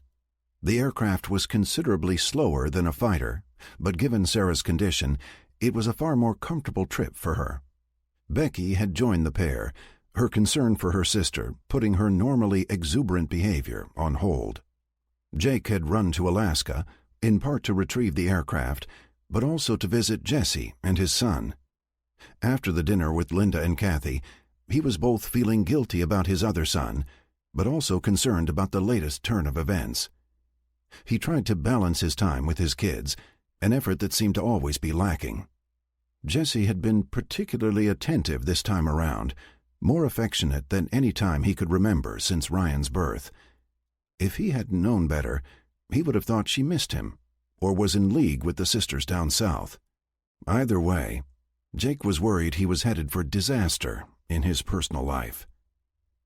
As the three arrived in Oxford, at one of the two entrances to the facility built by the British under the Chilterns AONB, they exited the craft to a waiting reception party. As there was no hangar available, the craft simply lifted off, returning to Nevada unmanned, courtesy of Alice. "How was the trip?" Patty asked Sarah as they came to meet the three. "Not terrible. They gave me the couch," she replied with a smile, as she hugged the younger woman. Jake remembered Patty and Sarah had bonded very early on, well before he knew she was his great-granddaughter. "Gemma and Jacob arrived earlier," Daniel offered, as he took Jake's offered hand. "Helen is a mess. She greeted them stiffly, burst out crying, and then ushered Gemma off somewhere to discuss the wedding. Jacob has been in hiding ever since," Patty added, with a laugh. With that, she turned, and with Becky's help, assisted Sarah to the tunnel leading to the underground train. "Actually, he's been at the pub with my mates, getting pissed," Daniel confessed privately to Jake. "Maybe we should join him," Jake replied with a nod, as he watched the women head inside. After the last few days, a good stiff drink sounded great. Sergeant Hillstad was not particularly happy with his leadership at the moment. The team had moved off, away from the facility they had been monitoring, to hunker down and wait. They had been ordered to risk a rare extended transmission that could potentially expose them to the enemy. "How much longer?" one of the shooters asked. Jason replied by holding up his gloved hand and showing 5 fingers, indicating 5 more minutes. Everyone had their helmets on and were all ready to link together, point to point, to receive the transmission all at once. "This is Charlie Oscar Actual, acknowledge," came the message. "Charlie Oscar Actual, Alpha Team Lead here, over," Jason replied, acknowledging he understood he was talking to their commanding officer. "Request authentication code Delta, over," came the response. "Authentication code Delta, roger," Jason replied, as he began transmitting one of the pre-assigned security codes that would confirm he was who he claimed to be. "Code accepted. Transmitting orders. "Acknowledge receipt. Over," came the reply. Jason and his team watched their helmet display as a large data dump arrived for their review. When the indicator went green in his helmet display, Jason replied to the sender, "Receipt confirmed. Will contact again as instructed. Transmission complete." With that, they dropped their communications link and began moving to another location before reviewing the data dump. Once they had settled in once more, positive no one had come looking for them, Jason began to review the information while the rest of his team took up security positions. "They have got to be kidding," was all he could say as he read through their instructions. Although Jake wasn't much of a drinker, the same could not be said for his hosts. At some point after the Niha bombing, the men and women of the London facility had completely relocated a traditional English pub from the streets of London and installed it here. Jake was at a loss for words as Daniel led him into the room and up to the bar on the far wall of the space. As he looked around, he could see the wood-paneled walls with interlaced stained-glass windows. "They put lighting on the other side to simulate sunlight," Daniel explained, as he had caught Jake examining them. With that, the two men approached the group that appeared well ahead of them. "Danny, me boy, what took you so long?" one of the men at the bar shouted as he turned to greet the two. "Right, and who might this be then?" another asked as he referred to Jake. "This is—" Daniel started, before Jake cut him off. "No one of any importance. Just call me Jake. I'm just happy to be invited to drink with you," Jake supplied. "Another Yank, huh? Well, this one is quite all right," the first man answered, while pointing to Jacob. "Oi, Gaffer, another round," one of the men shouted at the old-timer behind the bar. At that, Jake and Daniel worked their way among the men at the bar as he listened to the stories only military men tell. Robert was buried in work when his wife came in to check on him. In her role as facilities commander, she was up on everything he was doing and wasn't happy about it one bit. "You are not really going to go through with this?" Bonnie asked as she sat next to him while he worked. He pushed his papers aside as he turned to face her. "Do you remember the day we met?" he asked, referring to the day she had shown up with a small army to chase down the raiders he had been forced to join. "Yes, you were with that ragtag group in Texas. Because of you, they lived. Well, most did," Bonnie replied, after some reflection. "And after?" Robert asked. "About wanting to make amends? Oh, dear heart, you work so hard every day to make this all work," she replied, as she waved all around her. "If it wasn't for you, the ships and fighters and guns we need wouldn't get made. You have paid that debt in spades," she finished. "Even so," he started to reply. "Oh, don't. Just admit you won't be satisfied until you get to shoot something down or blow some shit up," she snapped back at him. The statement brought a smile to his face, not so much because of the contents as to the attitude Bonnie projected. "Then come do it with me," Robert replied softly. "Oh, you know I can't," Bonnie replied, the softness of his reply disarming the rage she had been building inside. With that, she kissed him firmly on the mouth and left the room without saying another word. Linda had taken on the responsibility of resupplying the scout sniper team they had in place on G-43-578. They had decided long ago to continue using the Niha references to planets and other places in the many sectors of space they traveled to, but called them something else in communications to prevent accidentally exposing operations. This planet was now codenamed Rest Stop, and the team there were referred to as tourists. She had no idea who made this crap up, but she was sure the Marines were likely not happy being called tourists. Her current dilemma was how she was going to get enough supplies delivered to the team under the noses of the local defense network. She needed to get them enough food to last several more weeks, until they had the attack forces there and in position. Thankfully, they only required a food resupply, as their orders were not to engage. That left ammo and other depletables still at capacity from their landing. Usable power they could regenerate via solar, but that usage was to be kept at a minimum to avoid detection. The solution was to take several surveillance drones and strip them of their instrument packages. The vacated pockets were then packed with as much foodstuff as they would hold. Jake had insisted that they find some special items to include in the delivery, but nothing could be in stasis boxes, as the power signature could betray the delivery to the Niha sensors. He insisted that being stuck in the field under such circumstances, in his words, sucked. As it was, the drones would be dropped at the edge of the system in one of the touch-and-go maneuvers the Niha had grown to expect from human ships. The drones would launch and fly to a pre-programmed intercept point with the planet, traveling unpowered. At the very last, as they entered the atmosphere, they would power up and then brake, slowing their descent, and land in one of the selected drop points where the team could retrieve them as necessary. Linda had queried the unit commander to get suggestions on what they might consider special meals or other items. The woman had been most helpful, although Linda suspected the team might have other opinions about her recommendations. Satisfied with the decision, she shot a message to the space station to prepare the drones and coordinated a destroyer for the drop. The necessary foodstuff was already in the ship's stores on Kola, intended for transfer to the space station. Additional materials were also en route, currently halfway between Earth and the edge of the solar system, where the station was under assembly. Jake had done his best not to offend the group in the pub with regards to their drink choices. Avoiding anything remotely hardcore, he had stuck with the beer on tap. In that way, he had managed to nurse his beers between rounds to put him several behind the others. He had also been in this position many times before and had learned how to pace himself.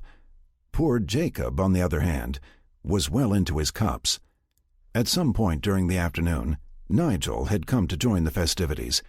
Jake envied the way the man was greeted as one of their own, no pretense on standing or authority issues.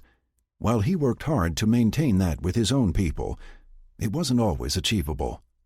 He chalked it up to the more intimate settings of the London facility in comparison to the nationwide network of locations he had to manage. The sheer size and number of people involved made it really hard for him to spend quality time with anyone. The group sat singing one of the numerous military drinking songs, this one involving running from the army, all over God's creation, getting someone pregnant, and then back into the army. Jake laughed as he thought this the most appropriate for Jacob's current situation. Only it was to be the army coming to his aid in securing the venue for the pending nuptials for him and the pregnant Gemma. As he scanned the group, he caught a glance from Daniel, not nearly as drunk as the others, and watching Jake with a keen eye. Jake knew the look of a man planning something, but he would have to wait until the lieutenant came to him with whatever concoction he had cooked up. Patty had warned him that Daniel was struggling with deciding his lot in life. It looked to Jake as if he had come to a decision. Jesse was in the main hangar in Alaska, watching the transports unloading from New York. Although the mission had been cut short, they had recovered a substantial amount of art before the city erupted in gunfire. She watched as several pieces were transferred to another, smaller craft destined for Georgia and Alice 9, where they provided restoration services. With Helen's rapid departure, Jessie had been left to fend for herself in running the organization's efforts. Although Jessie was technically responsible for the entire Alaskan operation, she left 7, the Alice there, to run the fighter construction. The flight training facilities were managed by the various military commanders, so all in all, she was free to pursue her art recovery efforts in relative peace. Jessie was more of a history nut than art lover. However, she still valued each and every piece they recovered. She didn't feel the need to appreciate the aesthetics of a particular work, as Helen did. She just valued the age of the item. A 2,000-year-old common bronze statue was every bit as valuable to her as a 17th-century Rembrandt. Even so, with all this running through her head, it was something else that was eating at her. She had told herself from the beginning that just being in charge, being one of the decision-makers, was enough to make her happy. Lately, though, she found herself looking forward to Jake's visits, intended for the benefit of his son, Ryan, but organized as family time for the three of them. More and more, she dreaded his departure, making up excuses for why he had to spend one more day before returning south. After his last visit, as she had watched him climb aboard the transport that was to take him to London, when she put her finger on what was troubling her, she was lonely. The day before, she had convinced Jake to spend one more night, staying in the quarters she and Ryan called home. That night, while they did not make love, they slept together, and she drifted off to sleep, content in his arms, as they wrapped about her from behind. It was that moment that Jessie decided she needed to step up her game and get Jake back into her life more actively. Sergeant Hillstad was told to get his team settled in for a long wait. If by settling in you meant to do a full reconnaissance of all 3 target sites, then they were settled in already. The orders that had been transmitted to the team meant only one thing. There was going to be an attack. Once they had established a camp for the night, Jason began going through the entire feed, his corporal doing the same, while the 2 shooters kept watch. By his estimation, the rest of the forces would be coming in just over 3 weeks, Earth time. Since they only had supplies for about a week, he certainly hoped there was a resupply. In the meantime, they were to survey all 3 target locations, locate defensive positions, and estimate alien force types and sizes. They were also to track any ship movements in and out of the area, as well as record ship type and any marking that might permit identification. All totaled, they were being charged to do exactly what they had been trained for. "You think 3 weeks, Sarge?" one of the shooters asked, as they discussed the change in plan. "We getting a drop? We've already cleaned out the sleds," his corporal asked, referring to the supplies they had recovered from the hovercycles. "We better," Hillstad replied, as he waved the meal container he had just emptied at her. Chapter 14. Jake and Daniel guided the wavering Jacob back to the quarters level of the London facility. Although Jake had been to London before, he was grateful for Daniel's directions as they wandered the maze of halls. "You're late," Gemma greeted the 3 after Daniel had knocked. "Hello, love," Jacob blurted, a mimic he had picked up earlier, still being held upright between Jake and Daniel. "Don't hello love me. We are supposed to meet my parents for dinner tonight, and you can't show up pissed," Gemma snapped. Sitting on the overstuffed chairs behind the enraged redhead, Jake could see Sarah, Becky, and Patty doing their best to suppress their laughter. "It's my fault, Gemma. My mates took it upon themselves to help celebrate you're up the, pee in the pod," Daniel explained, catching himself before repeating the less polite term used earlier in the pub. "She's really cheesed off," Jacob whispered to Jake. "Just go drop 'em on the bed, please," Gemma said, as she waved them into a side room. Following instructions, Jake and Daniel ushered the unsteady Jacob into the side room and dropped him unceremoniously face down on the bed. Then they turned and exited the room, leaving Jacob and Gemma alone. "You should have watched him better," Patty admonished Daniel as he went to sit next to her. "He was already 3 sheets to the wind when we arrived," Jake offered, as he sat on the arm of the chair Sarah occupied. "Well, he is right wankered," Gemma announced to the room as she closed the door behind her. "Let him sleep it off. He should be okay by dinner," Patty offered, as Gemma sat opposite her in another of the overstuffed chairs. "All my mum needs is a notion Jacob is a tosspot," she said sadly. "You know better. Besides, your mother has a wedding to plan. She will be more than preoccupied with that," Sarah offered. "I hope so," Gemma replied, with a weak smile. Colonel Bow was out on the test track of the Texas facility, reviewing the latest upgrades to his armor. He and Robert had determined they could get just enough of his equipment converted in time to execute the plan they had contrived. As he watched, the first 4 heavy tanks were performing basic field maneuvers, allowing their crews a chance to familiarize themselves with the changes. No longer tracked vehicles, all hovered a short distance above the ground. The recesses, once containing treads and road wheels, were now home to repulsor motors and extra power cells. Their turrets had been removed to allow for a sealed crew space. In their place, the gun carriage had been modified for external operation of both an energy cannon and an auto-feed railgun. It operated in a full 360-degree rotation as before, but didn't require a loader to directly access either gun. The command hatch was replaced with a hardened point containing an instrument package that gathered both visual and tactical data, including infrared, radar, and more. All units had 2 small drones, which, once deployed, could give them a bird's-eye view of the battlefield, as well as act as scouts. One drone could feed the entire tank platoon, 4 vehicles in all, with all the data and video. Finally, all these changes meant that the inside of the tanks had become more spacious. This permitted for adding items necessary for prolonged occupancy, should the environment require it. A lockout chamber was added to each, allowing crew, one at a time, to exit the vehicle without evacuating the entire interior. In more habitable environments, there were additional escape hatches in the traditional locations. Bo was amazed at how the heavy equipment floated gracefully over the rough terrain, hardly acknowledging the gaps and outcrops as they floated by. He was anxious to take them topside to allow for the live fire testing that would prove if the repulsors could hold a position during railgun fire.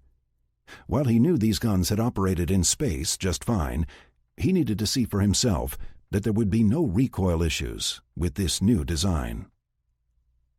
Jake was very thankful that dinner wasn't an overly formal affair.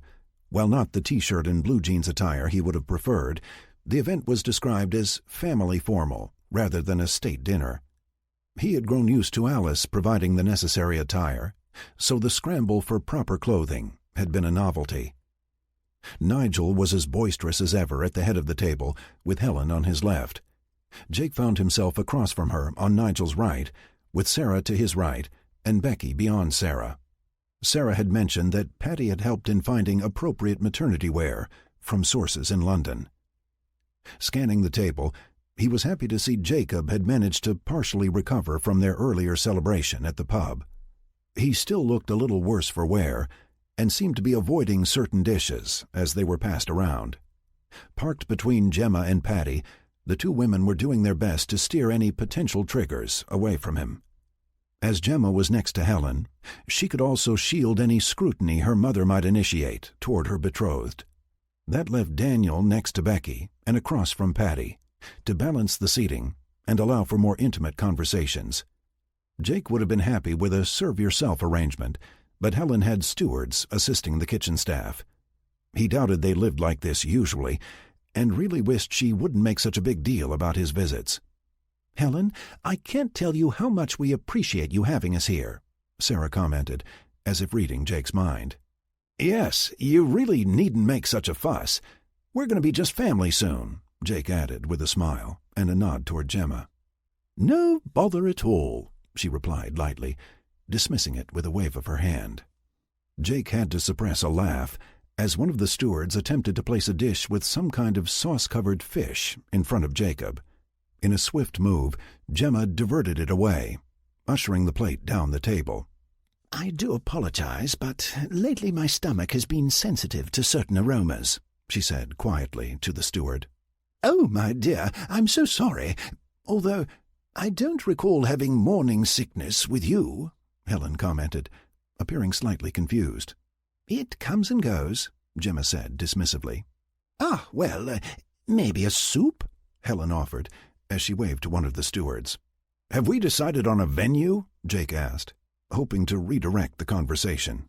"We had hoped for Westminster Cathedral. Isn't that right, dear?" Nigel replied, starting to catch on as Becky passed Jacob some bread to help settle his stomach. Having participated in the earlier drinking binge, he was a seasoned drinker and no worse for wear. "Oh, what? Yes, that's right. The lieutenant promises he could have the area secure in no time at all," Helen replied, as she turned her attention away from the retreating steward. All eyes turned to Daniel, who simply nodded in acknowledgment of the statement. I'm told that part of London is really quite civilized as it is, Nigel added. I wish I could say that about New York, Jake replied as he sipped from his drink. Troubles? Nigel asked, as they all started in on the meal. Helen missed all the excitement. One of the art recovery teams was set upon as they tried to clear out the Metropolitan Museum of Art, Sarah offered. Oh, dear, Helen commented. No one was hurt, but they had to pull back for fear of damaging the artwork, Patty added. Might they need some assistance on the ground? Daniel asked earnestly. Maybe. I had intended to visit New York after the incident, but my schedule has been usurped by other events, Jake replied with a grin. Though he received several questioning looks in reply, he was not prepared to delve into those subjects at the moment. His personal issues would stay off limits.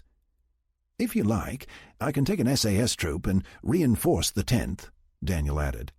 We may have to discuss that possibility. Right now, I just asked him to pull back until we can focus our attention on things there. The last thing I want is for a fight to break out where it's not necessary, Jake answered. I completely agree. By the way, Gemma, I was wondering if I might have a word with you and Jacob later, Daniel asked nonchalantly. Here it comes, Jake thought to himself. I have some ideas I'd like to run past you, with Jake's approval, Daniel finished, with a smile. Kola was in a world of her own as she worked the many aspects of assembling the space station. Mostly operational in its incomplete form, they had ships dropping in from FTL and resupplying at an almost constant rate. As part of the overall strategy, the cruisers and destroyers used the space station as a transfer point, with the Lanai transports ferrying goods to and from Earth. The demand had become so great that several of the combat versions had been pressed into cargo duty to get the station saucers stocked up. Besides all this, there were several groups in training, using her hangars as practice for deployment and recovery. She had fighters, transports, and combat patrol ships coming and going from all directions. Kola, can you verify the delivery date for the last sections of the space station? Captain Connor asked, as she was working through her schedules. Alice 3 confirms the last 2 sections will be shipped in 10 Earth days, Kola replied, after a momentary exchange with her sister via the Nihon network. Unnecessary evil, considering the distances, the Alices had devised their own codes when utilizing the medium. I won't rest until this thing is complete, Isabella commented quietly, as she stared out the bridge windows while watching the assembly of saucers. I share your concerns. Once completed, this station will equal anything Alice 3 or I can provide in offensive capability. Until then, it's vulnerable to attack, Kola responded. And we are tied to its defense. I'm sure you've been tracking the goings-on back home, Captain Connor asked. Yes, they will be ready soon. We will need to vacate some hangar space to accommodate the entire attack force, Kola replied. Any Lanai ship not involved in the effort can be left with the station until we return. Major Jacobson will be bringing his own ships, the captain responded. Full of Chinese combat troops and equipment, Kola added. That is a good point. Are we appropriately provisioned to accommodate them? I don't believe we have operated with that high a concentration of Chinese to be concerned about their specific ethnic needs, Isabella replied. While she was sure they would make do with whatever was available, it was only common courtesy that they attempt to meet their needs. I have Dallas and Alice ensuring their ships are stocked with essentials before they leave Earth, Kola replied. Best that they do, the captain replied. Patty escorted Sarah back to the quarters she shared with Jake while in London, as he, Daniel, Gemma, and a rejuvenated Jacob slipped off after dinner. Nigel and Helen made their own excuses for leaving the 4 to their own devices. Jake had decided to let the kids talk first, to see where this was going. So, what's on your mind? Jacob asked, as the 4 sat in one of the private rooms in the facility.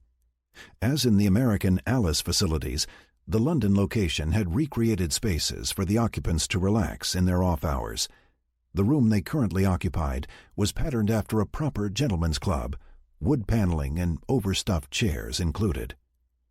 A self-service bar at the far end of the room catered to the needs of those who relaxed here. Bookshelves and art lined the walls in all directions.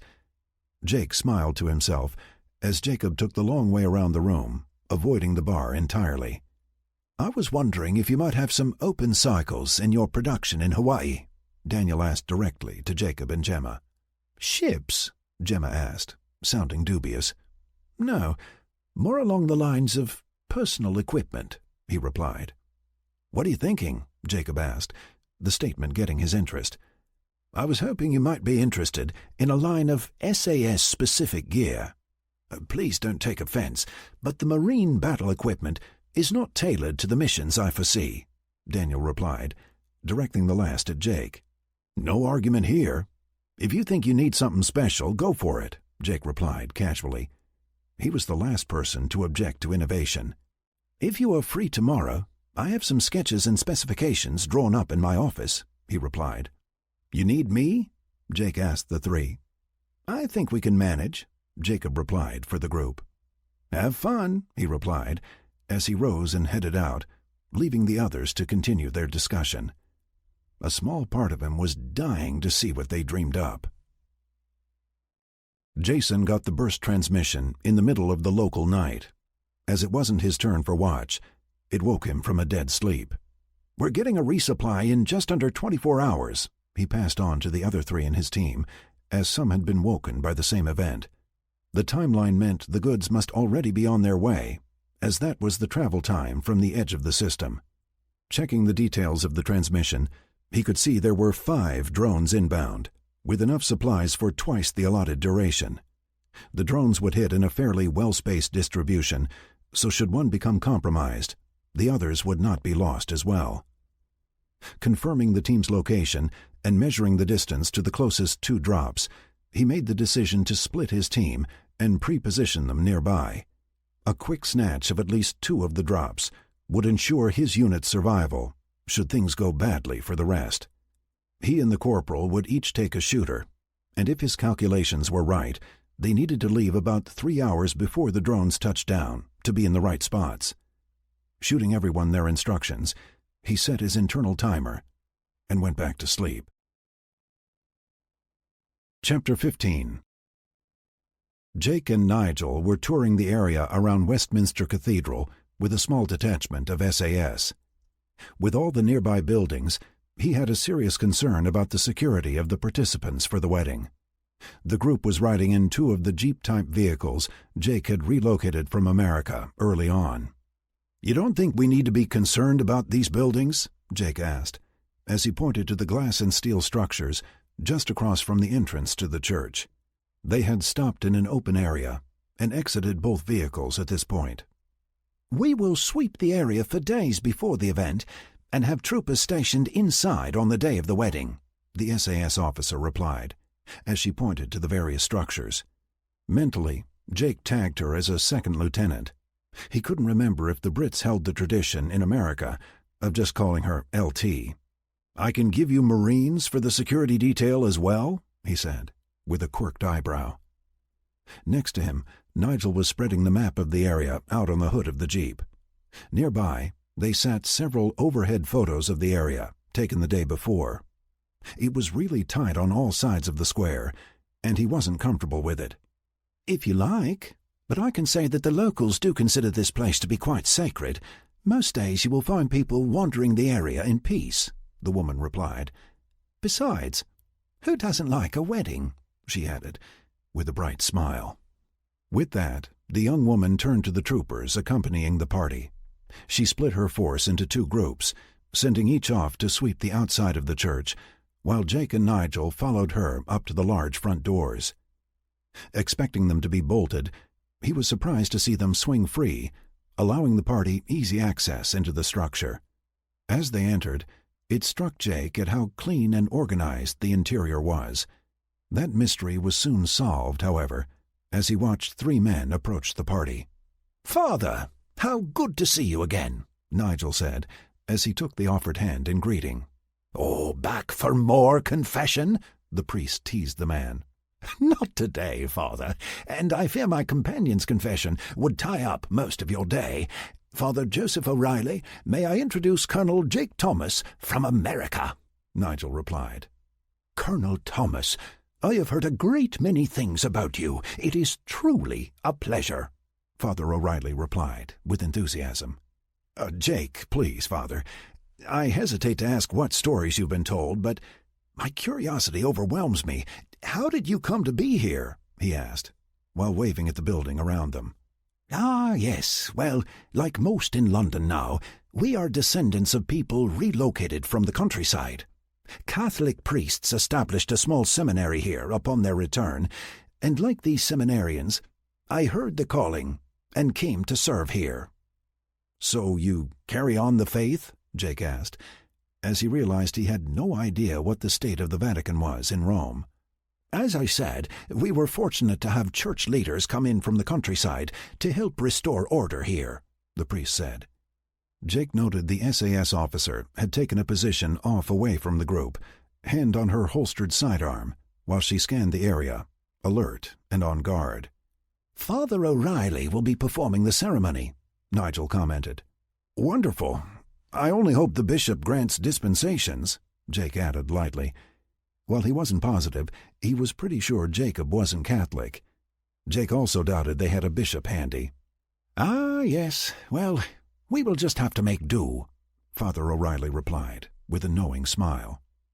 "Are you Catholic?" he asked, acknowledging Jake's understanding of Catholic doctrine. "No, Father, but I almost married one a long time ago," Jake said with a laugh. "Haven't we all?" the priest replied dryly, adding to the humor. From there, the priest led the group on a tour of the cathedral, more for Jake's benefit, he was sure. He was fascinated at how well the structure had been preserved, and was equally surprised at the number of individuals about. He was quite surprised to see a number of women working beside the men there. "Nuns?" Jake asked, as he indicated a small group tending the greenery outside. "As resources are scarce, we do have a convent of sorts on premises as well. It provides a safe haven for those women who desire a life of servitude in the name of the Lord. The sisters here are very active in the local community," Father O'Reilly replied. Jake was starting to understand why this part of London was so well behaved. "Is there anything you require before the wedding?" Jake asked the man. "Maybe one or two things to help the cause," the priest replied, while indicating those working diligently around them. "Whatever we can do," Jake responded, noting an approving nod from Nigel. "Splendid," Father O'Reilly said, as he produced several folded pages with handwritten contents from a pocket. As Jake scanned the pages, he had the distinct feeling he had just been played. Robert and Beau knew Jake was in London dealing with family matters, and as such, agreed that their equipment testing should be their own responsibility. While both intended to jump the very last transport for London to attend the ceremony, they saw no need to interrupt their very tight schedule before then. Today, they had one entire tank platoon and two of the fighting vehicles in the Texas Badlands, evaluating the firepower of each. As part of the exercise, they had been delivered by Lanai Transport, where they simulated a landing. With them, they had pirated several of Dallas's target drones for use in the desert as adversaries. The target drones they had selected mimicked both land craft and flying vehicles, challenging the combat targeting systems in the armor with multiple scenarios. The tanks had been fitted with the larger railgun energy cannon combination, while the fighting vehicles had a smaller caliber pair of each. In addition, the fighting vehicles were quite a bit faster than their heavy metal cousins. "Let's try the wedge formation with breaching force," Beau suggested, as the tanks sat in a line, their crews waiting for instructions. The pair of fighting vehicles were stopped just on the other side and had been test-firing their guns against flying targets. With the proper commands issued, the two men watched as the armor reformed, with the fighting vehicles centered inside the tanks in a wedge formation. Beau was impressed at how quickly the individual vehicles could reposition, now able to move in all directions like a hovercraft, floating just above the ground. Using some natural formations as the enemy perimeter, they had the target drones positioned as defenders. The two watched as the units pushed forward, firing as they maneuvered. In a short time, all the drones had been engaged and neutralized before a single tank had been flagged as destroyed by the simulation monitor. "Again," Bo ordered, as he smiled. Robert nodded in agreement. Things were coming together nicely. Jacob and Daniel sat in the latter's office, going over the design ideas for the SAS without Gemma. As was usually the case, or so he was told, the bride-to-be had far too much to do before the wedding to be distracted, while he was left with nothing. Every time Jacob had asked to help, both Gemma and Helen had proposed he find other things to occupy his time. As such, he embraced Daniel's request with vigor, and the two men walked through the pile of specification sheets Daniel had compiled for the various proposals. After a lengthy discussion, they selected a couple of simple projects, and one more complex. "How soon do you think we can have prototypes ready?" Daniel asked, as he watched Jacob working at the terminal. They had long ago extended the Alice network into the London facility. While they didn't have an on-site Alice system, they had direct access to all 8 Earthbound locations. "Give Lanai a week, maybe sooner, to work through the details and source the materials. These 3 will be no problem. It's the last one I'm guessing will take a bit longer," Jacob replied, as he pointed down the list on his screen. "Splendid," Daniel replied, with a smile. Since their return to Earth, Edwin had been doing his best to remain invisible. While he greatly sympathized with Jake's domestic problems, he had no desire to be drawn into them. With that in mind, he took the opportunity to mingle with the residents of Patty's Pit, the primary tactical group in their effort to win the war. His status as one of the 3 primary military leaders gave him a certain notoriety among the group, but he tried to do his best not to interfere with their duties. As he watched the room full of analysts, he was impressed by the sheer volume of information they were processing. Fully aware that in the background there were Alice systems filtering and directing specific bits of data to particular people, it was still amazing to see in action. "Colonel, do you have a moment?" he heard from one side of the room. Turning, he could see one of the women on the far side, motioning to get his attention. "What might I do for you?" he inquired, as he approached the young woman. "Normally I would run this past Colonel Thomas, or at least Patty, but as they are all in London at the moment, I really didn't want to bother them," she started out with. "Admirable," Edwin replied, as he waited for her to continue. "We are detecting a pattern in the Niha ship movements. I think we might have located some form of supply planet," she explained. "How are you following their ship's movements?" Edwin asked, curious, as he was under the impression that one could not track a ship in FTL. The analyst paused for a moment before replying. "First, I must tell you that this is highly compartmentalized, in addition to being top secret. Every time we engage the Niha, some of the railguns are fitted with a special round that contains a tracker. So far, the Niha haven't detected them, as they are made to embed in the hull without creating a breach. Every time they drop out of FTL, they call home with their position data.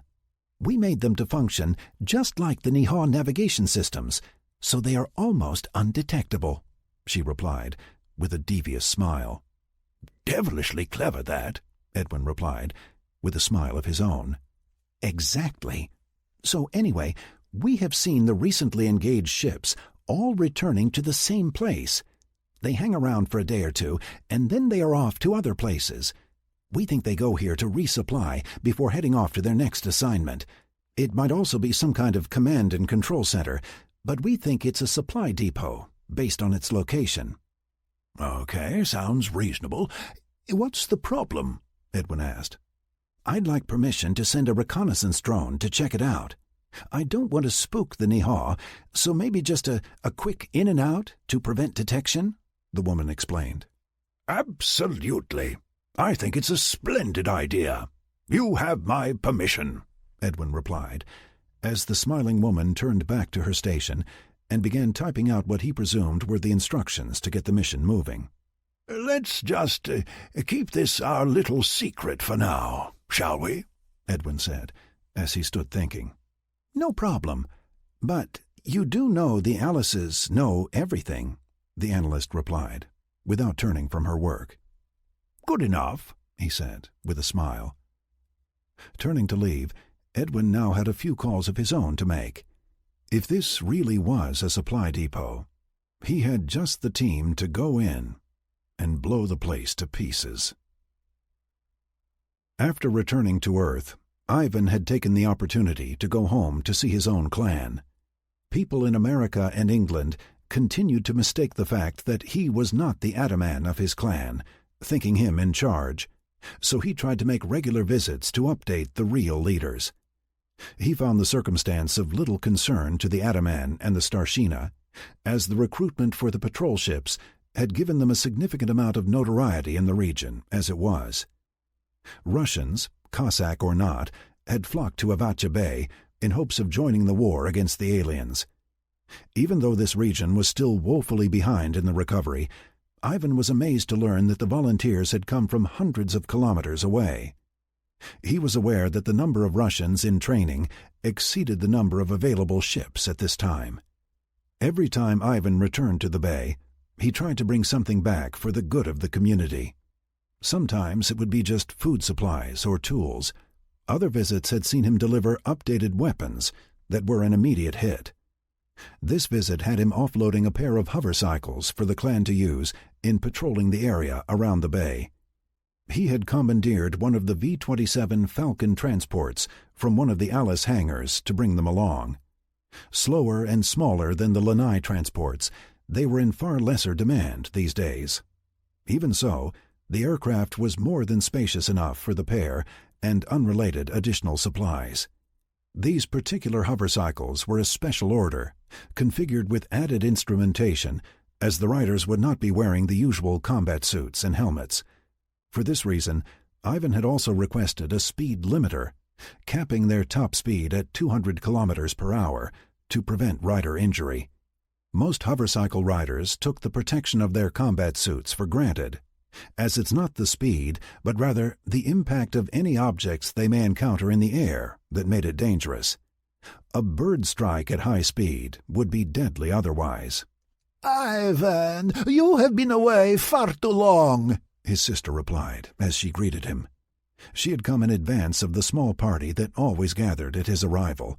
Mostly consisting of the community elders, they were destined to live out their lives here by the bay, content to let the younger men and women run off to fight the great evil. "I have a gift for you," Ivan replied, after she released him from her hug. "Oh, you should not. You spoil me," she replied, but the look of eagerness in her eyes betrayed her excitement. Ivan quickly went up the loading ramp and soon returned with a bundle that was long enough to require both arms. As he reached the base of the ramp, where his sister was waiting, he peeled back the material to expose rolls of finely colored silk. "From China," was all he said as he passed them back to her. Ivan knew he could have had any of the Alices create a wondrous garment for her, but she preferred to create such things on her own. The material he had provided would permit her to design something that would make her the envy of all the others. "It's beautiful," she replied, as she fingered through the bolts of material. "So, you have come to steal more of our people?"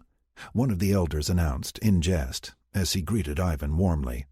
"Only the useful ones, so you need not worry," Ivan replied with a laugh, before embracing the speaker. "What trash have you come to dump on us now?" another asked, as he indicated the two hovercycles, now resting on the ground nearby. With that, Ivan walked the party over to the pair and explained how they worked. He could see their eyes light up as he talked of the possibilities. Placing two of the oldest on one of the hovercycles, he put his sister behind him on the other. Climbing aboard, he set the pair in sync mode, ensuring the second mirrored everything his was instructed to do.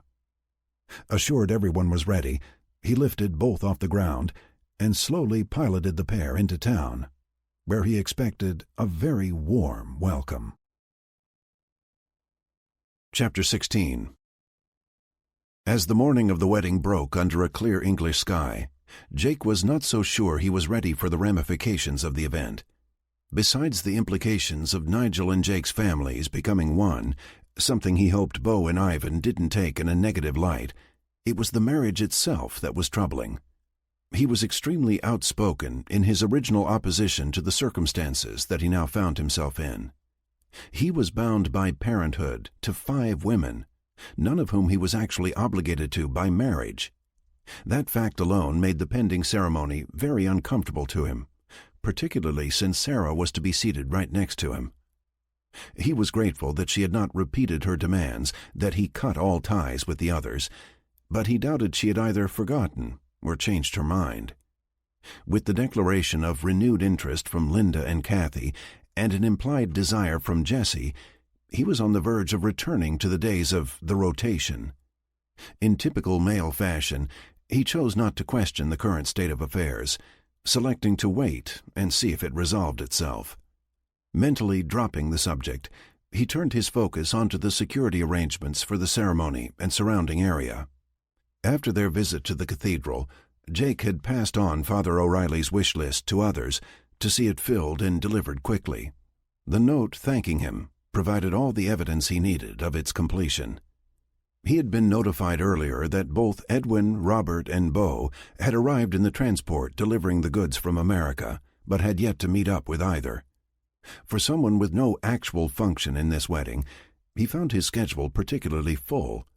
He still regularly scanned the intel reports relating the continued Niha harassment, sending instructions, and proposing solutions. Designated as father to the groom, he was set upon to provide all that was required for the honor of the position. Besides hosting the rehearsal dinner, an event he had catered via Alice 9 kitchens, stasis boxes, and a high-speed transport, he hit upon an idea for the honeymoon gift. After running it past Helen, Nigel, and Sarah, all of whom approved it enthusiastically, he spent a considerable amount of time preparing the location to make sure it would be ready in time.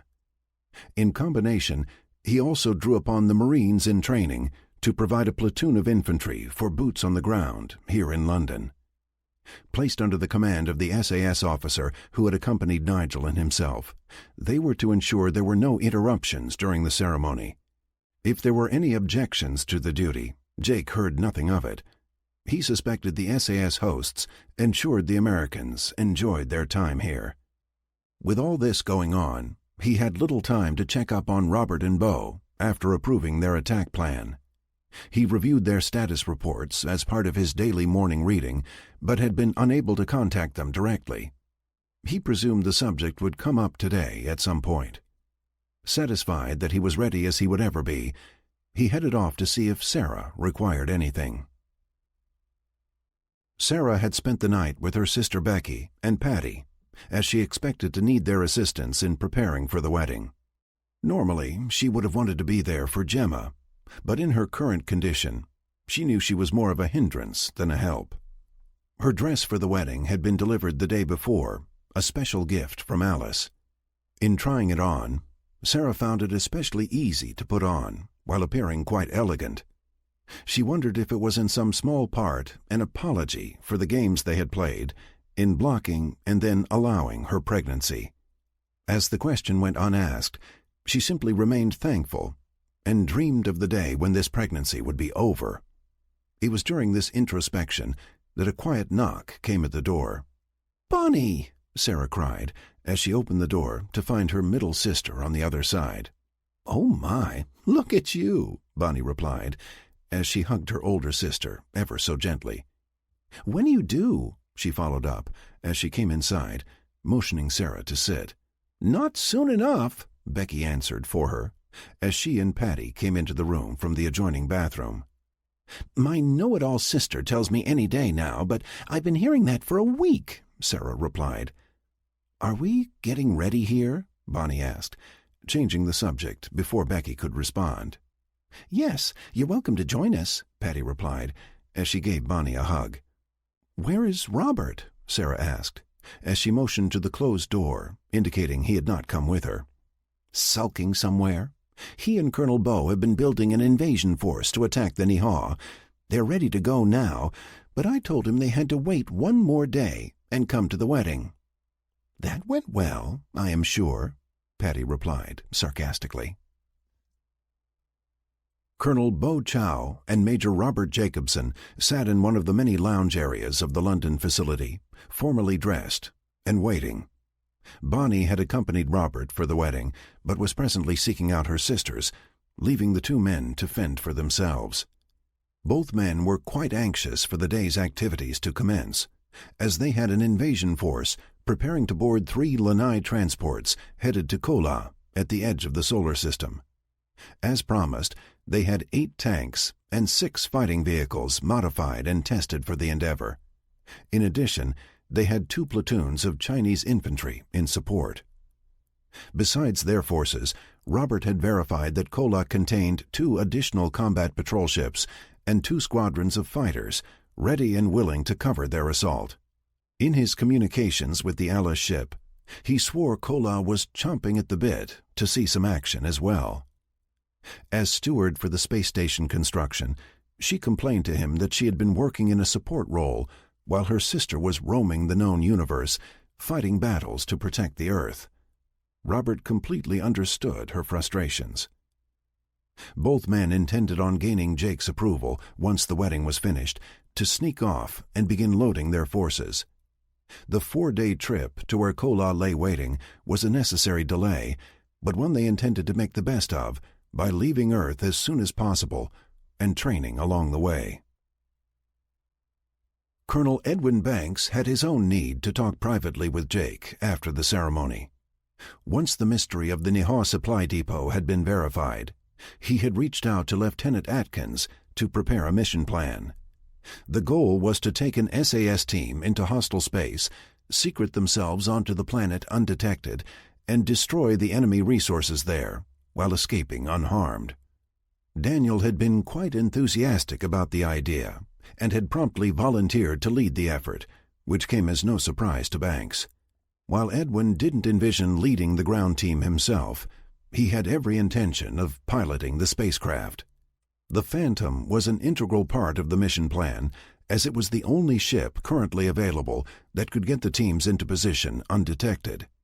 Of all the equipment required, it was the one absolute. It was during the planning phase that Edwin learned of Daniel's request for specialized equipment. Although most of it wouldn't be ready in time, one particular piece of gear would be. After ensuring that Sarah had a proper means of transportation and escort to the wedding, Jake left the London facility via the MI6 secret exit and headed to Westminster Cathedral. He was surprised to find Edwin, Bo, and Robert already on site and there to greet him. Of the 3, only Robert was in a suit. The other 2 military men were splendid in their dress uniforms. Jake had to assume they were correct for the rank and nation, as they were created 80 years after he went into stasis.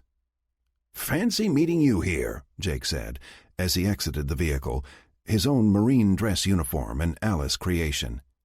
While the Mameluke sword was a pain in the ass when sitting, he wouldn't be without it. "We hoped to have a word before things got too hectic," Edwin replied, with nods from the other 2 men nearby. "Why am I suddenly worried?" Jake asked of the 3 men before him. "We simply request an early release to begin the long voyage to the edge of the solar system," Bo replied, while motioning to include Robert in his statement. "And you want to join them?" Jake asked Banks, the surprise evident in his voice.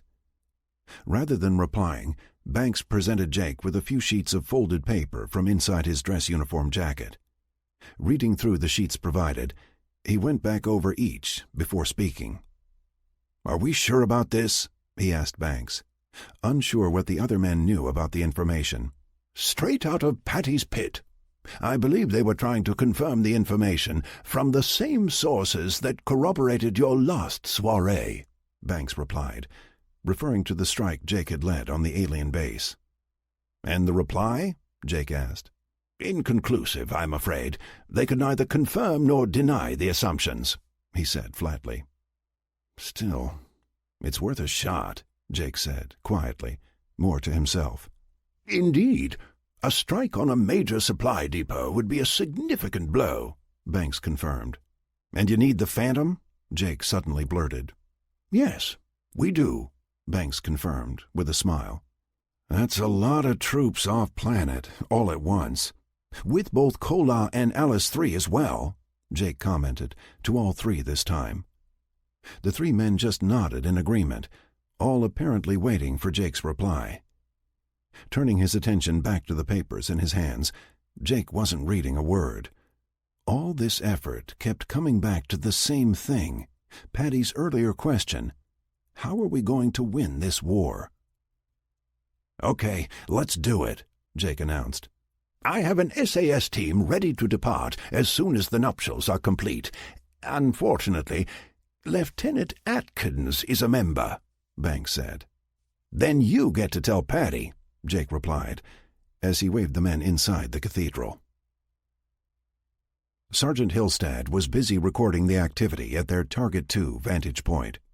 He was relieved that they had been able to recover 3 of the 5 drops without detection. In addition, he had no indications that the other 2 had been discovered, so he presumed they sat undisturbed, available at a later date should they need it. Resupplied now for the duration, they began the methodical survey of all 3 target locations. After several days of observations, it was his opinion that Site 3 was only a supply depot in support of 1 and 2. Since arriving, they had seen 5 Nihao cruisers land for what he assumed was some kind of repair or upgrade. So far, only 1 of the 5 had left the planet's surface, with the remaining 4 still undergoing whatever the process was they came here for.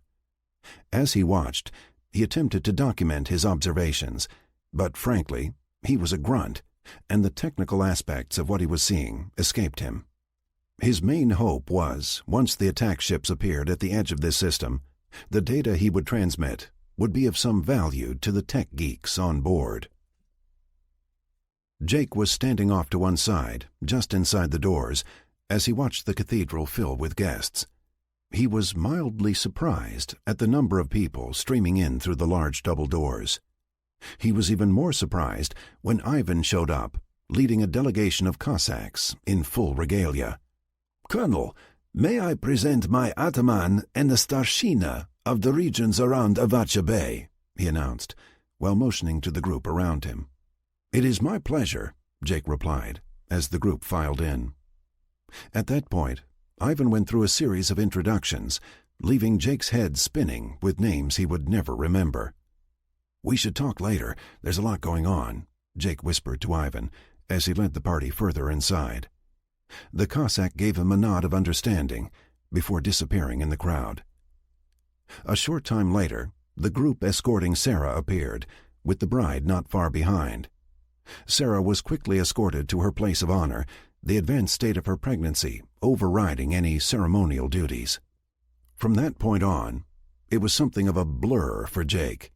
He was sure what he witnessed was as close to a proper Catholic wedding ceremony as he had ever seen in his previous life. Gemma was radiant in her gown, and Jacob had selected the traditional English-style tails, waistcoat, white bow tie, top hat, and all. Nigel and Helen sat across the way in the church, Helen awash in tears. Jake caught a wink from Nigel, the father of the bride, beaming with pride. As the ceremony continued, he caught several of the women on his side of the aisle reaching for tissues as they dabbed at moist eyes. No sooner had they said their I do's than Sarah grabbed Jake's arm. "It's time," she said suddenly.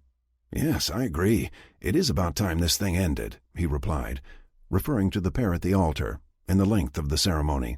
"No, Jake, it's time," Sarah repeated, indicating her protruding belly. "Oh," he responded, as he reached past Sarah to attract Becky's attention. No sooner had Jacob and Gemma retreated down the aisle than the group ushered Sarah, at a brisk pace, out a side door to a waiting vehicle. At this point, Jake handed off the family duties to an anxious Patty while he accompanied Sarah and Becky. "Let Jacob know what's happening," he said quickly, before the door closed in his face, and the jeep sped away. Thankful for Becky's care of Sarah, he directed the driver to get them to the MI6 building, where they could catch the underground train car to the facility. Sarah required the waiting stretcher once they reached the garage at MI6, and the stretcher bearers did a double time, getting her to the train car. The short train ride seemed to take forever, and once at the facility station, a waiting gurney whisked Sarah into the medical wing, where they had a lengthy wait before Jake and Sarah's twin girls arrived. Their beaming Aunt Becky proudly introduced them to their mom and dad, one at a time. Eventually, Jake left and exhausted Sarah and the twins in Becky's good care, while he went to spread the good news at the reception. The party was in full bloom by now, and he arrived just in time to help present the Iceland trip to Gemma and Jacob as their honeymoon gift. He gave a toast explaining that a tropical vacation for someone who lived in Hawaii seemed somewhat redundant. Privately, he knew that a great effort had been made to locate and secure a place for the loving couple. He had been quite surprised to learn that a great number of Icelanders had survived the initial Niha attack. Fortunately for the remaining population, their previous self-sufficiency had enabled them to endure and flourish, even as isolated as they were. In the end, Jake and Nigel agreed on 2 locations for the young couple to relax and enjoy one another. Fortunately, both spots were quite remote, and with Alice on guard, their safety was assured. Besides, the locals they encountered in exploring other parts of the island were overjoyed to learn about the recovery, offering to assist in any way possible. Jake's proposed gift had accidentally ignited another recruitment drive. As for the honeymoon locations, Griotigya in the north was selected for its wonderful cave setting. Once too hot to bathe in, it had since cooled to a more desirable water temperature. Only about 30 miles south was Vite, a volcanic crater that was open to the world, unlike Griotigya. Each location provided a vastly differing experience, but both magnificent in their own way. To facilitate travel between the two, one of the residence containers, identical to the ones placed in California and Australia, had been fitted with repulsors. A simple request to Alice, and the unit was relocated to prepared sites next to each attraction. A small transport helicopter and jeep had also been provided, should the couple wish to explore. Apparently overjoyed by the gift, both Gemma and Jacob appeared anxious to go. Quietly slipping out after the announcement, Jake was able to return to Sarah's room without incident. He had feared being sidelined by one of the many well-wishers in the room, but with the drinks flowing, he wasn't sure how many people could even recognize him. "I was wondering when you would be back," Sarah commented as he entered the room. "I'm sorry, I thought you'd be sleeping. Jacob and Gemma say congrats, by the way, and they're happy you're doing okay," Jake replied, as he crossed the room and gave her a gentle kiss. The room they had placed Sarah in was quite homey, in Jake's opinion, not like the more sterile rooms of the Alice medbay. He noted the empty bassinets near her bed. "Where are the girls?" Jake asked, referring to the nearest bassinet. "You know the nurses. They were whisked out of here the moment they started to fuss. I'm supposed to be sleeping," she replied. "We do need to give 'em names," Jake stated, as he moved to a chair next to Sarah's bed.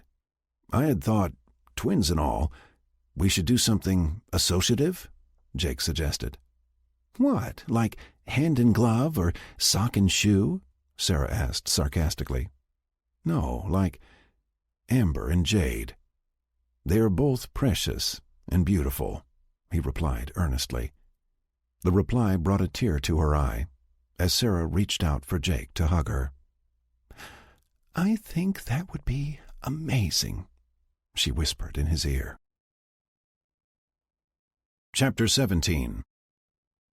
With Jacob and Gemma married and off to Iceland, Sarah settled in Nevada with the twins, and the Chinese and SAS on their way to the edge of the solar system, Jake thought it might be a good time to take a look at the New York situation. He arranged to get Abby and a small contingent of the 10th and had them rendezvous in Maine, as it was the closest Alice facility to New York. Alice 5 was initially established as a medical facility before the attack, a role that was now considered less essential when compared to weapons manufacturing. While they did continue to make medicines and other medical supplies, the majority of the staff was there to learn. Designated as a recruitment training center, A large percentage of those in residence were new recruits, getting a basic education before being sent to specialty training. "Welcome, Jake," Five announced, as he set his fighter down in the main hangar area. Nearby, he could see the hovercycles of the 10th lined up neatly in a row. 5 in all. It confirmed Abby and one troop had arrived as requested. "Thanks.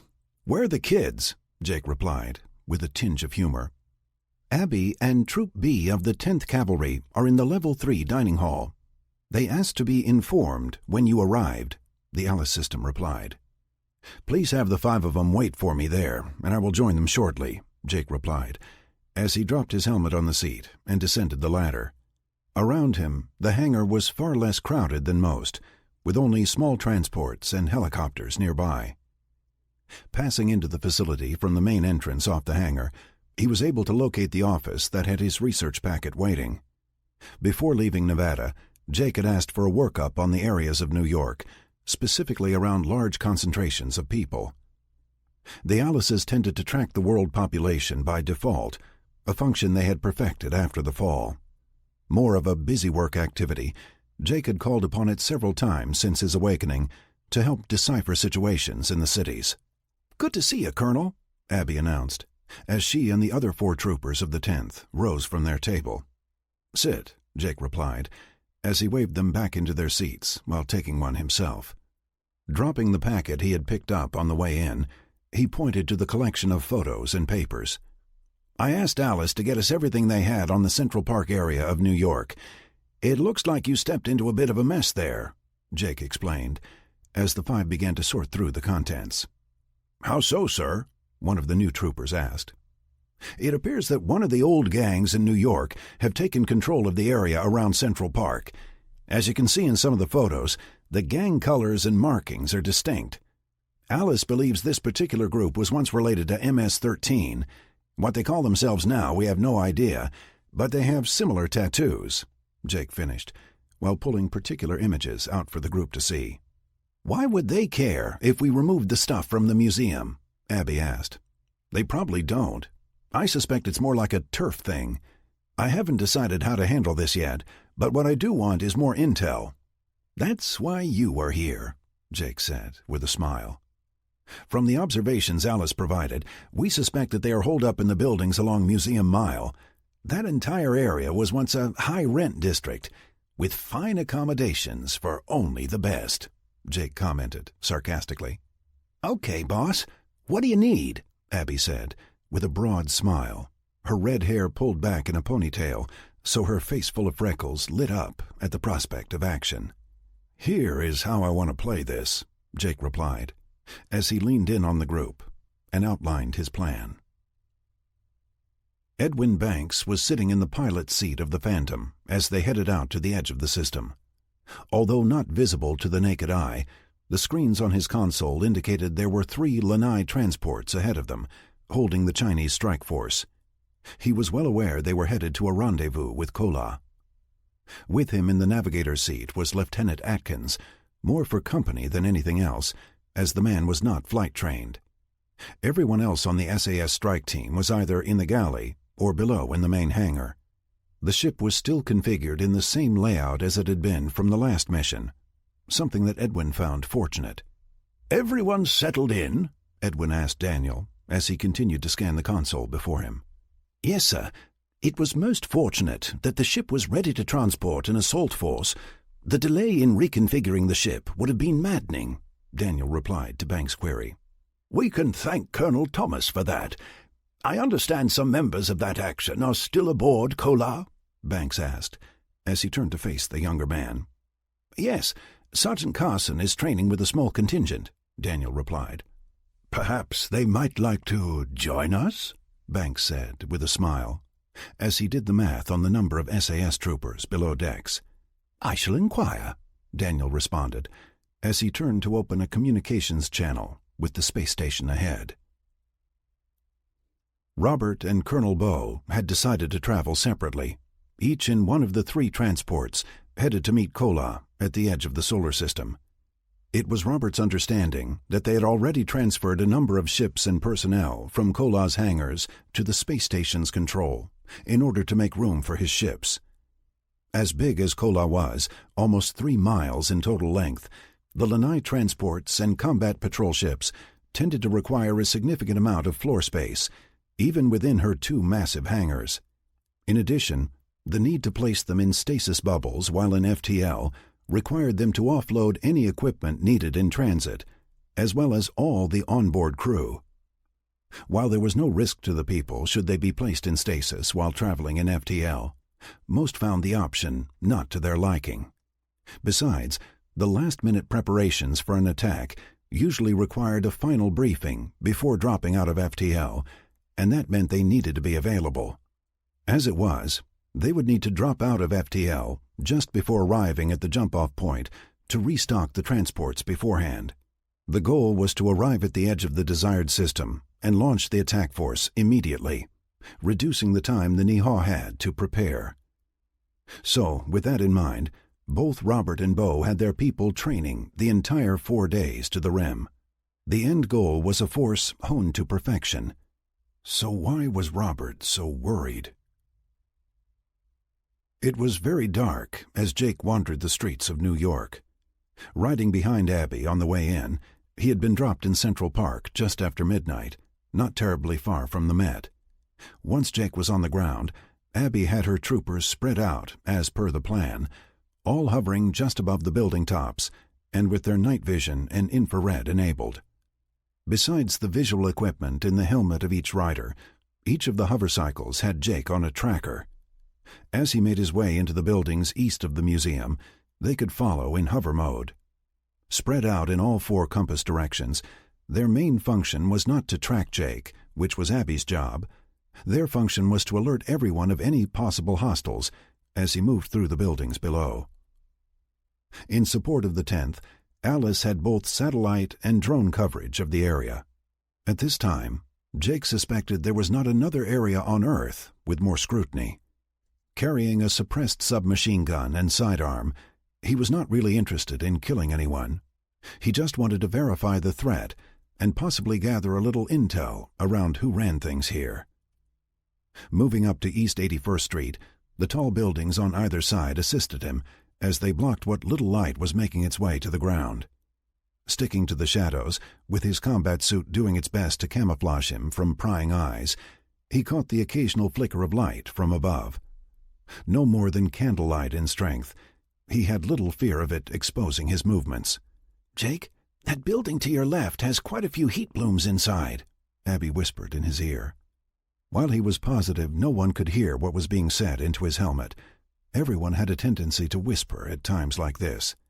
"That building faces the park. I bet the apartments here were pretty pricey in their day," Jake replied, as he studied the recess where the entrance was. He imagined a doorman standing outside, both assisting the residents and shooing away unwanted visitors. A movement inside the windows confirmed the entrance was likely guarded still, now with guns. Scanning the outside of the building, Jake could see a decorative ledge running crosswise to the structure and looked into the 5th-floor windows. Moving further east on 81st, he passed the entrance undetected and then crossed the street until he stood at the southeast corner of the building. With one leap, he managed to catch the edge of the ledge and slowly pulled himself up until he was standing on about 2 feet of stone fascia extending out from the building. He stood there quietly for several minutes, waiting to see if he had been detected, before he started moving west along the ledge, back towards the park. "Jake, just so you know, we have sentries moving on top of the building," Abby confirmed. "Searching? Or just moving?" he replied, as he froze in place. "Looks to be just moving. Wait, he stopped at the edge over you," Abby replied. As Jake stood motionless, he suddenly detected a stream of liquid from above, passing him by, thankfully. "Jake, you are not going to believe—" Abby started, before Jake cut her off. "He's pissing. Yeah, I know," Jake responded. Jake held his place, for fear the sentry might be looking over the edge as he relieved himself. Luckily, it stopped soon enough, and he got the all-clear to move once more. Using both night vision and infrared, Jake located a window where there were no indications of life on the other side. Slipping the pane up was easy, as it wasn't locked, being the 5th floor and all. He slid inside the room and closed the window. Doing a quick sensor sweep, he found no indications that the rooms in this particular apartment were occupied. Silently, he moved to the door to the hall and again tested for any bodies beyond. Once he had the all clear, it allowed him to open the door and check the empty hallway. One particularly handy setting Jake had picked up in his helmet was a small display window inside his face mask heads-up, or HUD. While he was seeing the world in an enhanced night vision infrared mode, he had a small pane showing what the actual conditions were. In this case, enhanced, he could clearly make out both ends of the hall, while an unenhanced occupant would see total darkness. Slipping into the hallway, he made his way past several doors before he found the stairwell. Again, he found the stairwell in complete darkness and empty of any occupants. Entering on the 5th floor, Jake had counted a total of 12 floors from outside the building. On his approach from the park, he had seen several dimly lit windows on the top floor of the structure. Unsure if it was nothing more than squatters, the high concentration of occupants in the building gave him the sense of a place of importance. As he ascended the stairs as quietly as possible, he heard noises from above, indicating someone was coming down. He thought he heard 2 voices in hushed conversation as they continued to come closer. Telltale candlelight indicated someone was holding a candle, lighting their way down the stairs. Quickly checking the door on the 8th floor, he slipped inside a darkened, empty hall as he waited for the 2 to pass. Pushing the larger weapon to one side as it hung from its strap, he drew his suppressed sidearm. At this close range, should they enter the same hall, he could press the muzzle against the 2 in quick succession, ensuring additional suppression and quick kills. The candlelight under the door was as bright as day to his night vision as the 2 men reached the landing for the stairs on 8. "I tell you, I saw something in the sky. It was floating above 83rd, north of here," one of the men said to the other as they paused on the landing. "Dude, there's no moon. How'd you see shit?" the other replied as he stopped. Jake's helmet sensors told him someone had just lit a tobacco product nearby. "Hey, you got one more?" the first man replied. Jake presumed he was asking for a cigarette. As he waited, he heard noises of movement beyond the door. "The stars, man. They flickered," the first replied, after making the distinct inhaling sound of one drawing on a cigarette. "Stars flicker, you asshole. That's what they do," the second man replied, as they continued their trek down. "Not like this," the first replied. From that point, the 2 men had descended past the point of Jake's concern. "Abby, you copy that?" Jake asked, wondering if she had heard his audio pickup.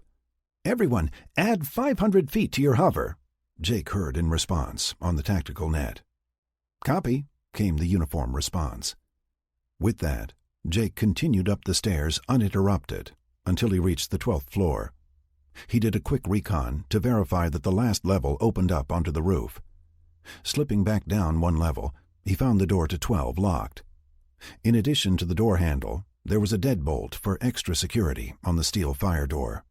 "Abby, can you scan the roof and the top floor? I'm looking for an empty room," Jake asked, as he considered his options. By now, he was fairly certain they had happened upon a gang house. That made sense, considering the significant amount of fire they had taken once discovered working the museum across the street. His only quandary was, did he go in shooting or ghost in and out, as originally planned? "Jake, I still have 2 warm bodies on the roof. Every room I can scan on 12 has occupants, but from the vitals, I think most are sleeping." "Either that or they're almost dead," Abby replied. The response gave Jake an idea. Slipping back up to the top of the stairs, he checked the roof door, and finding it still unlocked, he slipped onto the roof undetected. With his night vision, he could see both sentries at the opposite ends of the roof, each looking out and away from him as they scanned for threats. Long ago, Jake had enhanced the combat suit he used for such excursions. Slipping silently around the edge of the structure where the stairs exited onto the roof, he quietly approached the first sentry. Grabbing the man by both shoulders from behind, he sent the equivalent of a taser shot through the man. It was only Jake's grasp that prevented him from dropping to the ground. Placing him silently to one side, out of view of the other, Jake repeated the process on the second man. "Okay, Abby, come down here," Jake instructed. Once she had sat down in an open area on the rooftop, Jake proceeded around to the rear of the hovercycle and rifled through the storage box until he found what he was looking for. "When I say go, drop these down those ventilation shafts," Jake commented, handing her 3 of the grenades he was holding. Walking over to the center of the structure, Jake looked down to see the open central section of the building, where the interior was open all the way to the first floor. "Now," Jake said, as he pulled the pins on 2 of the grenades he held and dropped them into the open void. Turning, he was in time to see Abby finish the last of her 3. "Follow me," Jake said, while motioning for Abby to follow. Pausing just long enough for her to grab a suppressed weapon identical to the one he carried, the 2 descended to the 12th floor landing and waited. "That should be good enough," Jake commented, after several minutes. His suit sensors had alerted that they detected the gas he had just deployed, seeping up from below. Placing the muzzle of his weapon near the door lock, he proceeded to demolish the deadbolt with 2 shots. A swift kick did the rest, leaving the door wide open. Wandering from apartment to apartment, they found the entire floor unconscious. "What are we looking for?" Abby finally asked, after following Jake through several rooms. "The leader," Jake replied. After a knowing grunt from Abby, the 2 split up and continued the search. After an hour of searching, they had selected 3 likely candidates. One by one, he called in one of the remaining 4 troopers. The subjects were restrained and confined unconscious to the rear seat of the hovercycle, where they would be held in place until released. After the last of the 3 possible gang leaders was secured, Jake left a communicator and a note in one of the rooms. Then he returned to the roof and took his seat behind Abby as they shot northward to Alice 5. Chapter 18. The morning following their snatch and grab of the suspected gang leaders, Jake was awakened by the Alice 5 Command Center communications tech with an urgent message. "Colonel, there's someone screaming obscenities at us from the communicator you left in New York," the young woman explained as the reason for waking him. "I'm sure there is," he replied with a chuckle, before asking her about the prisoners. "Anything from our guests?" he asked sleepily. "If you mean the 3 detainees pounding on the cell doors, more of the same language as the New York source," she replied flatly. Let's let 'em all stew a bit, then. "I'll reach out to you later with instructions," he replied, before going back to bed. Jason knew the most dangerous part of this type of mission was the time when you knew the end was near, but you just had to wait. People became complacent and anxious for the mission to be over. Then they got sloppy, and that's when bad things happened. It was for that reason that he had his team constantly on the move, repeating the duties required from different hides every night. This was very fortunate, as they discovered a disturbing fact as they crossed over a place they had previously used. One of the miraculous abilities of their combat suits was its ability to recycle water from both urine as well as external sources. However, it was a well-known fact that defecation was not a product the suit handled well. In fact, the suits Jason's team were using had been specially modified for long-term use. They were set up in a way that allowed the wearer to go cleanly, jettisoning the waste product rather than retaining it. All one had to do was dig a little hole, activate the waste cycle function, squat, do your business, and then cover the hole. On the whole, it was the fastest, easiest way he had ever gone in his life. There was, however, an apparent downside. "Sarge, you gotta look at this," one of his shooters said, as they entered an old hide from several days before. Jason knew immediately what the woman was referring to as he looked around the spot. Being well trained, there was nothing left behind that would have ever betrayed their use of the space. However, Over to one side, at the spot they had used as the latrine, every bit of plant life was dead and shriveled.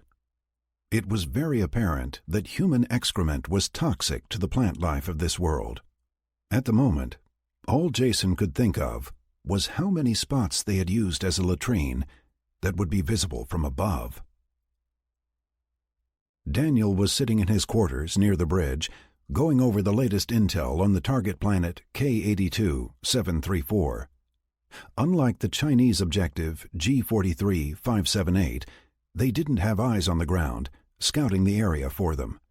As such, the analysts had set up irregular drone runs that would pop in, scout the planet for detailed data on the target areas, and then FTL off before the locals got wind of their presence. Frequently, the drones caught various Nihao ships in orbit and on the ground, taking on supplies. There were two particular image captures that Daniel suspected depicted resupply vessels there to replace depleted inventories. Their massive size and extended presence implied a significant amount of material to move. It was hardly surprising, as that was the intent of this particular location, close enough to the action and centrally located. The appeal to Daniel was the opportunity to not only destroy the depot, but also cripple the movement of additional supplies in the future. The unfortunate thing was, without further data, they had no real way to coordinate their strike with a delivery from one of these ships. "You got no right to lock me up!" the man behind the clear partition screamed, as Jake and Abby sat calmly on the other side.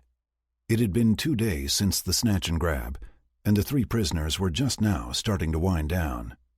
Jake had ensured they were all well fed, the thrown food from the first temper tantrum an anomaly after they didn't eat until the next meal cycle. In addition, he made sure that none of the detainees knew of their compatriots' plight. All thought that they were alone in their incarceration.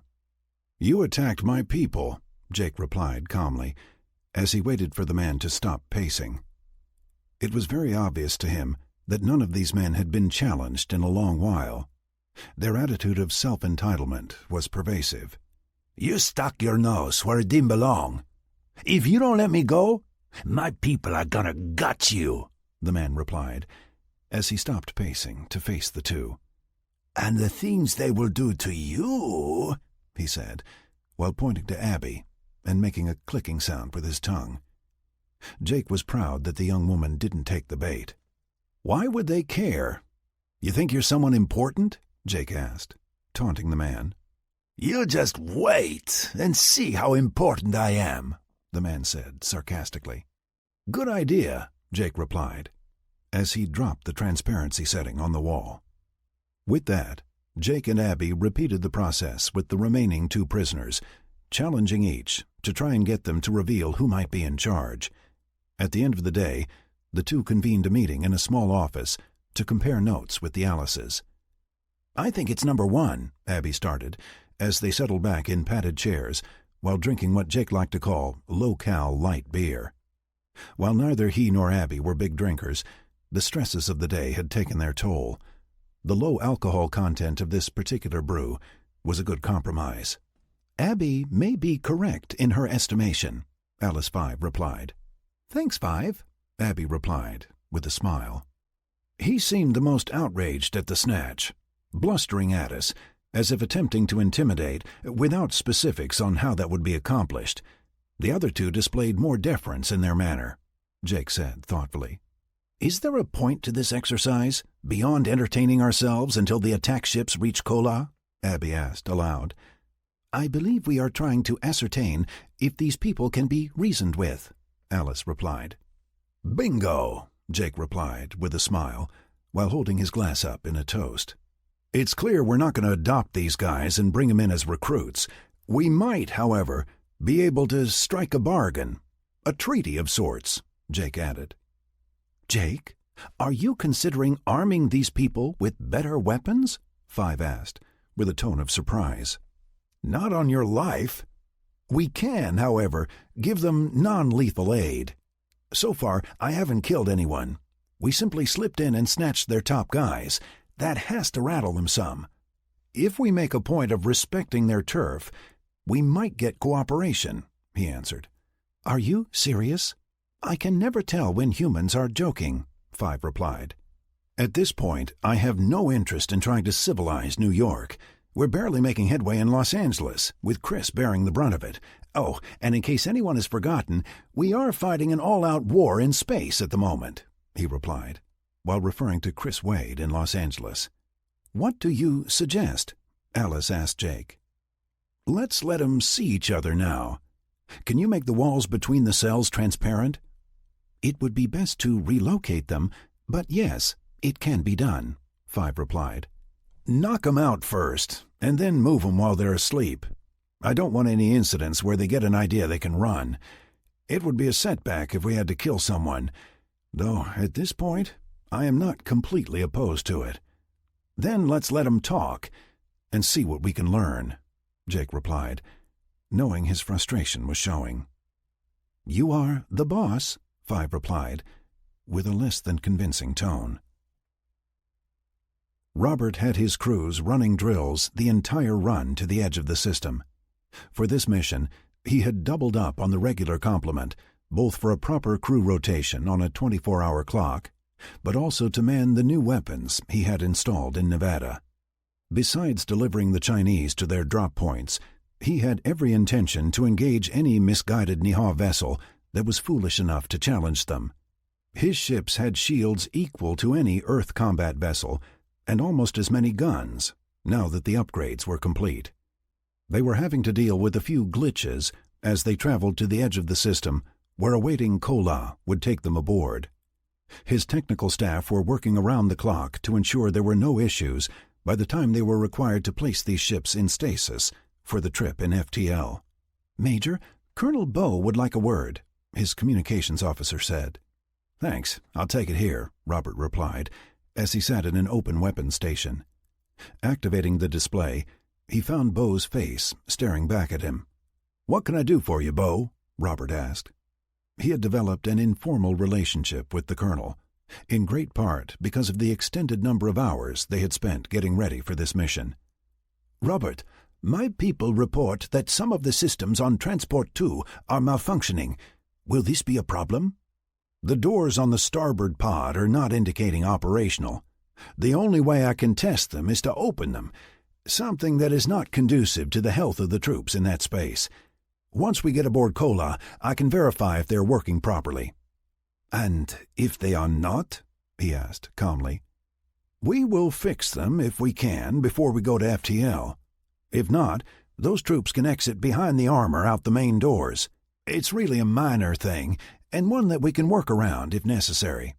They got messed up when we installed the gun turret right above the opening. The guns do work, in case you're curious. I hesitate to mention the food on this transport, Bo said hesitantly. Yes, look, I am really sorry about that. That's my fault. I should have made sure that the food be loaded as a cultural mix. I had no idea that you had only the supplies intended for the American and British members on board. Please feel free to take anything with my name on it as compensation, Robert replied. In the rush to get airborne, they had hurriedly loaded all the supplies without consideration of cultural needs. In this case, they left the entire U.S. food supply on Transport 3, while 1 and 2 had mostly Chinese. I do appreciate that. However, can you please explain what is Tex-Mex? Bo asked. As the 3 transports closed in on Kola, nearby the Phantom had preparations of their own to complete. Every so often, at irregular intervals, a drone would transmit the raw intel dump from the last flyby, providing Daniel with the latest images of their target areas. He was beginning to see the value of all the time he had spent with Patty and her analysts as he updated their attack plans. The thought of Patty sent a shot of guilt through him. She had been less than pleased at his decision to lead this mission, although he noted that she didn't appear all that surprised when he announced his plans to take the SAS off-world. The discussion was fairly one-sided, as Patty completely understood the need for the mission. What was lacking was a good reason for Daniel being the one to lead it. In the end, she had just accepted the fact that he was going, and she made sure he experienced the depth of her emotions regarding him that night. Patty accompanied the mission team to Texas, where they boarded the Phantom, and was, at this very moment, in Patty's pit in Nevada, scrubbing data for him. It gave him great comfort to know that she had his back on this mission. Clearing his mind, he went back to assessing the targets, looking for any indications that the aliens had increased security. Jake was running out of time. Both the Phantom and the Chinese invasion force were almost to the edge of the solar system. Once they all went to FTL, he wanted to be in Nevada, where he could be accessed easily should something go awry. With Banks on the Phantom and Chow with one of Robert's transports, he was the only ranking officer on Earth. He needed to resolve this New York situation soon, or it would become a lingering problem, and he hated lingering problems. The desire to send in the Marines and just have them clear the area out was tempting, but he knew it wasn't the right thing to do. Like it or not, the gangs there had set up a stable environment, and even if it wasn't to his liking, it wasn't at all like L.A. There wasn't the same destructive activities, where groups were constantly shooting it out with one another. Here, they had established boundaries. Each marked off their territory and protected their turf without seeking out violent confrontations with others. His reports indicated life inside the gang zones was actually pretty calm, with small families and clusters of communal living. There was something here that gave Jake cause to consider the situation with the Nihaw. The idea wasn't quite formed yet, as it had started in the workshop before, but he filed it away for further consideration. "5, any updates on our guests?" he asked, as he sat in the small office he had commandeered. Abby's guess was right. Number 1 is our leader. The other 2 are his closest lieutenants, and they are all quite concerned that no one was left in charge, she replied. "Have we seen any activity in New York to indicate that there are problems now?" Jake asked, concerned that he may have upset the apple cart. "Not at this time. I believe the term is, they are all laying low," 5 replied. Jake wasn't sure if his encouragement was the reason the Alices attempted these sayings, or if they did so naturally and he encouraged it, but he had to laugh with each one. "Well, that won't last," he said, more to himself. With that, Jake made his way to the detention area and divested himself of any weapons, pocket knife included, before heading to the access panel. Letting himself into the room with the gang leader, he surprised both the man and the guard standing just outside, who rushed to notify the shift commander. "You are a brave man to come in here unarmed," the leader of the New York gang said to Jake as he entered the holding cell. Pulling up the single metal chair, Jake took the seat as the man stood staring at him from across the room. The 2 men just stared at one another before Jake finally spoke. "Are you done posturing, or did you have more to say?" he said, without emotion. "What do you want?" the man finally said, as he sat on the edge of his bunk. "Uninterrupted access to the museums of New York City," Jake replied, taking the man by surprise. "Why?" the man finally asked, after regaining his composure. "To save what we can of the world's art before it's destroyed by vandalism and neglect," Jake answered. "What's it to me?" the man snapped back. "Do you like the way you live? Are you happy scrounging in the city?" Jake asked, changing the subject. "We do all right. I got the biggest gang in the city," he answered with pride. "That's good. If you work with me, you still will. All I want is for you to convince the other gangs to leave my people alone, and we won't interfere with your life there.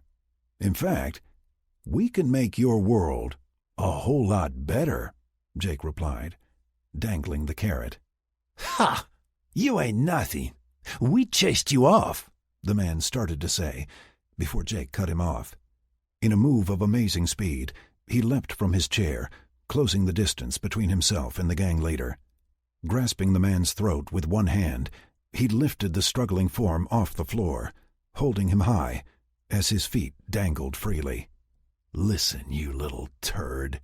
I pulled my people away before they made the streets run red with your blood. The only reason any of you are still alive is you are no threat to me or any of my people. If you play ball, not only will you survive this little indiscretion, you might actually come out ahead," Jake snapped. "You should listen to him, man," Jake heard from one side. As he looked around, he could see the walls had been made transparent, and the other two prisoners were watching the incident with keen interest. "I'm listening," the man replied hoarsely, after Jake set him down. As Jake outlined his proposal, he could see all three men nodding in agreement. The basic proposal was, as he indicated, they would leave them alone to do as they had been for the last 80 years, and the gangs would steer clear of any art recovery activities. For this, Jake would provide food and medical services, even setting up a regular mobile clinic visit and emergency medical services should something unexpected come up. "What about guns?" the man asked cautiously. "No weapons. I'm not going to destabilize your current environment by arming you or any other group with superior firepower. You should be glad for that, because it means I won't supply your rivals either." In the end, they agreed to accept Jake's terms, at least for now, and he saw to it they were returned with sufficient supplies to convince any doubters of their intent. As the three were escorted into the hangar for the flight home, Jake also made sure an excessive number of troops were visible, all armed to the teeth. As he worked in his office in the High Command, General Kalab was not satisfied with their current state of combat operations. The events of the attack on the Wababash shipyard had shown promise, but the cruiser from that engagement was still unavailable for combat duties. With that cruiser currently tied up in Phase 2 of the upgrades they had created, Kalab had assigned 2 more warships for the same weapons evaluation. Unenhanced with the hull upgrade the cruiser received, they would next travel to G-43-578 once the cruisers there were complete. Until then, he had to satisfy himself with the constant harassment they were inflicting on the human allies' interplanetary shipping. Absently, he wondered what the humans were plotting at that moment. Chapter 19. Kola dropped out of FTL at the very edge of the gravity well created by the target planet's sun. At that very moment she stopped, the stasis bubbles encasing all the ferrous-metalled ships in her holds disappeared as well. She knew that Robert and Colonel Bow had prepared their crews and passengers for immediate loading once their ships were made available. After leaving Earth, they had made one stop prior to arriving here. In that stop, all the heavy equipment and supplies that could be safely moved in FTL had been loaded back into the transports. This allowed any training or gear prep to occur during the voyage to the system, avoiding any last-minute emergencies. She only needed to wait for them to load up, and she could release them to space. It was, with some surprise on her part, a fairly short wait, as the 2 combat patrol, 3 transports, and 2 fighter squadrons were ready to depart and requesting permission to launch within minutes. Captain Isabella Connor granted the request, and the flight operations officer gave them the sequence with which they were to depart. It wasn't terribly important in what order they left the hangar, as far as the attack was concerned. They would have 23+ hours to reform before they encountered the defenses on the planet. It was more an issue of control, trying to ensure no one ran over or otherwise trampled the smaller craft. All too quickly, Kola could see the entire attack force headed away from her hangars and on toward the target world. It was now time for her to take up a defensive position, guarding against inbound Niha ships that may be dispatched to counter the human aggression. Jason was alerted the moment the Earth ship appeared at the edge of the system. Seconds later, he triggered the burst transmission containing all the information they had been gathering since being informed of the pending attack. Once he received the acknowledgement, it was then quickly followed by instructions to retreat to an extraction point, where one of the transports would collect them once they had offloaded their troops. He wasn't sure he was happy with those orders.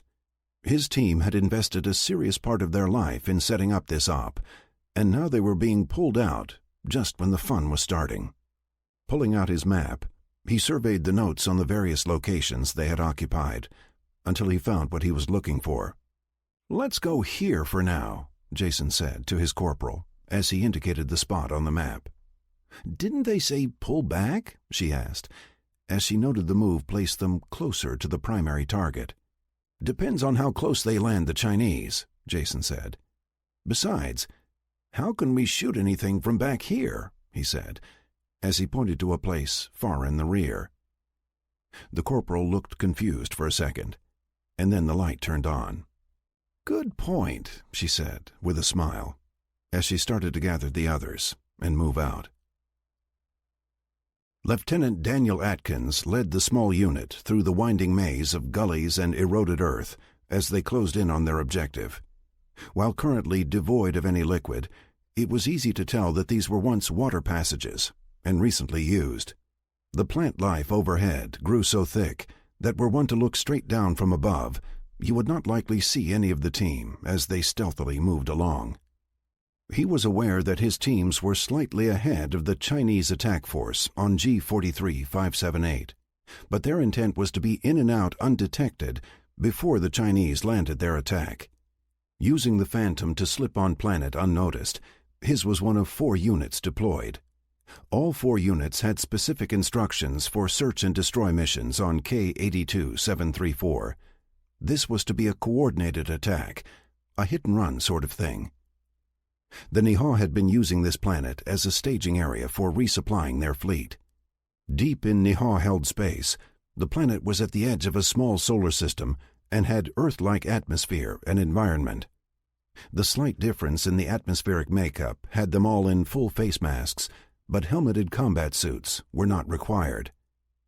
The planet was the only orbiting body around a small, dying sun. The lack of a strong gravity field made the location ideal for ships dropping from FTL to travel the short distance and resupply. The travel time from the edge of the gravity well, caused by the star, to the planet's surface was a bit over 8 hours, making it an ideal location. The weak sun did, however, provide only the minimal amount of life-giving warmth, making for temperatures in the daytime just above freezing. At night, the thermometer dropped to -50 Celsius, which made things quite uncomfortable for anyone without suits. The plant life seemed to have some form of antifreeze in its makeup, and the heater function in their undergarments provided enough warmth to keep Atkins and his people from freezing. The new combat suits Jacob and Gemma had dreamed up for them were amazing. Besides the expected visual camouflage capabilities, the bloody things made his people almost invisible to the naked eye. Adapting some of the technology learned in creating the Phantom, they incorporated the technology in the weave of the uniform materials. There had been just enough time to get a limited number produced for this mission. They were unable to field test them beyond the time spent on the way to the edge of the system. So far, Daniel had no complaints. In addition to those properties, they reflected both the heat and electrical signatures, preventing detection in other spectrums. To avoid giving themselves away by other means, Atkins used hand signals to direct his team as they neared their objective. Arriving at the jump-off point for entry into the compound beyond, Daniel waited until his entire team was clustered nearby. Popping his head up just enough to get a look at what lay ahead, he couldn't help but react to what he saw. "Oh, bugger," he whispered to himself. Jake was in the command center with Linda and Sarah as he tried to track all the ground operations they had in play. Between the SAS and the Chinese, he had more troops off-world now than ever before. With the SAS on the ground and the Chinese soon-to-be, he was anxious for information on their progress. At the moment, they were going over the data provided by the scout sniper team on G-43-578, codenamed Rest Stop. The data was surprisingly complete, and the team there had done a great job of assessing the threat. He noted that the commander of the people on site had ordered the team to retreat for extraction. He privately wondered how well that went over. His curiosity was soon satisfied, as the team had requested permission to act as sniper cover for the invading force. Caving to his internal emotions, Jake quickly approved the request, a clear violation of his non-interference rule. His inner Marine just couldn't let that team miss out on a chance to actually perform the function they had trained for. He was sure he would hear about it later, in one form or another. "Jake, we have word from New York," one of the communications personnel announced. Moving over to the console, he scanned the message 5 had forwarded. All gangs have agreed to stand down. Medical treatment requested immediately for several individuals. Central Park designated a neutral zone for all gangs to allow centralized access to services and supply drops equally. Jake laughed at the neutral zone reference, but stopped laughing as he considered the concept. Daniel had his team pull back slightly as he considered the new information he had just received. His short peek at the perimeter fence had revealed a new security force distributed at regular intervals along the energy barrier. The aliens were all in full combat suits and carrying energy weapons familiar to the lieutenant and his team. Their original plan had been to reach the barrier fence, a partition of energy that incinerated anything that touched it, and breach it undetected. One of the new toys Jacob had invented for the mission would create a void in the fence without disturbing its function and alerting the occupants. Daniel had expected to pass his people through the void, where they could then plant the charges they carried. Rethinking their strategy, Daniel did a quick transmission to the Phantom, warning them of his discovery, and then receiving the data he requested. Reviewing the images they had taken just before landing on a small display attached to his forearm, he could now see the guards they had missed earlier. Their suits disrupted the visual spectrum, so in the image they appeared as nothing more than objects along the fence line, indistinguishable as individuals. Scanning the rest of the sizable compound, he could see nothing indicating roving guards or any more posted on the interior. Satisfied on the viability of his new strategy, he relayed the information for Phantom to pass on and informed his team of the change in plans. Once everyone was briefed, he led the group back to a spot near the fence, but out of view of the sentries. Removing the tool he had intended to use on the fence, he gently but firmly pressed it into the side of the bank. Triggering the device, he watched as the dirt all around the rod vaporized, leaving an opening about 4 feet in diameter in the bank. Jacob had cautioned Daniel, when demonstrating the device, that it was intended to temporarily disrupt the energy field of the perimeter fence, leaving about a 6 to 8 foot void in the barrier. However, any solid matter within the area of influence vaporized into thin air, as the wand disrupted the atomic bonds that bound them together, just as the fence did. The energy fences were actually a weave of energy streams that interwove into a blanket of disruptive force. Any solid matter that came in contact would have its molecular bonds disrupted until it became free molecules, destroying the physical form. The energy the rod projected had the same properties, but operated in a reverse fashion, destroying the energy weave of the fence, leaving a void until the fence fabric reassembled. In a demonstration, Jacob placed the rod on a tabletop, the end only reaching the center of the table. Holding the handle, he activated the device, and instantly the middle section of the table disappeared, leaving the far half as the only solid matter holding the two ends together. Careful to ensure he was always behind the handle, its bell guard protecting his hand, he made sure he did not let it slip past the safe zone. In that fashion, he continued to extend the rod before him, as he created a tunnel toward the fence line. One by one, the troopers behind him followed in the darkness, as Daniel tunneled his way under the fence and into the depot above them. Robert Jacobson was on the bridge of one of his transport ships as he checked on the formation. In the lead, and only minutes ahead of them, were the 2 combat patrol ships, surrounded by the 8 fighters of the VMFA-232 Red Devils and VMFA-323 Death Rattlers. Besides all that firepower, the 3 transports had undergone a partial refit, adding guns positioned to cover the landings. All three were now sporting additional energy and railguns to supplement the basic firepower each was provided during construction. Robert liked to call the upgrades his assault transport model. Inside each ship was a combination of Chinese tanks and assault vehicles that were updated to reflect the new type of fighting they expected. Spread among them were 2 platoons of Colonel Bow's best infantry. Each transport had been loaded with a mix of troops, tanks, and fighting vehicles that was specific to their mission and target. The transports were supposed to cover their area, unless called upon to assist in a more critical situation. While they were still a good 20 hours from the planet, he was anxious to get the ball rolling. General Kalab was traveling to inspect the cruiser recently repaired on G-43-578 and enhanced with a new weapon system. He had seen the images of the battle with the humans off Wawabash and wanted to see for himself how the repairs had gone. The cruiser was recently returned to the Niha homeworld on Kalab's request after the weapons upgrade. General, sir, we have an urgent message from G-43-578 that I think you want to see, an orderly advised. Taking the display from the orderly, Kalab started scanning the contents.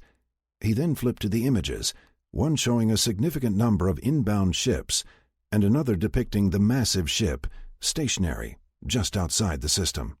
"When did this come in?" Kalab asked, as he scanned the additional information in the report. Just a few subcycles ago.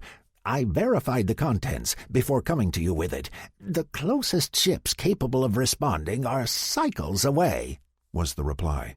"What of the 4 cruisers on the planet?" Kalab asked, while referring to the data in the report. It was stated they had 4 ships currently under the upgrade process on the planet. Due to the upgrade process, none are spaceworthy at this time, the orderly replied cautiously. "Get me back to my office," Kalab ordered the pilot on the other side of the ship. According to Daniel's display, he was about 100 feet inside the perimeter fence and just below an open space between stacks of storage containers. The problem was the instrumentation was not so precise underground, and if they came up under one of the stacks of containers, they might flood the tunnel with who knows what as they breached the object. Laying on his back, he pressed the rod into the ceiling and began the effort of tunneling up into the depot itself. While the troopers behind him were silent as the grave, the body heat and lack of airflow did make for a less than comfortable experience. Thankfully, the face masks helped greatly in providing breathable air.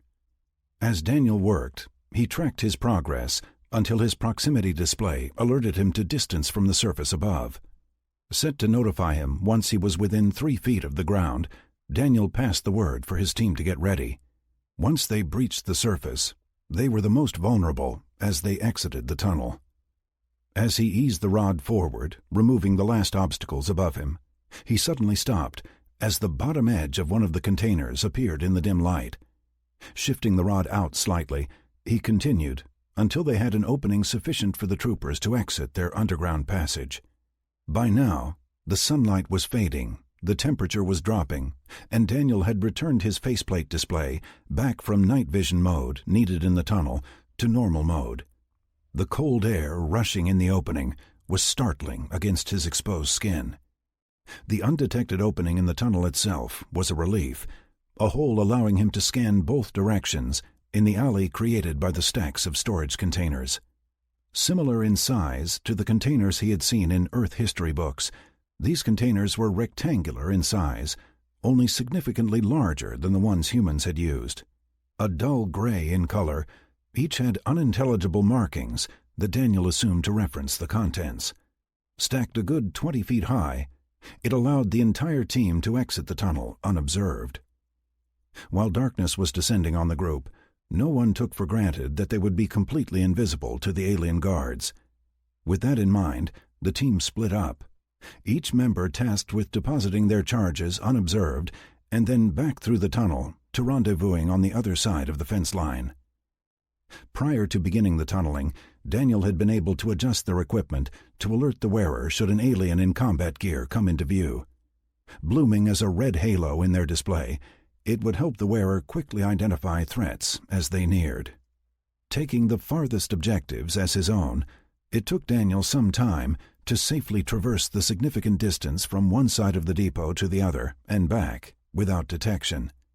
Several times he had to hold in place as an alien worker performed some task nearby. He was almost to the tunnel when he saw the area suddenly light up in extra lights. His RF meter also started bouncing in what he assumed were pulsed broadcasts. "Lieutenant, Target 2 just went up early," came the message in his ear from Colonel Banks back on the Phantom. "Bloody hell," Daniel replied as he ducked into a small opening. As he watched, the alien sentries were scrambling around in all directions, making his exit impossible. Chapter 20. Jake was watching the holographic image relayed from Kola, depicting the attack force closing in on G-43-578. He could see the ships forming as planned, with the combat patrol ships and fighters leading the way. Separately, the scout sniper team had relayed in a video stream of the flurry of activity at the primary target location. The aliens were doing everything they could to prepare their defenses, including directing the guns of the 4 cruisers skyward. It was a move one expected for an assault from above. It was for that reason that the Chinese assault would be coming on the ground from the sides. Early on, the analysts had determined that the defensive ring each of the alien locations had constructed consisted of gun towers that covered from the horizon to the sky. Only in the sky could all the towers be brought to bear on an assaulting force. By bringing the tanks and the troops in at ground level, they removed a significant number of the towers from being able to target them. The combination of assault troops on the ground and low-level strafing runs from above, the objective was to neutralize as much of the defensive capability as possible without destroying the facility itself. Once the area was secure, a team of technical analysts would sweep the facility, gathering as much information on what the Nihao were doing as possible, to either counter the technology or mimic it for Earth's own use. Checking the display, Jake verified the ship with the specialists was preparing to depart, if not somewhat reluctantly. "Yes, sir, I do see your point. However, we are paying a substantial sum for this service," Brian repeated for the 3rd time as he tried to get the Wababash to depart for G-43-578. "You must understand, kind sir, that our people are not prepared to engage in hostile activities. We were assured that we would not be required to perform our work in a battlefield," the Wababash captain replied in the display. Brian had become used to seeing the canine face speaking, their facial abilities more capable than their terrestrial lookalikes. While they were incredible builders and technically brilliant, their bravery was not what one would call heroic. They would risk life and limb, all 6 limbs that is, to work in space as they constructed ships for other races, but heading into a combat zone so they could determine what the Nihao were up to was something entirely outside of their comfort zone. "It will be a day before you're able to land on G-43-578. By then my people will have the planet secured, and you will be quite safe," Brian replied. "How can you be sure?" the Wababash captain asked, pointedly. "I was in the Battle of Kleinen," Alice 3 voiced into the conversation. The captain paused, turning to look off-screen before responding. "We will depart immediately," the alien replied, before cutting the connection. "Thanks," Brian said to Alice 3, as he sighed in frustration. "My pleasure," she replied, with what sounded like a laugh. "What happened?" Daniel asked, as he did his best to look invisible to all the alien troops around him. "A charge must have been accidentally detonated by one of the alien workers. Fortunately, the team had completed its work and was not present when the chain went off. No casualties." Daniel understood that Colonel Banks's reference to the chain was the link the charges had with one another. The charges could be linked to go off all at once or in any sequence one chose, to provide the most amount of destructive experience. The downside to that was you were always conscious of the fact that an accidental discharge would take out all of the team members, carrying one piece of the chain. "Situation?" Daniel heard Banks ask. "Currently, I'm wedged between two piles of containers, waiting for the blasted aliens to quiet," he whispered, as a pair of armed aliens hurried past. "Remain where you are, and we shall see what we can do to remedy your predicament," Banks replied, before dropping the connection.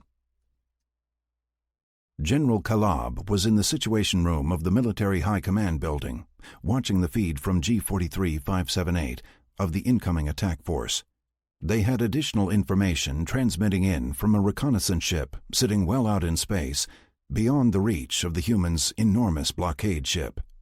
While they didn't expect to be able to assemble a force sufficient to counter the human attack in time to prevent it, they were still trying to form a response.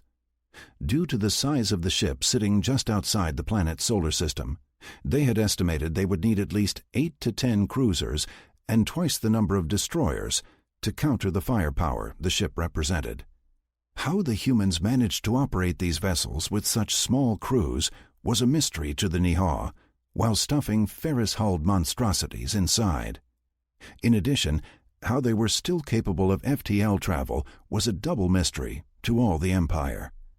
Kalab had promised a reward of tribute-free existence to any planet that solved the mystery. So far, all attempts to replicate the feat had failed. "General Kalab, we have another report of an attack in progress. This one is a bit confusing, as no one can verify who the attackers are," the officer stated, as he handed his superior the report. Scanning the information, Kalab could see the images confirming the destruction at one of their supply stops, planet K82-734. Scanning through the information, he paused. "It's just this one site? The other depots on the planet remain undamaged?" he asked, confused at why the humans would stop there. "Yes, sir, nothing more," the officer replied. "I want 2 security detachments sent there immediately. There is more to this, I think," the general ordered. "Yes, sir," the officer replied, as the general turned back to the pending battle.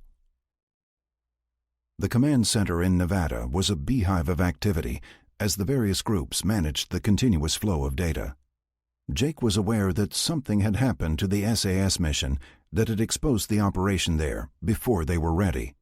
The initial desire had been to trigger the charges at the depots after the Chinese had landed, in an effort to get the Niha to split their attention and resources in haste. The turn of events wasn't a total disaster, as it could still be used to influence the enemy. He just needed to weigh his options. That bad part of things was Patty's obsession with gathering details on the incident. Jake was well aware that her Daniel was hip-deep in that operation. The fact that no one had been hurt or killed did little to dissuade her pursuing more details on the status of the troopers. When she finally learned that Daniel was alive but trapped inside one of the depots, she was not relieved one bit. "Jake, we need to do something about Daniel," she said, as she rushed over with a printout of the situation. Reviewing the information, Jake did a quick check on the status of the Phantom and the remainder of the SAS force. Walking over to one side of the room, he found the analyst he was looking for and made a request. "Can you get me Colonel Banks without causing him any problems?" "Yes, sir. We're streaming data to and from the Phantom now," she replied, before initiating the communication. "Banks," came the curt reply. "Edwin, this is Jake. You need anything?" Jake asked, as Patty stood nearby. "At present, not a thing. However, I could use a diversion in a bit. We seem to have lost one of our lads, trapped, actually. Once I have the rest of the team on board, I was considering plucking him out of the yard before it all became rubbish," Banks replied. Looking at the analyst expectantly, she flipped through a few displays before replying, "We still have one drone in orbit. Presently, it's being used to monitor the supply yard that Lieutenant Atkins is hiding in," she said, hopefully. "Edwin, are you going in cloaked?" Jake asked. "That was the idea. However, once we drop the ramp and ladder, we will be quite visible to those below us," the colonel replied. "Here is my idea," Jake replied, as he began explaining his thought. Daniel was starting to worry, as the short cycle of night and day on this world was about to expose him to the occupants. While the suit provided extremely good camouflage at night, the harsh light of day made it less effective. He had made several attempts to ghost his way to the tunnel, only to be thwarted by a roving patrol or some of the yard workers. The longer they left the charges undetonated, the more likely it was that someone would stumble on one. Even more worrying was the thought of one accidentally being detonated, which would not do his health a bit of good. As he was preparing for another attempt at relocating to the tunnel entrance, he got a ping from the Phantom. "Confirming your location," he heard from a voice that was not Colonel Banks.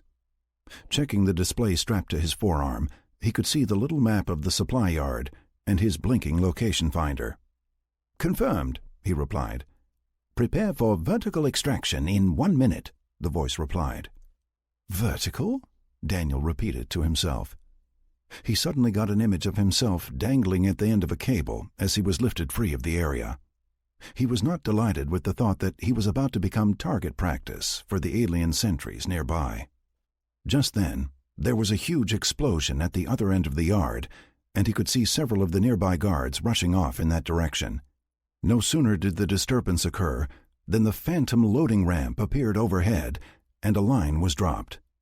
Attaching the clip to his integrated harness, part of the kit he wore, he then felt a terrific jolt as he was rocketed skyward. His head snapped forward, and as he recovered, he noted several of the aliens bringing their weapons to bear. That was interrupted by a blinding flash as the charges he had helped set went off all at once. His last vision before being dragged into the Phantom was flying debris, smoke, and flame below. "Lieutenant, so glad you could join us," the colonel said with a smile, as he offered his hand in helping the man up.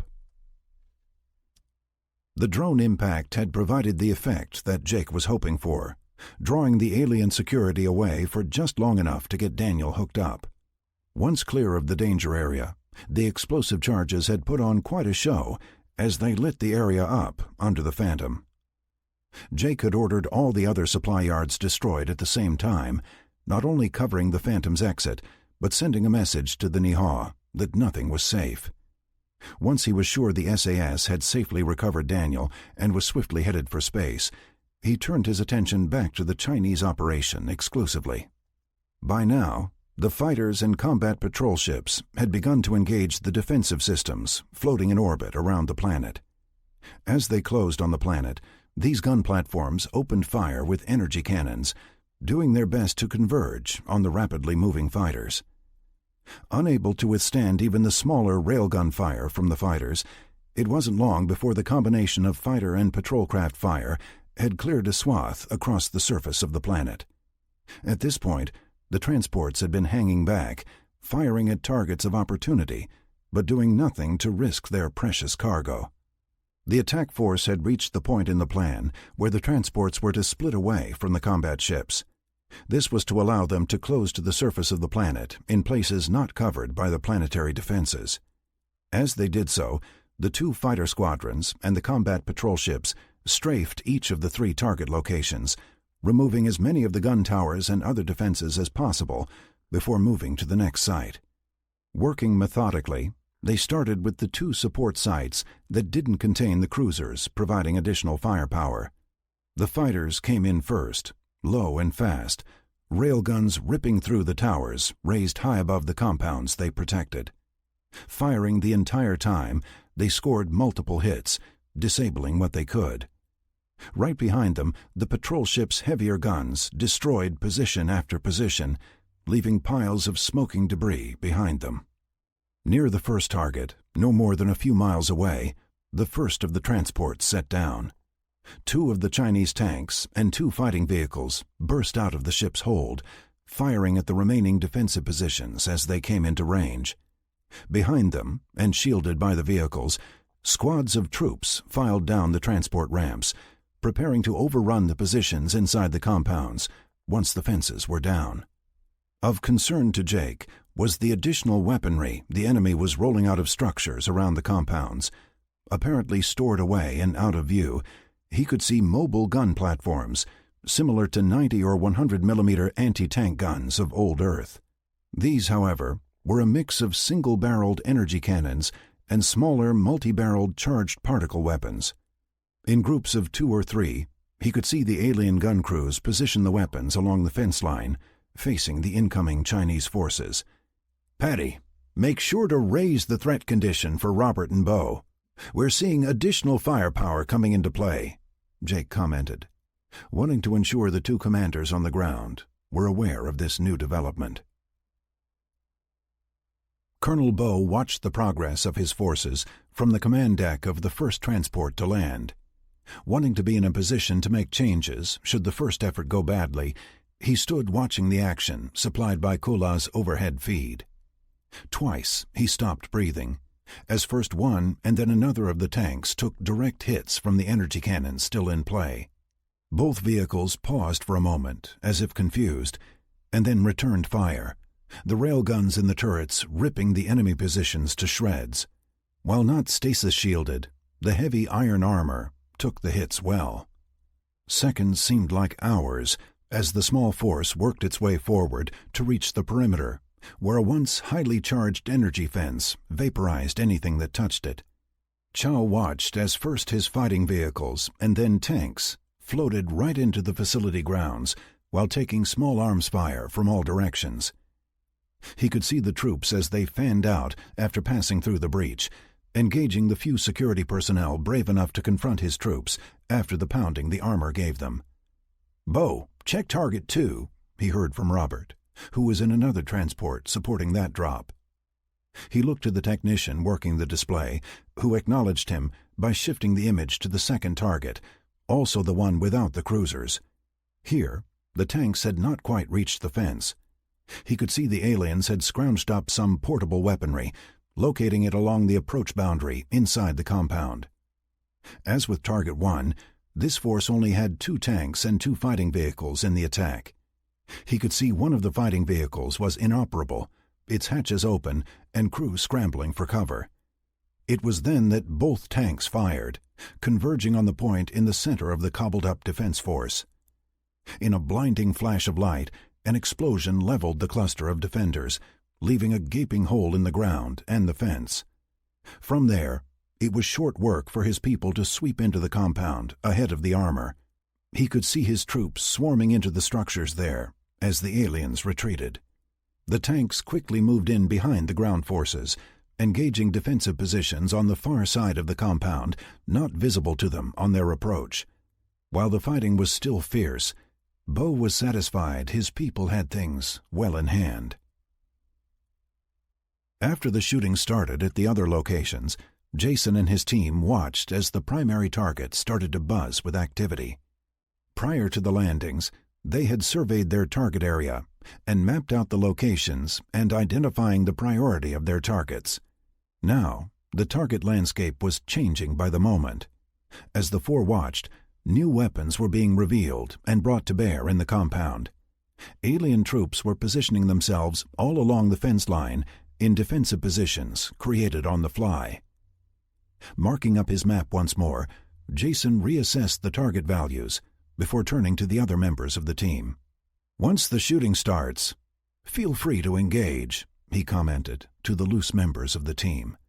His spotter would be busy keeping him on track, but the other 2 members of the team would be able to engage targets of their own.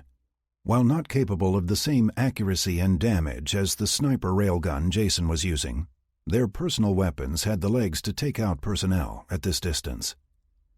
Noticing the transport that had just landed was now belching out troops with the armor maneuvering into position, Jason gave his team the green light. "Okay, let's burn some ammo," he said, with a smile.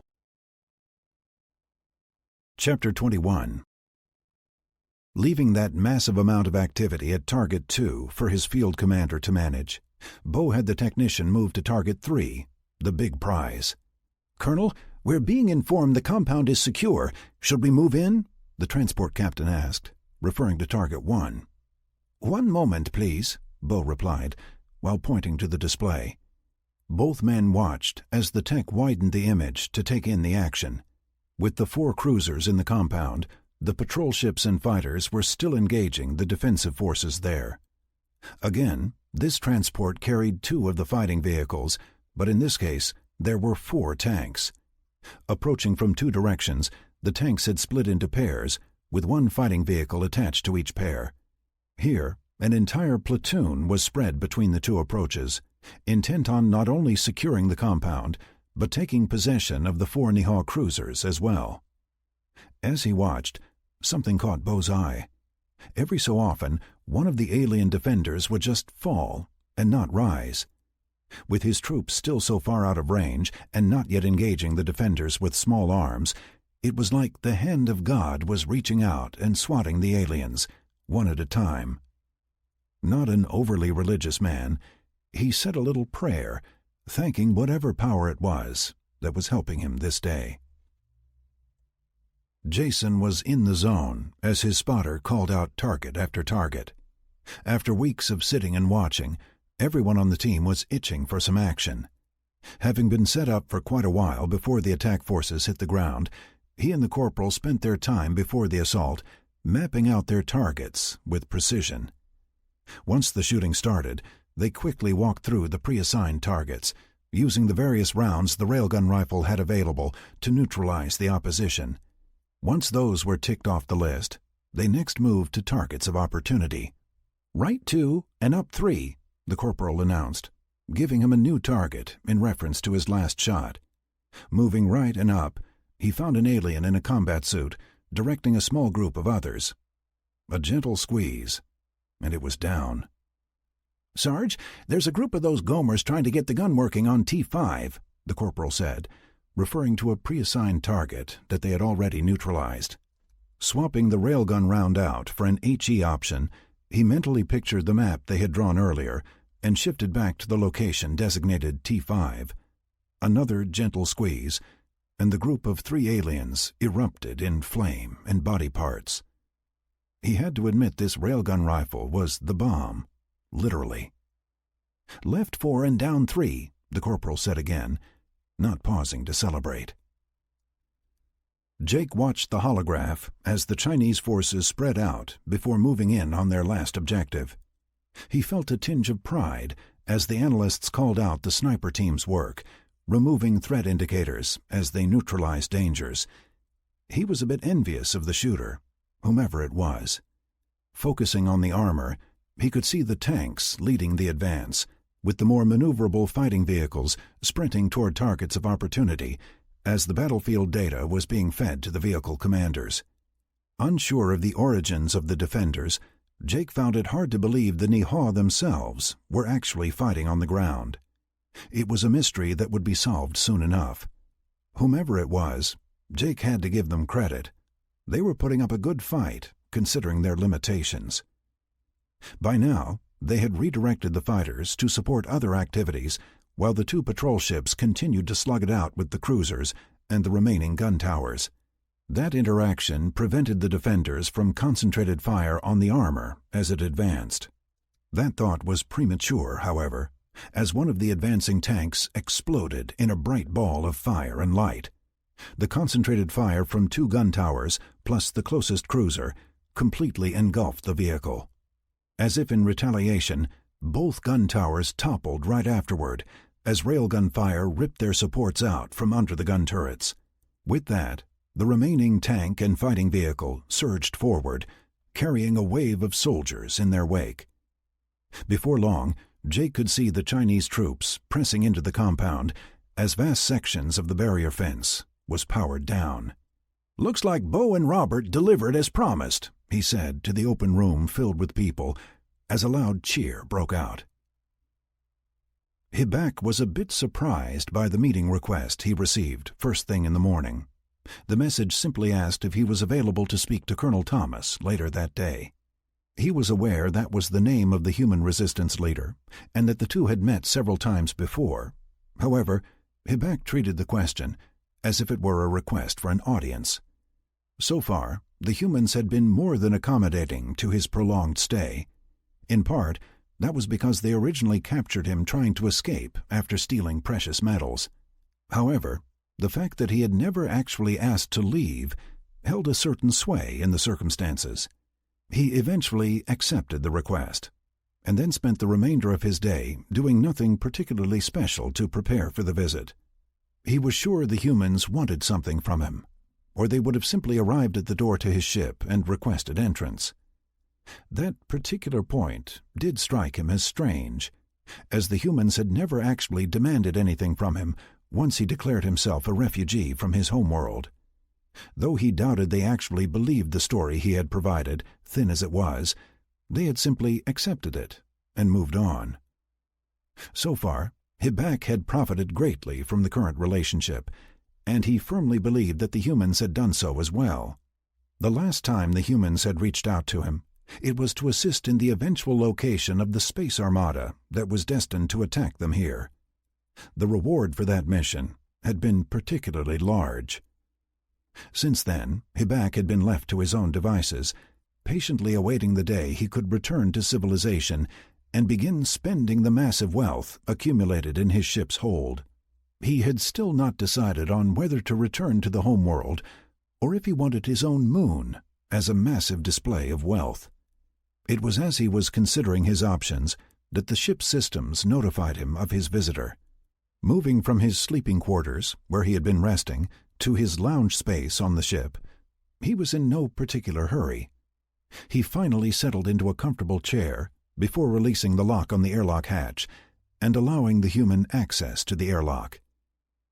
Hibak maintained his native atmosphere inside his vessel to provide for his comfort. He was keenly aware that the humans couldn't breathe inside his ship, so they would be at a disadvantage, something he had experienced many times when dealing with them on the outside. A noise at the entry to his lounge drew his attention as he watched the human they called Jake standing at the opening. "May I come in?" he asked as he motioned.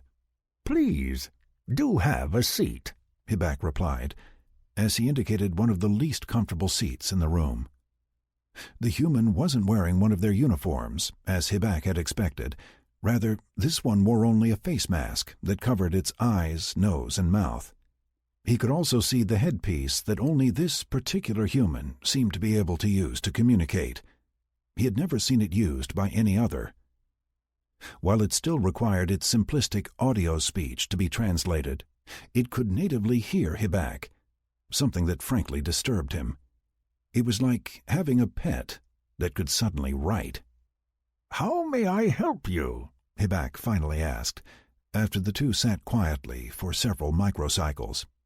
"Actually, that is exactly why I'm here. I need your help in arranging a face-to-face meeting with the new Nihal leadership," the human replied. At the statement, Hibak did something he could not recall ever experiencing. He laughed aloud. "Not to be rude, but why would they agree to such a meeting?" He finally managed to get out, after calming himself. "There have been certain events recently that you may not be aware of. The Empire has suffered certain losses that might be the incentive for such," the human replied. Hibak stopped mid-retort. He was about to tell this upstart that nothing they could do would inspire Nihal leadership to meet with beings so far beneath them. Then he remembered that those leaders were gone, and those now in power might want an opportunity to see these creatures as he had. Once that set in, another thought came in its place. "You may recall, I am not in favor on the homeworld right now. My sympathies for your people have made me an outcast, a refugee of sorts," he replied, sticking to the cover story he had created when captured. Frankly, the thought of returning home under the current circumstances terrified Hibak. It was possible they would execute him on sight. Hibak watched the human for a reaction. He felt he was getting to the point where he could tell what they were thinking by their body language and facial expressions.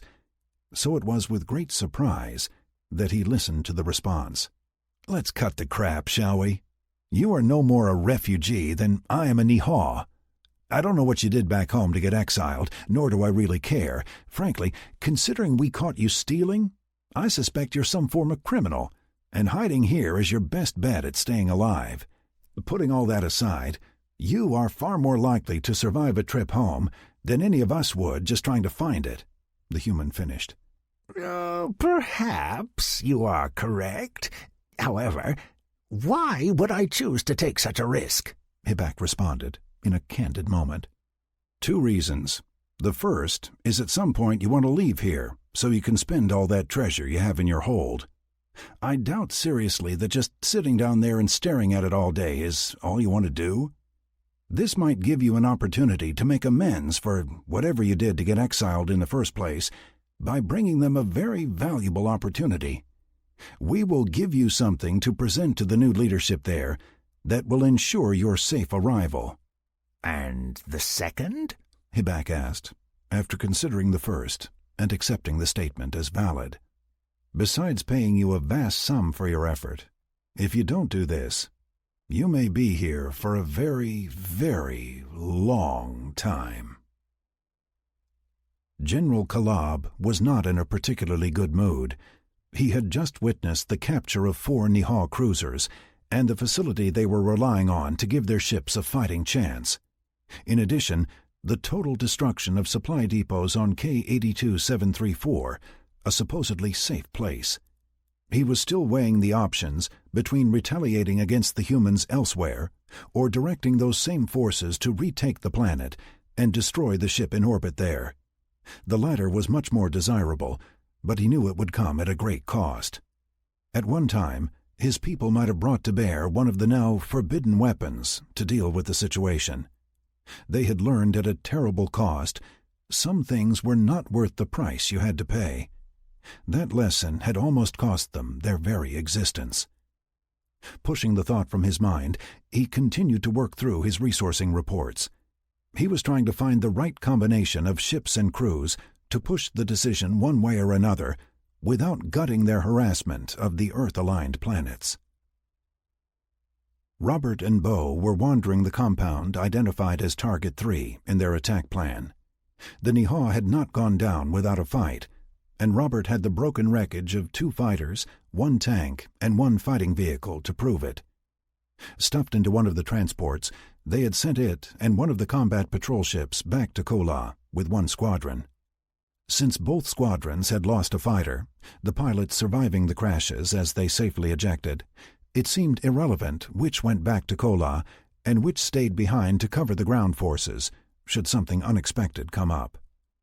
The big concern presently was that a Niha force would be sent to retake the planet before the humans had retrieved the intel they came for.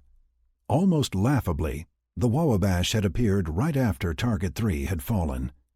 Even now, Robert could see them scurrying around as they bounced between the cruisers under modification and the building surrounding the landing pads. "Major, may I have a word?" Robert heard from behind him. As he turned, he found the Marine sergeant he had met the day before approaching them. It had been quite a sight that day, as he and Bo had been organizing the security forces within the compound, to watch the 4-man team come strolling in from outside the fence. Bo seemed to have some eureka moment as he realized the scout sniper team had been assisting in the assault on the compound. "What can I do for you?" Robert replied, not overly concerned about the rank thing. In his eyes, this man and his team had earned the respect of everyone here. "If you don't mind, my people and I would like to hitch a ride back to the ship.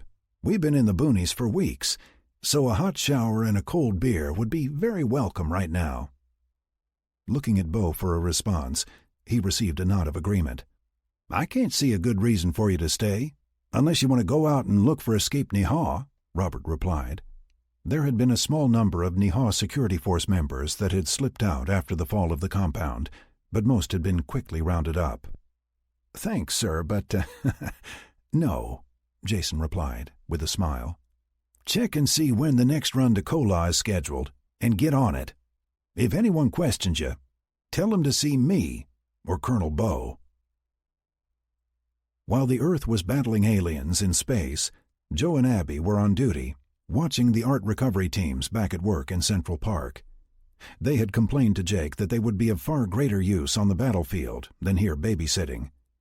He had replied that while others were securing their future, they were ensuring the past would not be lost or forgotten. So now, besides working as security for the team scrubbing the museums throughout New York, they were doing double duty as a team of medics worked an ever-increasing line of civilians. The ragtag group of men, women, and children had come from all over the city to seek medical attention.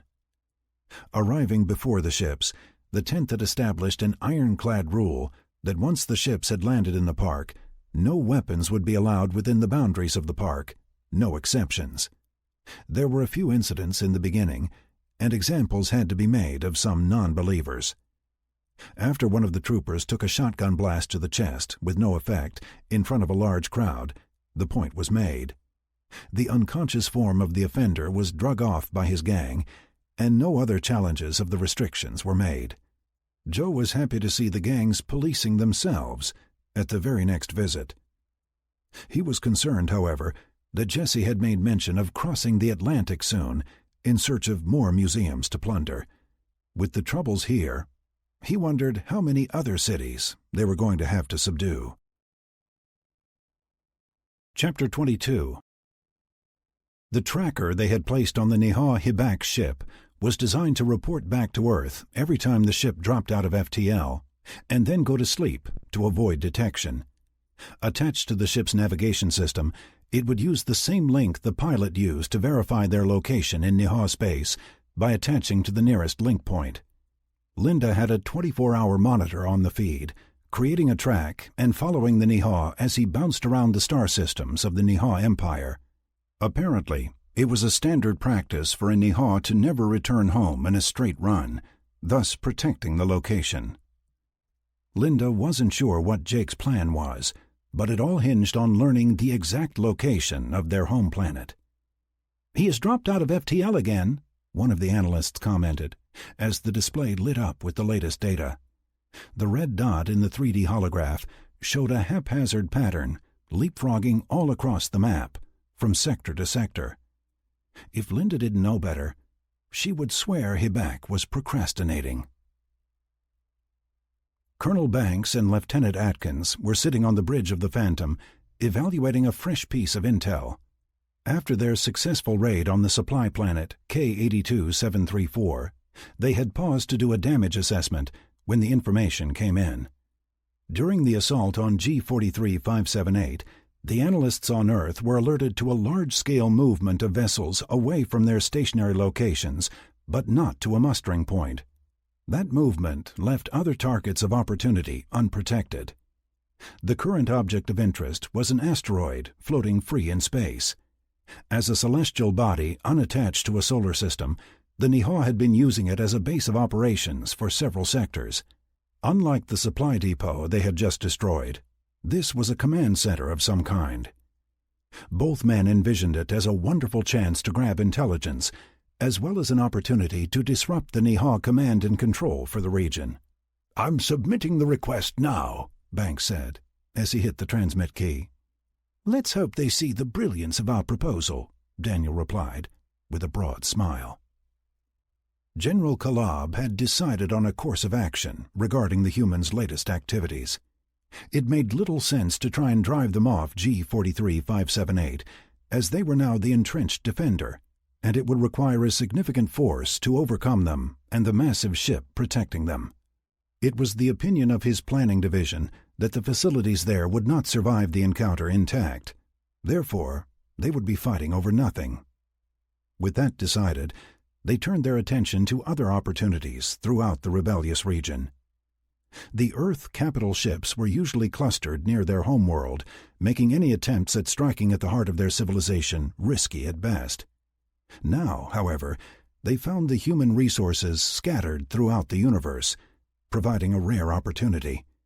So it was, with rare Niha urgency, that Kalab issued an emergency recall command for a significant number of ships to converge on a new target. Hibak was not as sure as he had once been that this was going to turn out the way he had hoped. The human they called Jake had made a good argument that should this mission be successful, his safe return to Niha space would be not only possible, but likely. In preparation for the voyage, as he would need his ship for the return flight to the Niha homeworld. His vessel had been emptied of its precious metals. He had not been so eager to see his wealth removed from his hold for safekeeping. As they would certainly search the vessel once he returned home, that much wealth would not only raise suspicions, but would likely be confiscated, taken for the good of the Empire. His only hope of retaining his hard-earned retirement was to leave it behind for safekeeping with the humans. It also ensured his completing the mission, and not just skipping off, as the human had candidly explained. So, Hibak had left the Earth and begun the long and monotonous voyage to the edge of their solar system. Once there, he got a good look at the monstrosity they had constructed there. While it was not a Niha trait to build such free-floating orphan structures, as they tended to utilize planets, moons, and asteroids for such fortifications, he understood the need. Finally, he engaged the navigation system autopilot to perform a sequenced set of FTL jumps designed to confuse anyone attempting to track his movements. There would be several jumps to irrelevant locations before finally arriving at the desired destination. This was a standard Niha practice, drilled into anyone who went off the planet. Once engaged, Hibak retreated to his lounge, where he planned on becoming one with a meal. "Can you repeat that, please?" Jake asked, incredulously, as he conferred with the lead Wababash scientist responsible for reviewing the facility on G43-578. "We have determined that the Niha are utilizing an older process for creating hull plating. We once used the same process, but abandoned it long ago as it was quite time-consuming and expensive. The materials required for the manufacturing process are only found in certain parts of the Empire. This planet is the most well-known source of that material, which is why they came here." "So, you're telling me we took this planet to learn about something you already knew how to do?" Jake asked, doing his best to remain calm. "It is unfortunate you did not discuss this with us prior to your attack. You might have been able to avoid the encounter entirely. However, I should point out that you now control a significant source of the materials that resist your railgun weapons. That alone is of some value to you," the Wababash scientist finished, with what Jake took to be a smile. Unfortunately, with the canine features, it translated to a snarl in the human experience. "We will be providing a detailed report on the facility and how the plating materials work against your weapons. I hope that you find that information equal to the payment provided, as we do not find fault in our work here. Our contract was to analyze your conquest for military applications and provide recommendations for use and countermeasures. That work was made simpler for us, as it is a known technology." "Yes, thank you," Jake replied, as he waved Patty over to handle the logistics of the situation. "This is unbelievable," Jake mumbled, as he left the conference room. With the minor damage to Alice 3 created by the Niha attack repaired, Brian and Alice 3 had moved to the edge of the Wababash system. The events on both G43-578 and K82-734 had them on edge, so the move put them in a position to jump to FTL for either location at a moment's notice. In a reversal of roles, they had the 4 combat patrol ships placed in a picket line between them and the shipyards. In an effort to prepare for the worst, they had all 4 ships resupply from the battleship's stores to ensure they could survive for an extended period, should Alice 3 need to vacate the area. Noting their tolerance for a broad range of foodstuffs, the Russian crews joked that they could always hit the Wababash up for food. Brian explained that it was likely a private joke neither Alice 3 nor Brian chose to explore. Once everyone was up to 100% operational capability and in place, they all went back to their earlier waiting game. Jake was taking a much-needed break, having left the conference room after the brief on G43-578 in less than an up mood. He had left Sarah and the twins earlier that morning, the girls doing great, with Sarah still exhausted and recovering. Becky was spending all of her free time helping her sister, while playing the doting aunt to her nieces.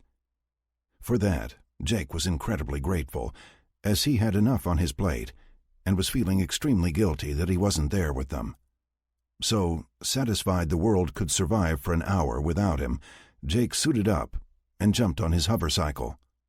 Popping up through the hangar doors when they had barely parted, he streaked south. Within minutes, he was high above Las Vegas, the sun high overhead on a clear sunny day in the desert. Checking his scanners, he looked to see if there were any concentrations of people below. "Jake, do I need to remind you that we can't detect people deep inside the buildings?" Alice warned. "Don't worry, I'm just doing a little sightseeing." "The last time you went sightseeing, you brought home 2 children," Alice reminded him. "How are John and Padma doing, anyway?" Jake asked absently, as he circled the area, looking for something to catch his eye.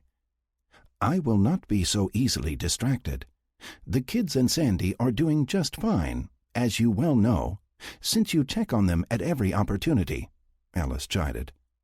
Swinging south to the far end of what was once called the Strip, referring to the area lined with casinos, Jake passed over part of the airport. Nearby were clusters of retail and industrial centers, before giving way to residential areas. Having passed the area of interest, Jake turned and did a sweeping 180-degree turn when a movement below caught his eye. Dropping lower, he was just in time to see something slip into an abandoned grocery store. Setting the hovercycle down in the parking lot, he could see the faded Whole Foods sign on the side of the structure. Grabbing the suppressed submachine gun out of the back, he cautiously moved toward the entrance. He had little concern of anyone messing with the hovercycle, as it automatically locked down once he stepped away from it. Jake did a quick scan of the interior of the building as he looked through the open doors, finding nothing of concern.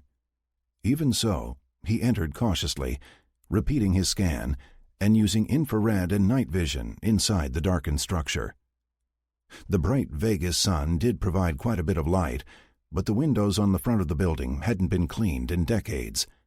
A shuffling noise to his right drew Jake's attention. As he quietly slipped forward and to the right, he scanned aisle after aisle of the trashed interior.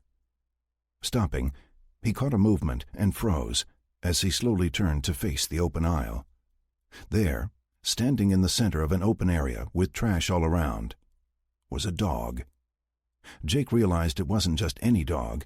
From the looks of it, the dog was as close to a purebred German Shepherd as one could expect from 80-plus years of neglect. Pulling a candy bar from his pocket, he slowly approached the animal, careful not to move quickly and spook it. Timid at first, hunger won out as it stepped forward and snatched the offering from his gloved hand. A quick check revealed it was a she, and probably several years old. While a bit thin and dirty, she looked to be surprisingly healthy. A second offering was accepted more slowly this time, and Jake was eventually able to reach out and stroke her head gently. Slowly, and without spooking her, Jake sat in the aisle and provided a third treat as he quietly and gently stroked her coat. Knocking what was likely years of dirt and grime off her, Jake had to assume that she had human contact at some point in her past to allow him such familiarity. Looking around for the first time, he realized the two of them were in what was once the coffee aisle of the store. "What am I going to do with you?" he asked, as he offered her a drink from a water bottle he carried for just such occasions. "You brought home a what?" Sarah asked, as she talked to Jake from the display in her room. He had apparently gone off on one of his solo trips and brought home another stray, literally. "It's a dog. Alice agrees she's mostly shepherd and in really good health. I'm here in the med bay while they check her out and clean her up." "What are we going to do with the dog? Jake, you have no idea where it's been." "I hope you don't think you're bringing it near the girls," Sarah asked defiantly. "Honey, you need to trust me on this. Once she's cleaned up, you're going to love her. And besides Alice, no one is a better protector of children than a German Shepherd." "You have gone insane," Sarah replied. before cutting the connection. Robert was sitting with Bo in a small room off the bridge on one of his transports. While they controlled all three facilities on G-43-578, none of the buildings were configured for human occupancy. To accommodate the troops' living needs, one transport each had been parked inside the compound of that location. There, they acted as home for the duration. When not on duty, it permitted the troops a place to rest and relax, all within the safety of the ship. Those on duty were split between patrolling the compounds and guarding the prisoners. The aliens protecting the three target locations turned out to be a combination of Niha and another race that the humans had yet to encounter. As both were roughly humanoid in appearance, the ability to distinguish them in environmental combat suits was impossible. There was a third race that was indigenous to the planet and required no special accommodations. These were the double tetrahedrons they had seen in the scout sniper reports. A non-violent race, they were the scientists and engineers that performed the ship upgrades, very similar to the Wawabash. In fact, it had been the Wawabash that had vouched for the race, called the Azaristic. A kindred spirit to the Wawabash, they had negotiated for the humans and established a non-aggression pact. As long as the Earthlings let them continue to operate and repair the damaged locations, they would do nothing to assist the Niha prisoners, nor would they resist in any way. Both Robert and Bo were surprised at the offer. It was only after the Wawabash guaranteed the deal did they take it seriously. The final decision point in allowing the work was the place was no good to Earth unless it was operating properly. In the end, they agreed to the pact. The real surprise was the confusion around all three races' status as prisoners of war. None of the races understood at the beginning that they were not to be executed. It had taken a considerable amount of time, with Kola and the Wawabash doing more of the translations, before they understood their status. That created a new problem, as there was nothing on this planet that even resembled a detention center. This was made even more complicated, as both non-resident species required different environments to survive. Apparently, the captured Niha had been members of the cruiser crews and had been using their ships for accommodations while in refit. As that was no longer an option, the Wawabash on site, with the help of the Azaristic, had been contracted to convert one of the maintenance buildings into a Niha dormitory. Members of the other race, the Holsec, who were the normal security force, were confined to a building that conveniently functioned as their living quarters before the attack. By relieving them of their environmental suits and removing any communications equipment from the structure, they were effectively confined to the building. Unlike the Niha, they were actually quite cooperative once they learned they would survive the experience. Again, the Wawabash went a long way to helping them believe what they were being told. "Jake seemed quite upset to learn about what they did here?" Bo asked, as the two men shared a meal. Robert laughed as Bo shared his delight at finally gaining access to his own menu. "Yeah, I think he feels we lost people needlessly," Robert replied, referring to the losses they experienced in the attack. Both Bo and Robert had previously agreed that the 17 killed and 23 injured in the assault was incredibly fortunate.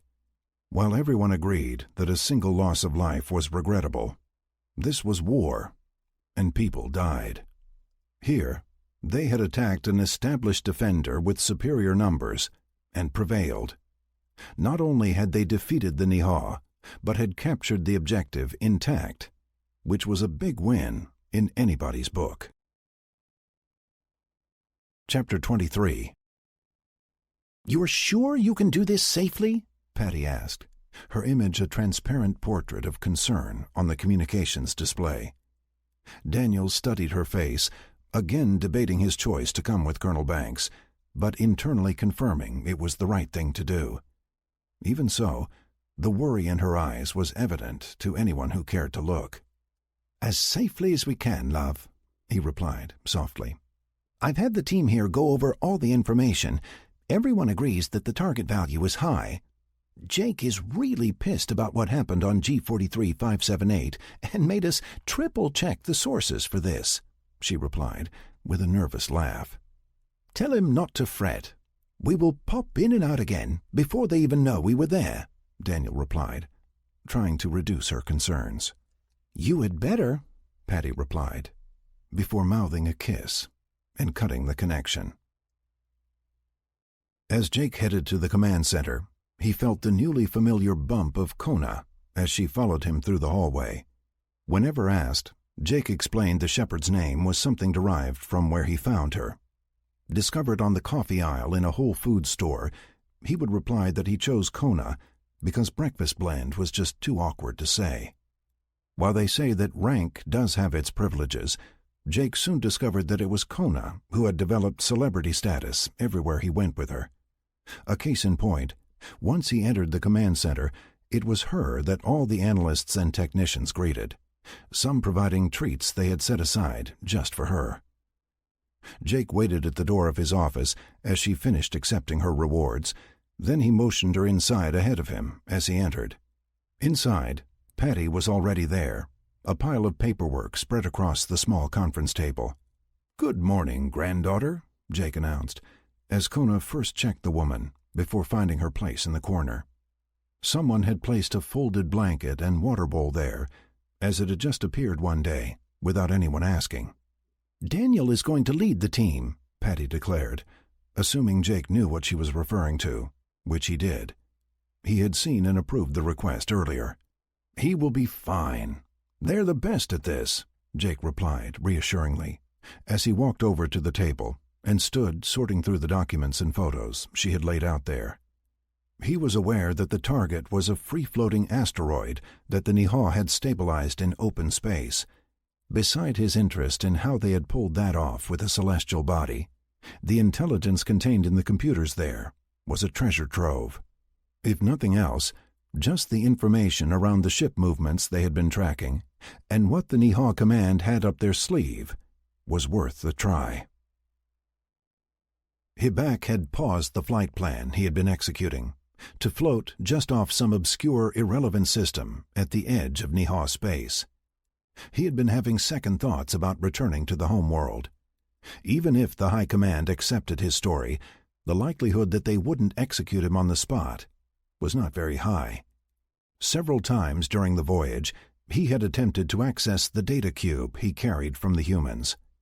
How they had managed to encrypt access in such a fashion that an experienced communications operator such as himself could not gain access was mind-numbing.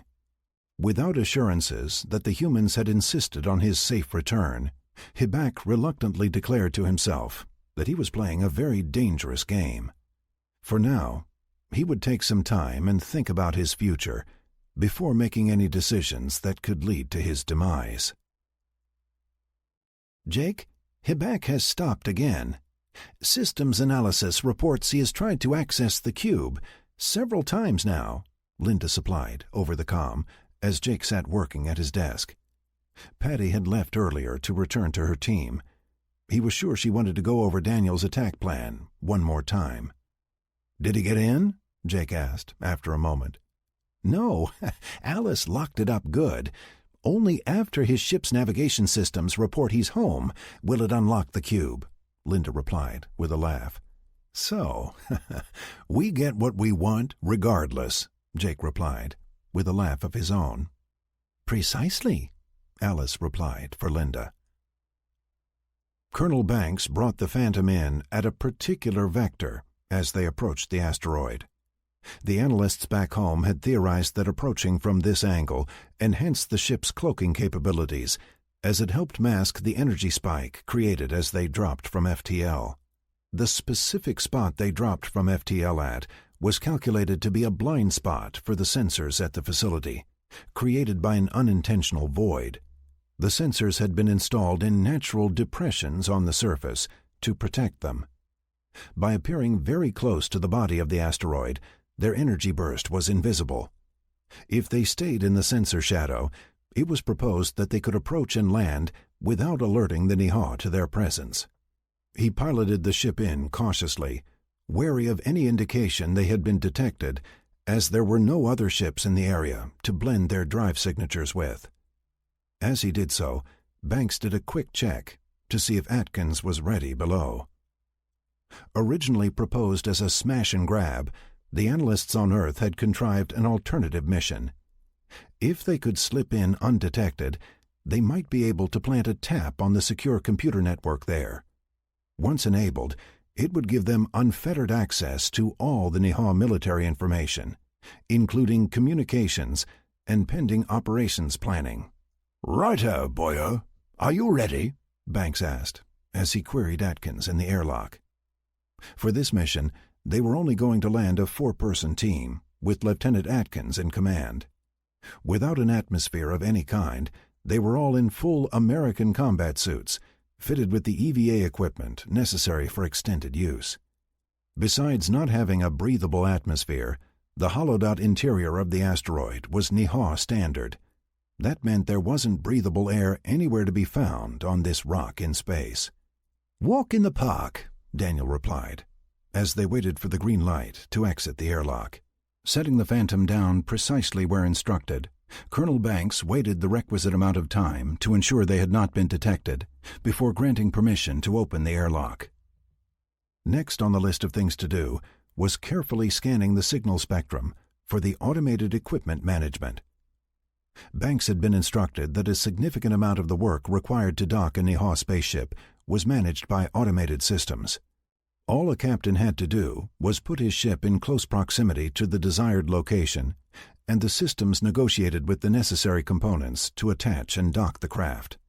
The goal here was to locate the discrete system used to open and close the airlocks without alerting the rest of the facility to the activity. The Alice systems on Earth had even located a maintenance routine that cycled the airlocks every so often to prevent them from seizing up from lack of use. Utilizing the programs he had been provided, he was soon able to locate and isolate the nearest service airlock and transmit the location to the waiting SAS troopers. Estimating the time required for them to reach their objective, he prepared the service program to allow them to gain access undetected once they had arrived. Unfortunately, once inside, it was up to them to complete the mission and return safely. Hibak hadn't bothered engaging the cloaking device until the final jump, as his appearance in any other location was a non-event to most systems. Once at the homeworld, he cautiously approached, taking great care not to be crushed by the heavy space traffic around him, those ships being unaware of his presence. When he finally arrived at a safe location, he took one last moment to review his story, and then, with a shudder of resignation, triggered the automated communication systems. His detection was almost instantaneous. The increased security since his last trip home had been alerted to his presence, and within microcycles he was completely surrounded by security ships. Transmitting the proper identity codes, his ship was quickly escorted to a secure landing zone, and a gravity clamp was placed on his vessel, preventing its escape. "What is your business?" he heard on his ship's communicator, as the spaceport security officer finally challenged his arrival. "I was a prisoner of the human rebels. I bring information for the High Council," Hibak replied. "There is no High Council.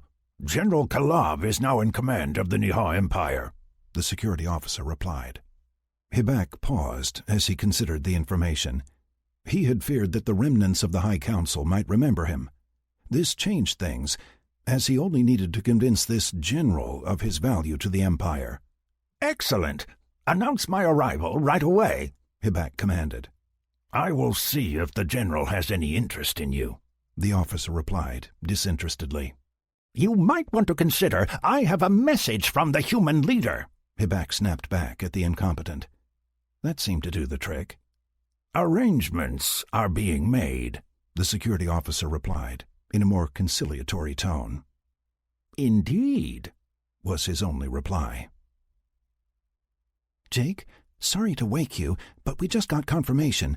Hibak has arrived at the Niha homeworld," Linda offered on audio. Even without the visual, she was speaking in very hushed tones, trying not to wake those nearby. "Thanks, that's great news. I'll see you in the morning," Jake replied, ending the conversation. Turning, he could see Sarah in the dim light, still sound asleep next to him. Beyond her was the oversized bassinet, holding the twins, both thankfully silent. Finally, he looked down to see Kona laying on the end of the bed, awake and watching him, without raising her head. Facing the only doorway into the room, he knew she was silently on guard. General Kalab had been notified of the recent arrival. At the moment, he had much larger issues to address. Besides, nothing the humans had to say at the moment held any interest to him. Kalab had his own communication he was preparing for the humans, and it was one they could not mistake. Routing the assembly communications through the Fleet Communications Hub, a converted asteroid in the middle of space, he sent the go codes to all the ships awaiting his orders. In a very short time, the Nihah would get retaliation for the damage done on G-43-578. Daniel and the 3 troopers with him were hiding just outside the service airlock when they received the go order from Colonel Banks. Within seconds, the doors slid open, allowing them access to the airlock itself. The 4 hurried inside, as they had been instructed that the maintenance cycle for these doors was very short. The last trooper had just slipped inside when the door quickly slid shut behind her. Daniel checked the indicator panel next to the airtight door that would allow them access to the inside of the facility. Unlike humans, the Nihah did not use indicator lights for the status of the airlock. There was a display pad next to the hatch that held a symbol. When it was safe to open the door, a large O was shown on the display. An unsafe situation, as when the outer door was open, displayed a large X, indicating no access. With the O clearly showing on the panel, Daniel had the team spread out to either side of the airlock. Weapons at the ready, this was the moment where they would have a successful infiltration mission or a search and destroy. It had been decided from the beginning that if they couldn't pull this off, then they were to grab what they could before blowing the place to pieces. Triggering the hatch, Daniel held his breath as he got the all-clear from the pair opposite him. Glancing down the passage in his direction, he was relieved to see there wasn't a soul in sight. Slipping quickly inside and closing the airlock before it was noticed, the 4 quickly slipped deeper inside the asteroid. Daniel had been amazed to learn that the Nihah had floor plans for this facility easily available in their archives. With little effort at all, the analysts on Earth had been able to map out a route that would take them through the least occupied portions of the facility. The interior was supposed to be a Nihah normal environment, and to Daniel, that meant dark, smoky air with a tinge of red to everything they saw. He wasn't sure what the air was made of, but he imagined it was the same thing you found in hell. The sound of voices had Daniel pull the team into a maintenance room off the corridor they had been following. As the Nihah didn't actually speak, their suits had all been configured to receive the radio waves they emitted. While he had no idea what the 2 were discussing as they passed, as Nihah military, he assumed someone was complaining. In his experience in the military, someone was always complaining. A positive to the experience was it demonstrated that the radio the Nihah emitted was detectable much sooner than an audio stream would have been. So long as the Nihah were talking, they would hear them in plenty of time to hide. Back on the move, the 4 descended 2 levels before reaching the area marked as restricted on the floor plans they had seen. Sure enough, there were large X's on several passages' display panels, warning those aboard the station. Daniel was relieved to see there wasn't a guard in sight, and nothing was actually locked. He had to assume no Nihah would risk the punishment of unauthorized access. Slipping down the passage, they reached the door indicated on the map he had been following. Pausing to see if they could hear anyone on the other side, Daniel finally took a breath and triggered the door mechanism. After a quick glance inside, the team slipped in behind him. Daniel indicated that the last one in stand by the door while he led the others deeper into the room. He recalled he had been invited once into the rooms that held the Alice systems in Nevada. Patty had warned him not to touch anything, and then walked him through the room while pointing out what was human and what was Nihah. The experience had left an impression on his that was unique, until now. With no sense of familiarity with what he was looking at, he quietly passed groups of equipment, looking for the systems he had been shown in the briefing. Unlike the human computer rooms that were organized in rows, the Niha apparently liked to group things in islands. Although he had no idea how that helped or why they did it, it was apparent that there was a method to their madness. Soon enough, he found the cabinet he was looking for. While it wasn't actually a cabinet in the human sense, he pressed the place where the access panel he needed opened was triggered and slipped in the tap. Placed precisely as instructed, he closed the panel and waited for confirmation. "Tap in place," he transmitted. "Checking," came the reply. "Proceed to Station 2, came the success code. Repeating the process several more times, they placed over a dozen taps in the equipment before they had finished. It was as they finished the last check that a sound came from the door. "Incoming!" came the alert from the door guard as she scrambled to find cover. With that, the rest of the team dived for anything that would conceal their presence. Chapter 24. Linda was working with the team that was tied to the SAS operation. A more accurate statement was Linda was working with Patty, as she dominated the SAS operation.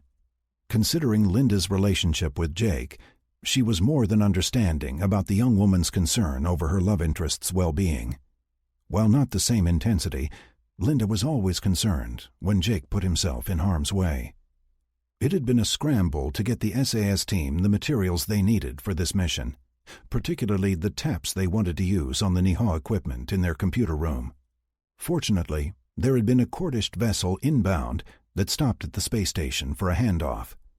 Not only did they have the taps Earth needed, but they also had the results of the analysis on the cube Jake had sent to them. The good news was, it did cause the FTL failures experienced by Jake and the others before him. The bad news was, it couldn't be blocked. The only way to prevent it from disrupting the field required for FTL was to turn it off. She remembers Jake's reply that destroying the offender's ship was one way of turning it off. "Ma'am, we are getting strong feeds from all sources," one of the analysts announced. Linda noted it was Private Grace Middleton, a lost child returning to the fold. Jake had pulled Linda aside at one point and indicated to her that he would like Grace to be kept challenged in her work. She didn't take the comment negatively, rather like someone assessing a gifted student. Slipping up next to the young woman, Linda could see the massive amounts of information coming in. Concerned about the Niha detecting the leakage, Alice explained that taps they were using were the same devices the Niha military used. The taps linked to the same network as everyone used. They just rode a different frequency, so to speak. The traffic generated by these taps would be nothing more than a trickle when compared to the massive data flow this station was managing. The reason the Cordished had extras was because they manufactured them for the Niha. "Oh dear, someone please find Jake," Alice urgently announced. "What's wrong, Alice?" Linda asked, concerned at the statement. "The Niha are coming," she replied. Gasek had his cruiser in FTL, destined once more to lead the charge against the humans. Earlier, he had been scheduled to meet with General Kalab and demonstrate the new weapon system they had been fitted with. That meeting, however, had been cancelled due to the assault on G-43 578. Now his was one of 3 ships equipped with the new weapon, and all 3 were to converge on the target from different directions. Unlike missions he had been assigned in the past, there was to be no mustering of forces this time. This order was transmitted as a timed event, where ships from all across the Empire were transmitted the go order in independent transmissions. It was Gasek's understanding that all warships would arrive on target simultaneously, due to the time they got their orders and the travel time calculated by the Operations Division of the High Command. Considering this target, he only hoped they got it right, or his time on target would be very short indeed. Daniel and the other 3 troopers were cautiously moving about in crouched positions, constantly trying to keep one of the islands of hardware between themselves and the Niha wandering through the room. Several times he caught a glimpse of the tech, as he or she paused in front of one or another display, checking the readings and making notes on a pad it carried. Unsure if it was male or female, Daniel questioned if that really mattered as he considered his options, were they to be discovered. Killing the Nihaw would be no problem, as more than once one of the troopers had almost been forced to do that exact thing to avoid detection. It wouldn't even be hard to dispose of the body, as they would space it on their way out. The challenge was how to do so in a way that wouldn't raise suspicion with the rest of the station crew. His dilemma was set aside as he suddenly caught the Nihaw staring across the room. Following its gaze, he could see someone's shoulder extending no more than half an inch past the equipment they were hiding behind. "We are discovered," Daniel announced, as he stepped up behind the Nihaw. As it turned to run from the trooper it saw across the room, it hit him squarely in the chest and bounced off. It started to rise, but stopped, as it received a solid blow to the forehead from another trooper's rifle butt. The Nihaw dropped to the floor, apparently out cold. Without delay, they bound its arms and legs to keep it from escaping, while Daniel searched the body for anything resembling a communicator. "Colonel, we have an issue," Daniel transmitted, as he considered the unconscious form at his feet. The war room in Nevada was packed, as everyone gathered to hear the urgent news. Jake was standing off to one side, going through the brief that they were about to present, while mentally debating their options. He was delighted to learn that the taps the SAS had placed were already proving worth the effort. Having read the presentation earlier, he wanted to hear what others thought of the information before making a decision. "Everyone here?" Patty asked, as the various remote locations checked in. Satisfied she had all the relevant parties, she looked to Jake, who gave her a nod. "We have recently received information that a Nihaw force is headed this way. While we haven't established the exact size or makeup of ship types, it was an empire-wide call to arms. We are expecting a significant number of military vessels from all sectors within a few hours' travel." At this point, Patty had a visual projected in a 3D holograph for all to see. In the holograph, a vast star map was displayed first, followed by a three-dimensional grid that outlined the sectors the Nihaw used as reference locations. Highlighting a small group of boxes representing the sectors in question, the image zoomed in. "This is us," Patty commented, as a lone box off to one side started blinking to emphasize its location. From the display, you could see how the box only touched the rest of the grid on one corner, leaving everything else bounded by uncharted space. In this view, it became quite obvious why the Nihaw considered Earth a backwater planet, so far off the beaten path as to be almost irrelevant.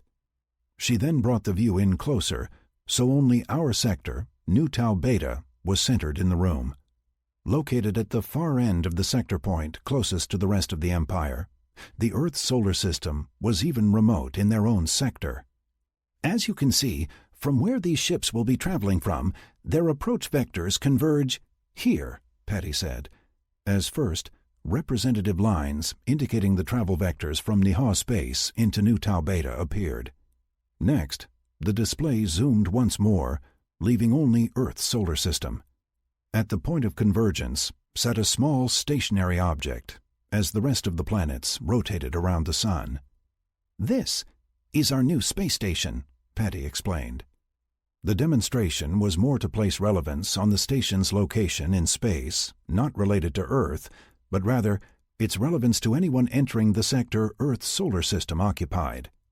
By maintaining its place in the sector of space, it ensured any ship approaching Earth from outside the sector would need to pass under its guns in the solar system's orbital plane. "Any ship attacking Earth will have to drop out of FTL here," Patty said, indicating the convergence point. "What if they just bypass the station and try to come in from the far side?" someone asked, pointing out the open spaces on the top, bottom, and far side of the system. "Faster-than-light travel is linear. To make that move, they would have to drop out of FTL and then jump again. We would detect that, as we have placed monitoring systems in all the probable locations. The station is FTL capable and could jump in time to intercept," referring to sensor packages Jake had asked the Alices to place a year before. He called it locking the back door. "Here is the point of all this," Patty said, as she focused on the image. "Currently, Kola and Alice 3 are both out of the solar system. Almost all our destroyers and cruisers are as well, working convoy duties or protecting treaty planets. Between Earth and that space station, all we can muster is 2 destroyers, 6 combat patrol ships, and 2 fighter squadrons. We have ordered the 4 Lanai transports on the planet to be fitted with guns, but that will take some time. With the 4-day trip from the edge of the system, we hope they will be ready in time. That's all we have, people." Jake noted that the room was decidedly quiet as everyone did the math. Should the Niha show up with another armada, the small force would be overwhelmed quickly. He was doing his own calculations on pulling a weapon from Alice 9 and getting in place. "This is an all-hands-on-deck event. If anyone has an idea about how to better prepare or fight, don't be shy," Patty added, making it very clear that everyone should be thinking about this fight. Jake could see several nods, but no one spoke up. "Okay, everyone, let's get back to work and stay focused," Jake announced, as he headed to his office. Patty had no sooner returned to Patty's Pit when she was awash in analysts. Everyone here had continued to work while the briefing was being conducted for the larger audience. With the SAS team the immediate priority, they needed to ensure their safe extraction while others worked on the battle plans. "Patty, you need to see this," Sam said, as she led the other woman aside. Promoted to Lance Corporal, Samantha Watts had moved back into the analyst's role due to the current crisis. As an experienced Marine and trained analyst, she was a valuable addition to the team. Taking her to her station, Patty began reading the transcript from the Phantom. "Oh, crap. What else can go wrong?" she mumbled. With Sarah still recovering from giving birth and Patty managing the SAS mission still in progress, Jake and Linda were alone in his office as they discussed the situation. "We have a recall order out for all ships within a 4-hour or so return window. Beyond that, they would just be here to watch," Linda said glumly. "It's not as bad as you think. Not to say we aren't in trouble, but we still have a few cards to play," he replied, without expanding on the statement. "You know, I really hate that shit you do with hidden plans and secret weapons," Linda snapped, clearly frustrated at his comment. "Yeah, me too. Trust me, however, you don't want to know the shit I know," he replied, as he hoisted the coffee cup he was sipping from in a toasting fashion. "So, do you have some magic left in your hat?" Linda asked, hopefully. "Only the things of nightmares. But yes, I will soon be busy making sure Earth will live to fight another day." Daniel and his team cautiously moved through the corridors of the Niha asteroid, making their way back to the Phantom. 2 of the troopers were hauling the unconscious Niha between them. As they moved from place to place, Daniel worked through their list of options for the captive. Without a Niha spacesuit, taking the tech with them was not an option. Even if they could get it on the Phantom, they didn't have an environment to place it in to survive the trip to Earth. As it was, in this condition, it wouldn't survive the trip from the airlock to the ship. That brought up the option of just spacing the captive. Dead anyway, if they attempted to keep it, they could just kill it and let the body float away in space, covering up their deed. Daniel was concerned, though, about what the disappearance might mean to the others on the station. A detailed search might reveal the taps they had gone to so much trouble to place and keep hidden. The third and most complicated option was to make the death appear as some kind of accident. If they could stage the death to appear natural, like crushed under a stack of crates or cut in half in an airlock door, it might be passed off as uninteresting. It was as he was considering the last that he suddenly was brought back to now, with a transmission in his ear. "Daniel, can you hear me?" Patty's voice sounded. "Yes, love. I'm kind of busy at the moment," he replied, somewhat impatiently. "Yes, I know, idiot. I have an idea for you, but it's risky," she answered sarcastically. "I'm all ears, love," he replied. "Is the Niha still alive?" she asked. "Yes, slumbering nicely," he replied, as he had the team pull back into some kind of storage room so they could talk. "I think we can make him forget what has happened." Do you have any aspirin?" Patty asked a confused Daniel. Gisek was preparing his crew for what was to come.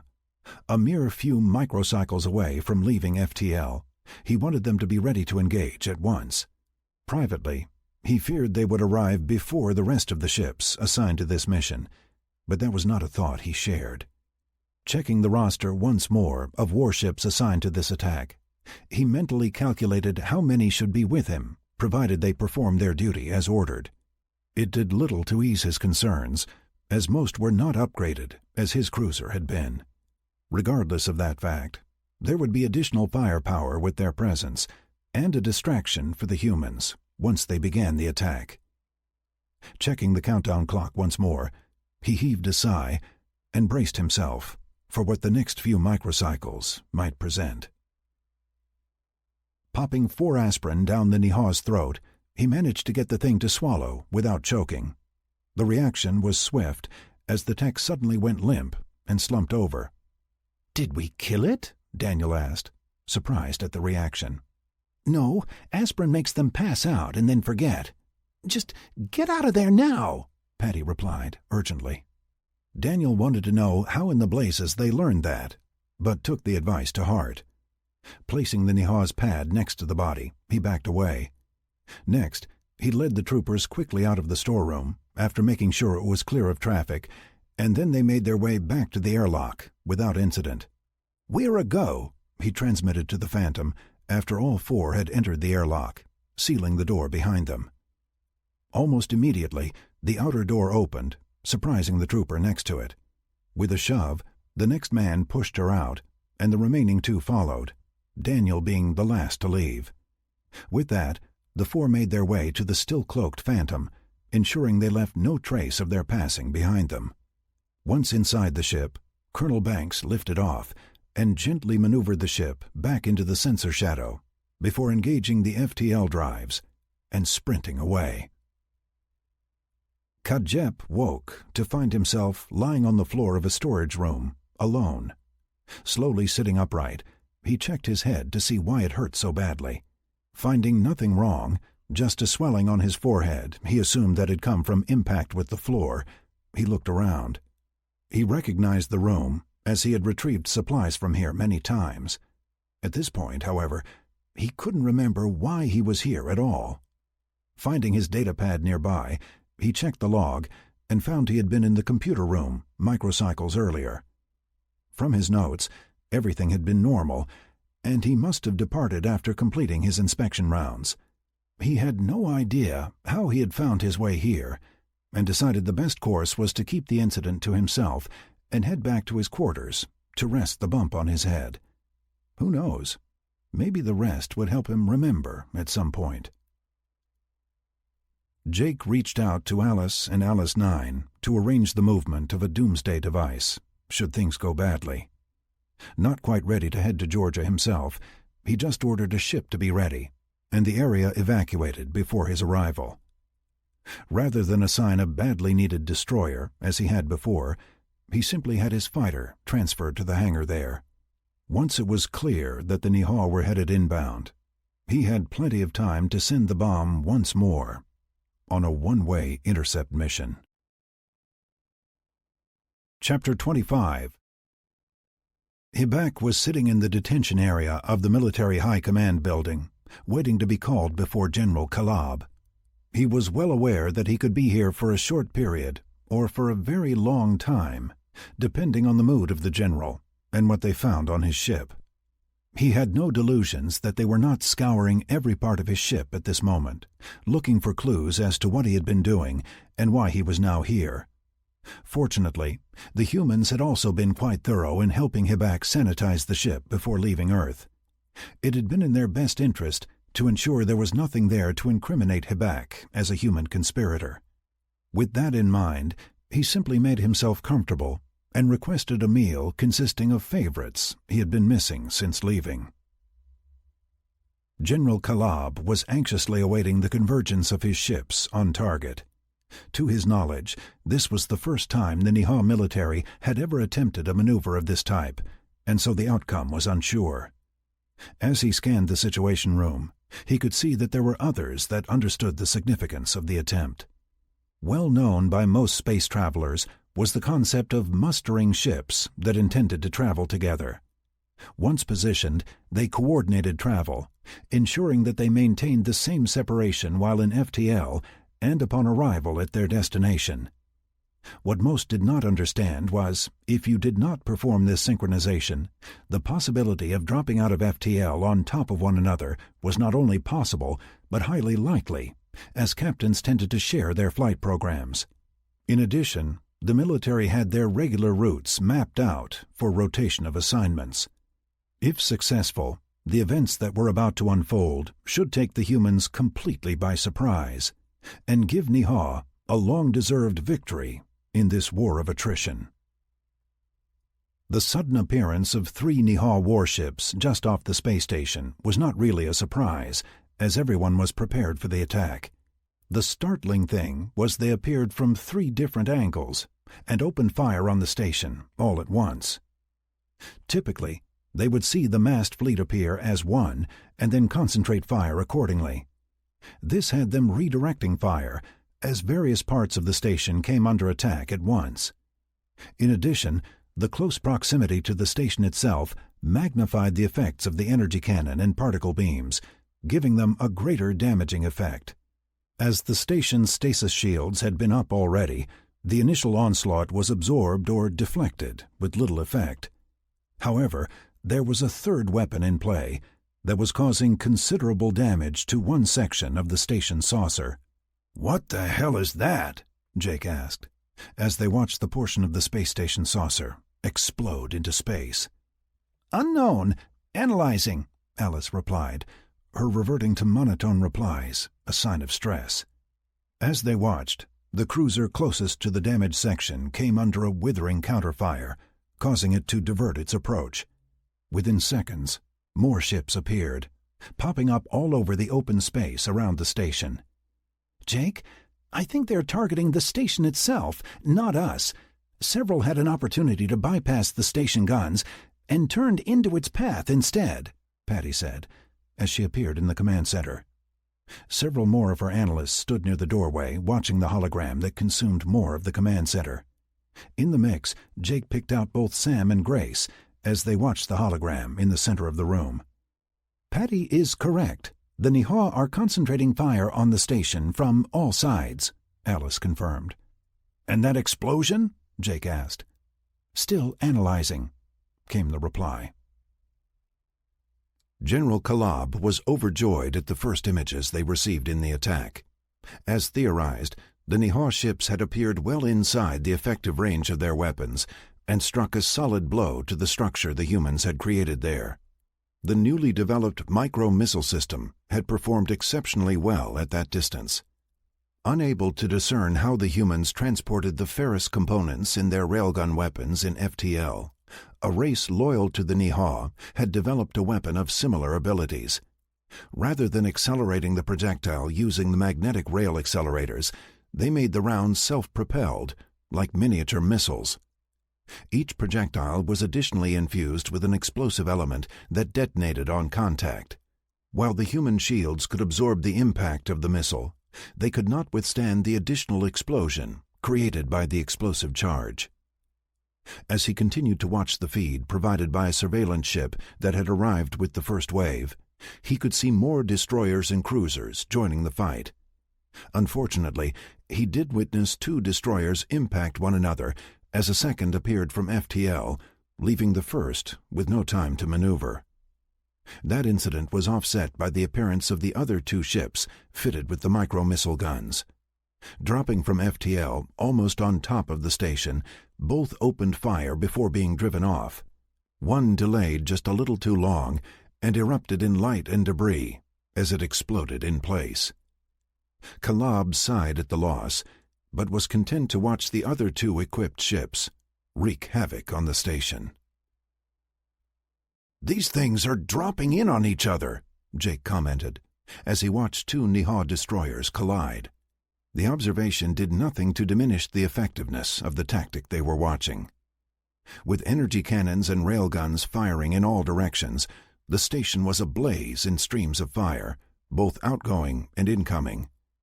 Operating as designed with overlapping fields of fire, Jake was both impressed and panicked at the same time.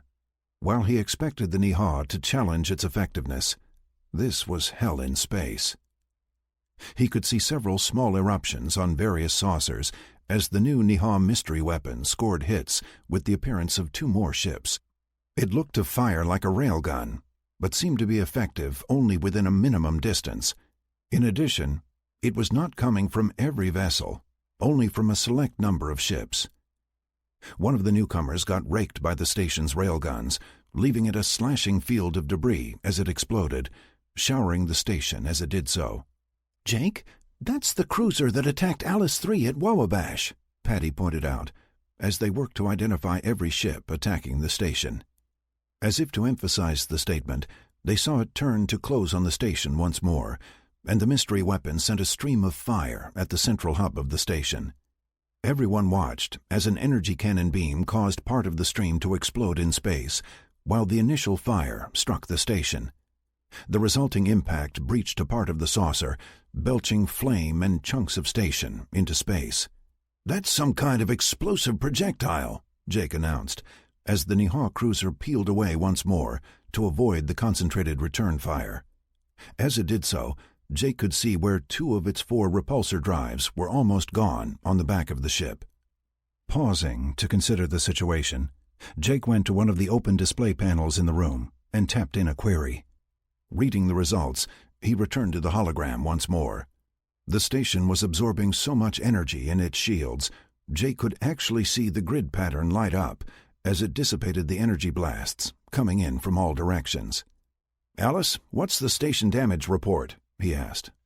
3 of 6 modules are damaged, but all are operable. Shields are at 70%, and weapons capability is at 68%. Casualties unknown," she reported. "Hang on just a little longer, baby," he whispered, as he watched several more Niha ships appear.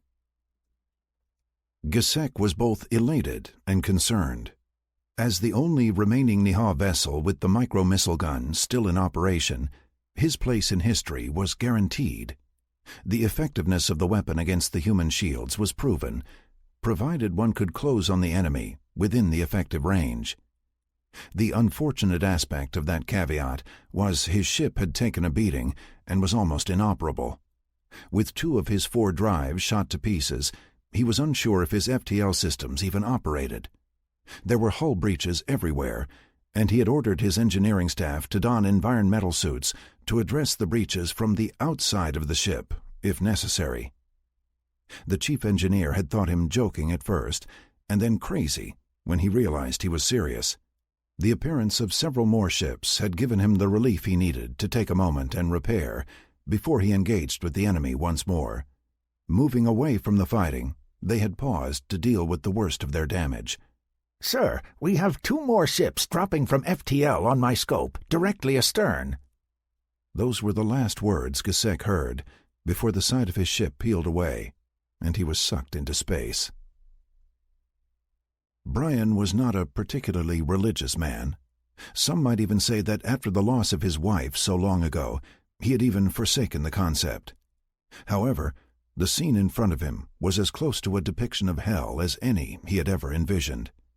The space station was actually glowing red from all the energy its shields were absorbing.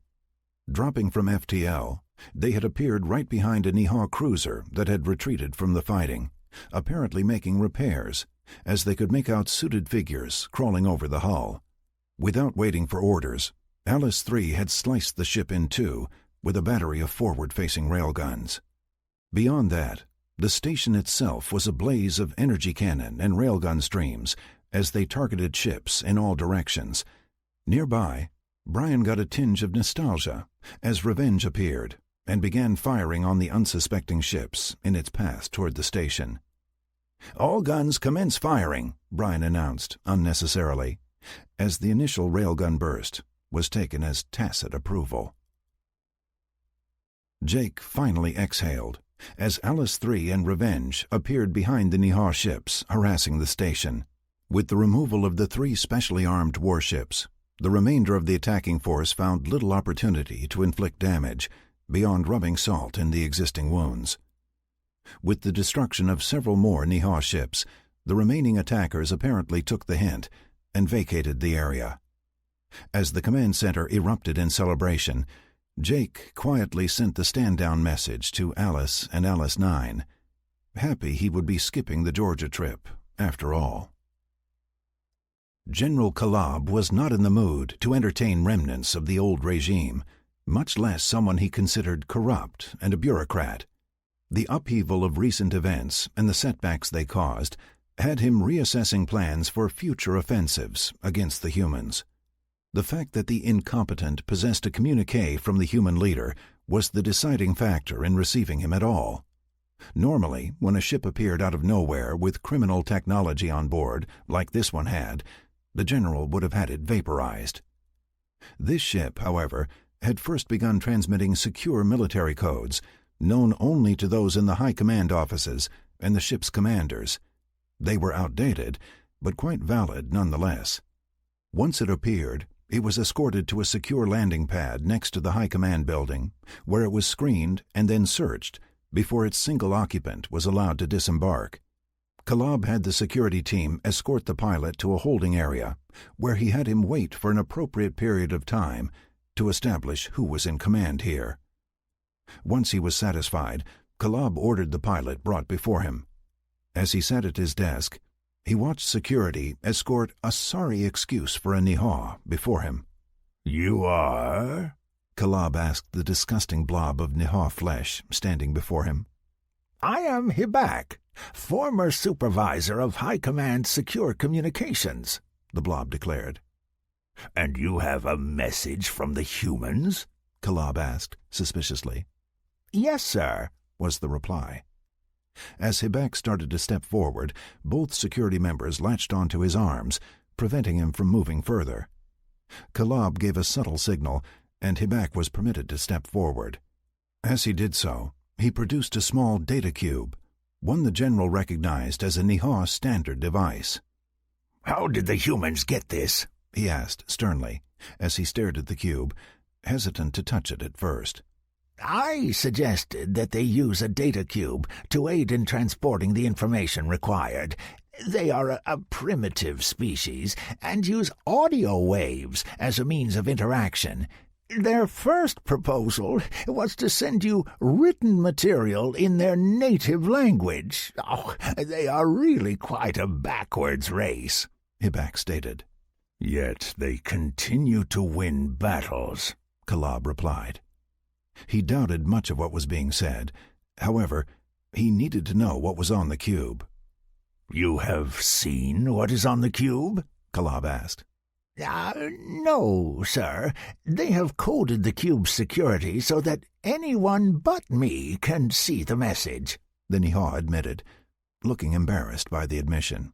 "But really quite a backwards race, you say? How did you end up with the humans anyway?" Kalab asked, still looking at the cube as it sat untouched at the end of his desk. "I was captured on a secret reconnaissance mission for Mihak, head of the High Council. She required someone above suspicion and loyal to the Empire to seek out and report on the threat," Hibak replied confidently. "Certainly, as no one would suspect that you were capable of such a thing. Why is there no record of it in the archives?" Kalab replied, adding emphasis to the first part of his statement. "Perhaps she feared other council members would betray me to the enemy?" Hibak replied, speculatively. "Perhaps. You are dismissed for now, but will remain under guard until the intelligence service has had an opportunity to extract everything you know about the humans. Once that is finished, we will see if your life is of any more value," Kalab replied, as he finally picked up the cube and examined it. General, I was told that the humans will only accept a reply from me, and I must be in their presence. The cube should say that," Hibak replied, with a bit of a panic. "Possibly. We shall see about that. I wonder if they are specific as to what condition you must be in," Kalab added, as he waved the group away while still examining the cube in his hand. Once he was alone, Kalab gently placed the cube on the reader, and immediately his display lit up with documents in Niha, as well as a hologram on his desk. In the hologram, a human was sitting behind a desk quite similar to his own. The image sat frozen as it waited for him to activate the recording. Kalab studied the human, as this was his first opportunity to see the species in great detail. As he suspected that this was the leader of the enemy that had turned an empire upside down, he was cautious to not let the arrogance of the past cloud his impression. This human had proven resourceful, cunning, and worst of all, successful in his efforts. Triggering the recording, he listened to the perfectly spoken Niha, referencing the provided documentation several times during the presentation. Finally stopping the recording as it began to replay, he sat back from his desk, absorbing all that had been proposed. At first, he rejected the inferences, but as he considered the consequences, he slowly began to see the possibilities. Finally, he sat forward, snatching the cube from the reader and locking it up in his private safe. Apparently, Hibak was going to return to the humans unharmed, after all. With the item safely locked away, Kalab cleared his calendar for the next few cycles. Next, he placed a request with his research department, asking for any data they had on the humans, including their history, customs, and social structure. If he was to meet with their leader, he wanted to be as prepared as possible for the event. Chapter 26. With the amount of damage the space station had sustained in the attack, the decision to post Alice 3 nearby was an easy one. Overall, 3 of 6 modules were damaged, and there had been a measurable loss of life. On the positive side, it was still operable and had more than held its own in the fighting. Personally, Jake was becoming a bit concerned at his less-than-concerned attitude about the casualties. As he scanned the reports, he realized he didn't recognize a single name, and that bothered him. In the Battle of Kleinen, he had personally known most of those that had died in the fight, and that had tempered his decisions since. Now, these faceless names had him wondering how many more battles he was willing to plan and execute, without a major concern for the lives lost in that cause. He remembered Patty's question once more, about what did success look like in this war. The question had haunted him, and prompted his actions with the Niha Hibak. As he waited for the reply, he only hoped his counterpart had the wisdom and foresight to embrace the opportunity he was presenting. Colonel Bo Chow was delighted with the outcome of the battle at the edge of the solar system. The timely return of the battleship Alice 3 had been a fortunate turn of events, accelerating what Bo perceived to be the inevitable success of the struggle. What confused him, though, were his instructions to remain on G43578, even though they had determined the strategic value here to be minimal. When queried as to the reason for their delay, Jake had simply explained that he did not want to release the bargaining chip just yet. Bo wasn't sure what plans Jake had set in motion. He simply respected the man's wishes and continued to beat Robert at Xiangqi, while Robert humiliated him at poker. It was 2 days after the fight over the space station that the Phantom appeared at the edge of the system. Considered a non-combatant as far as the fight in space went, the SAS team, under Colonel Banks, had found one more opportunity before returning home. A simple smash-and-grab operation, they had located an outpost at the edge of a larger system. Breaching its defenses, they overcame the small defense force there and stripped the facility of any usable information before the reaction force could arrive. Going stealth, they had slipped past the ships coming in to rescue the captives and taken the Phantom FTL as they landed. Jake laughed when Banks explained how they had taken the outpost without firing a shot and then locked up the staff in a supply room. In the short time they had available, they had emptied out the computer room, loading the entire space into the Phantom's hold. Jake, I think we need to talk about some things, Patty opened at the meeting she had called in his office.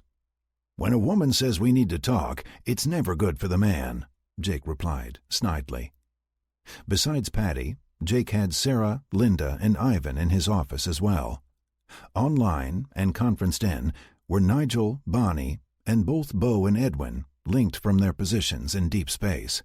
The events of the last few weeks have seen you, Edwin, and Bo all leading combat missions off-planet, and all considered very high risk, Alice offered, as a way of broaching a subject Jake had been dodging for quite some time. All successful, I should point out, Jake replied, concerned at where this was going. Regardless, you three are the leaders of the military for this planet.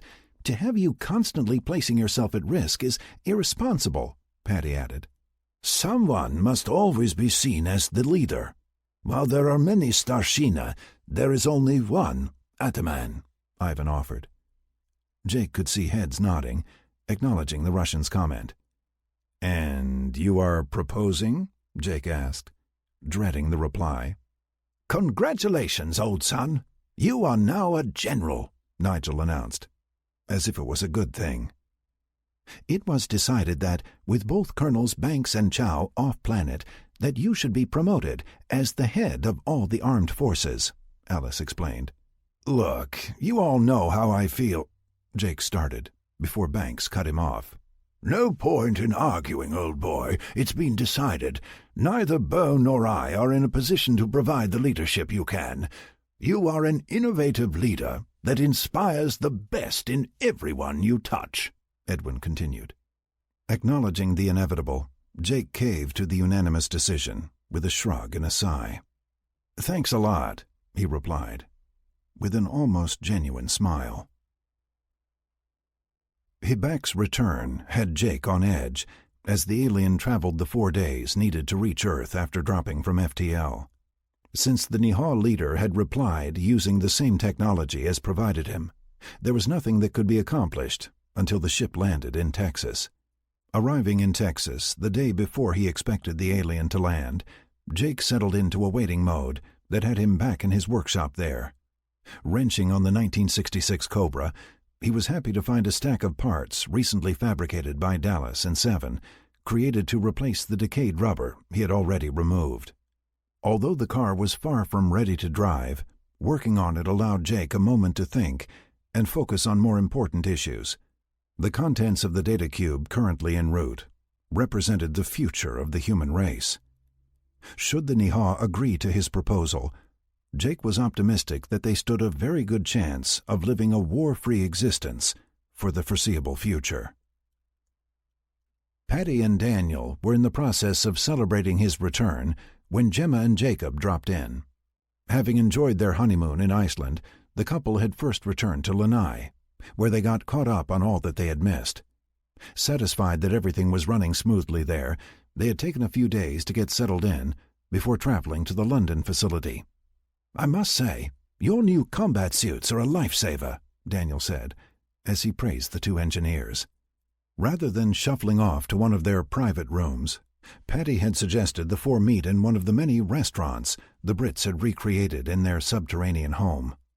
While not actually a restaurant, as no one was charged for their meal, the atmosphere was one of a quaint bistro rather than the more sterile cafeteria style of the Alice dining halls. He means that for real, Patty added. With that comment, Daniel went into the story of his adventures on K-82-734 and his almost certain discovery at the hands of the security forces there. Patty could see her brother beaming with pride as Daniel explained his use of the disruptor rod in tunneling beneath the perimeter fencing. Expanding on all that had occurred in the following missions, both Gemma and Jacob sat mesmerized, drawn in by Daniel's descriptions of their technology in use. So, how is married life? Patty finally asked, as they moved off of work talk. Other than the wondrous time we had in Iceland, it's not terribly different than before. My mum, however, has completely transformed. The prospect of grandchildren has her happy as Larry, Gemma offered, after a bite of dessert. I, however, am still on probation, Jacob added, with a laugh. "Not so, love. She fancies you for a son-in-law. She's just slow to warm up to people," Gemma replied, while patting his arm. "Well, I know for a fact Nigel thinks you are the best," Patty added. Glancing at Daniel, Patty sensed there was something troubling him about the conversation. As they discussed the in-laws, she could see his mind was not on the conversation directly. "Patricia, I have something to ask you," Daniel suddenly blurted, as they were chatting after the table was cleared. Slipping off his chair so he could take a knee at her side, Daniel took Patty's hand in his. "Would you do me the honor of being my wife?" he asked, as he looked up into her eyes. Taken completely off guard, Patty could hear her answer. "Yes," she replied, before bursting into tears. Jake was present as he watched the Niha-Hibak lower his ship into the Texas hangar. He watched, breathing gear in hand and wireless helmet already on his head. Once it settled on its landing gear, he had Dallas transmit the access request as he approached the airlock. Apparently expecting the request, the outer door opened as soon as Jake arrived, allowing him access to the ship. With his mask on and helmet in place, he entered the small space, triggering the outer hatch to close, and then waiting for the Niha to give him access to the interior of the ship. The Niha must have been in some hurry of his own, as Jake found the inner door open almost as soon as he had turned from closing the outer. Stepping inside the ship, he found his host standing just inside, his arm extended. "This is your reply. I am told you will have no issues accessing the contents, nor any trouble understanding it," Hibak added, as Jake took a cube exactly like the one they had sent. "This now completes my obligations. Would you please inform your people that they may begin returning my property immediately?" the Niha added. "Absolutely. Will you be leaving afterward?" Jake asked, curious what deals the Niha might have struck back home. The question seemed to strike a nerve with Hibak, as he stood frozen for several seconds before replying. "It was suggested that I consider staying with you for a cycle or two longer, until your business with General Kalab is completed. Is this acceptable?" he asked. "I will inform Dallas that your hangar space is not available for other uses," Jake replied, with a smile. He had no idea what had transpired on the Niha homeworld, but whatever it was, Hibak was not yet free to roam the Empire. Jake wasted no time in taking the data cube and retreating to his office here in Texas. With Dallas prepared to translate any information provided, he sent the data cube on the reader and was instantly rewarded with the hologram and display filled with data that he had expected as a reply to what he provided. The general introduced himself in a very human-like manner, and then proceeded to walk through his response to Jake's proposal. It unnerved Jake slightly that the Niha was so businesslike in his approach, working in a very methodical fashion. They had so demonized the Niha leadership that it was with some difficulty that he had to imagine him as an empathetic being. Clearing his mind of any preconceived notions, Jake set about evaluating the Niha response. It was several hours later when he had finally worked through the information provided and, with Dallas's help, formulated a plan. It was clear that the general was hedging his bets on working anything out with Earth. At several points in the response, he had alluded to a war of attrition that Earth could never win. In the same sentence, he also acknowledged the damage the effort was doing to the Empire itself. To make this work, Jake needed to provide a place where the two could meet face to face that didn't expose their effort to the Empire or Earth's treaty partners. While Jake had no intent in selling anyone down the river, he knew that the more races involved, the less likely they would see a successful outcome. To that end, he set the Alices on the task of locating a remote part of space that permitted the two to meet secretly while providing certain necessary components. Jake was very much afraid that he would have to convince General Kalab just how serious Earth was, and that meant demonstrations of power. With that delegated, he proceeded to locate the other items he required for the meeting, while creating one more message for General Kalab, outlining their next steps. While neither side had ceased their hostilities, his hope was there would be no further offensives until this meeting was convened. Production Supervisor Val Stork personally addressed the latest human order, presumably requested from their leader himself. As he reviewed the request, he began to question the sanity of arguably the most powerful being in several sectors. The two items outlined were a combination of mundane and bizarre. While not a particularly difficult order, the request came with a delivery date that required Val Stork to drop just about everything else he had in process just to complete it on time. However, the price to be paid for such a delivery ensured he would complete the job early and exactly as requested. No questions asked. Chapter 27. Robert was beginning to chafe at the delays in returning home. He and Bonnie had regular calls, but that just wasn't the same as being there. Colonel Bo Chow seemed less concerned at the delays in returning, responding that Jake had a good reason, he was sure. By this point, all 3 locations had been completely restored to full working order, with the defenses back in place. The prisoners were all behaving, with Robert even honoring a request of sending death notices to their homeworlds for those lost in the conflict. Bo had Kola review all transmissions prior to any release, verifying there was not hidden messages or nefarious intent in the effort. Beyond all of that, the Azaristic had resumed their work on the 4 cruisers.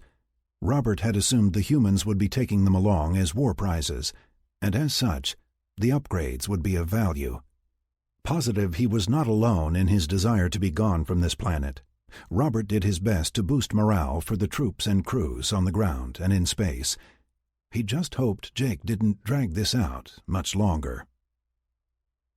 As the 2 ships closed in on the designated meeting spot, Jake could see his ship's sensors dancing from the scans the Niha ship was performing on him.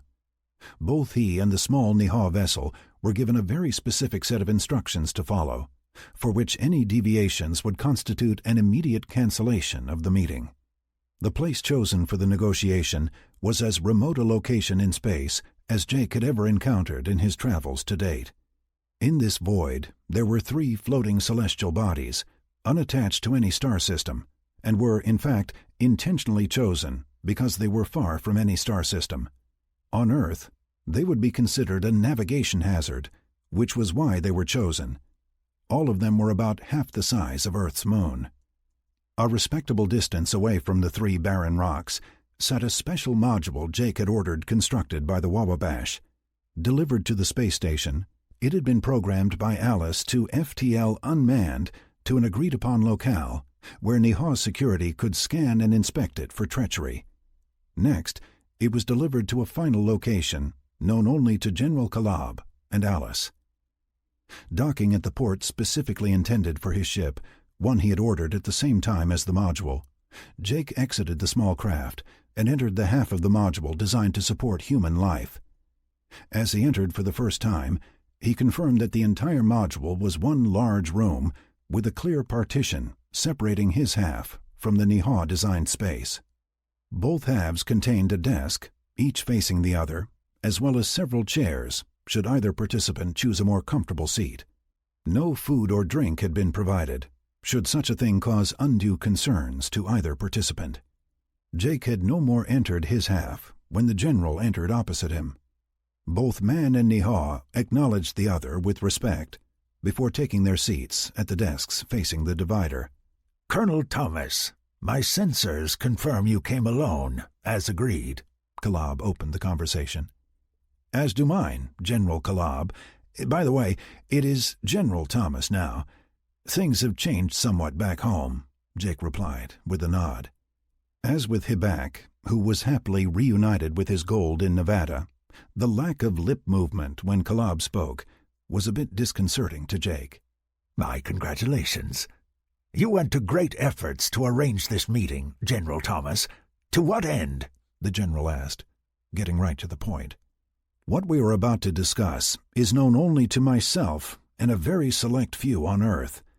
It is my suggestion you consider the same security," Jake replied, before placing a data cube on the reader and hitting a key on his desktop display.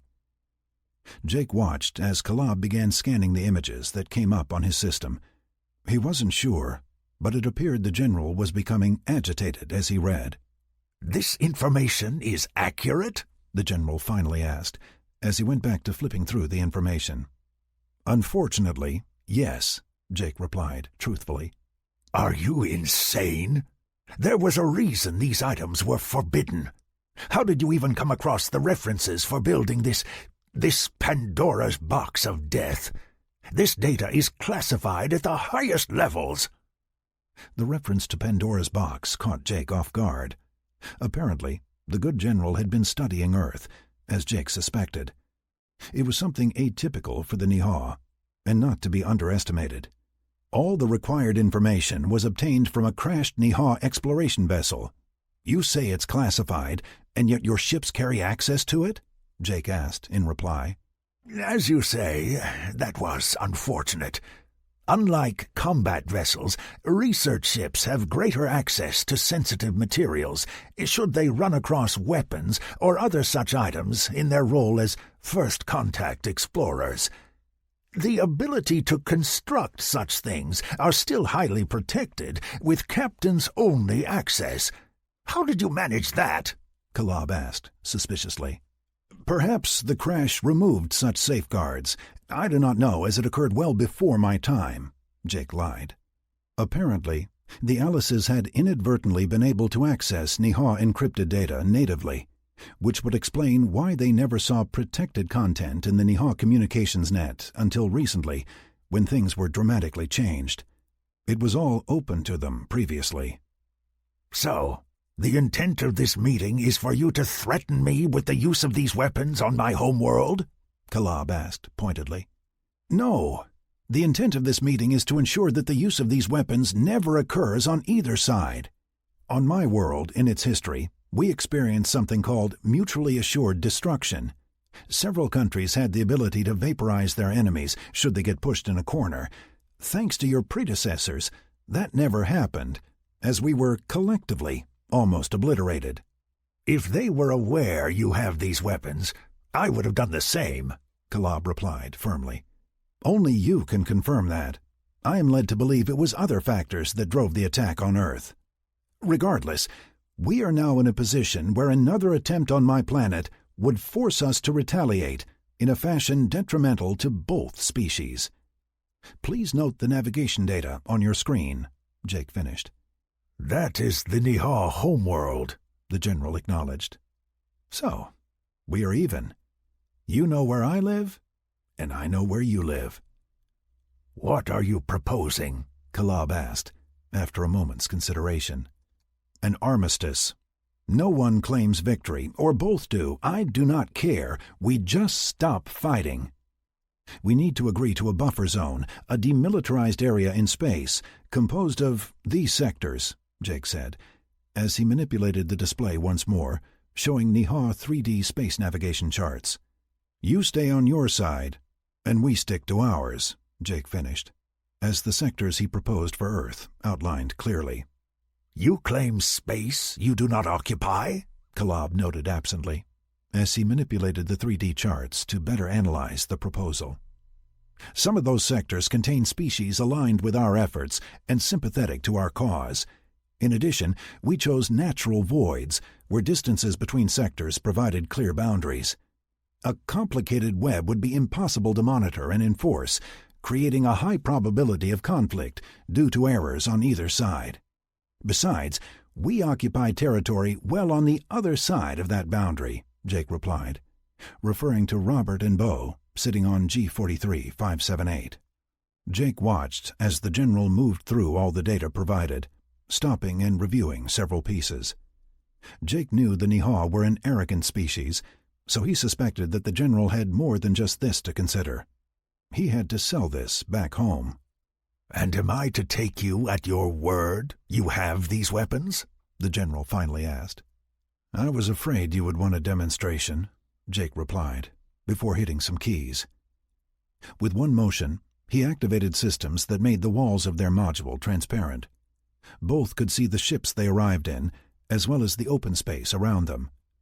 Jake motioned to the general to watch the 3 rocks, floating a good distance away.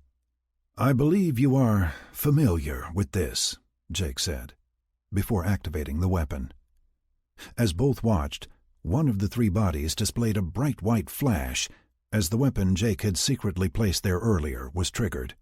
The two watched in fascination and horror as the first of the three bodies began to fold in on itself, the explosion consuming matter until it was nothing but a bright flash of white.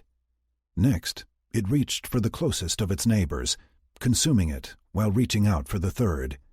Within minutes, all three spheres were gone, leaving only black, empty space. "Good enough?" Jake asked, as he returned the walls to their previous settings and focused on his counterpart. "You really are insane," the general replied, sadly. "No, just desperate. We cannot beat you without escalating things, and that is something I will not voluntarily do. Please do not put me in a position where I have to choose between your survival or mine.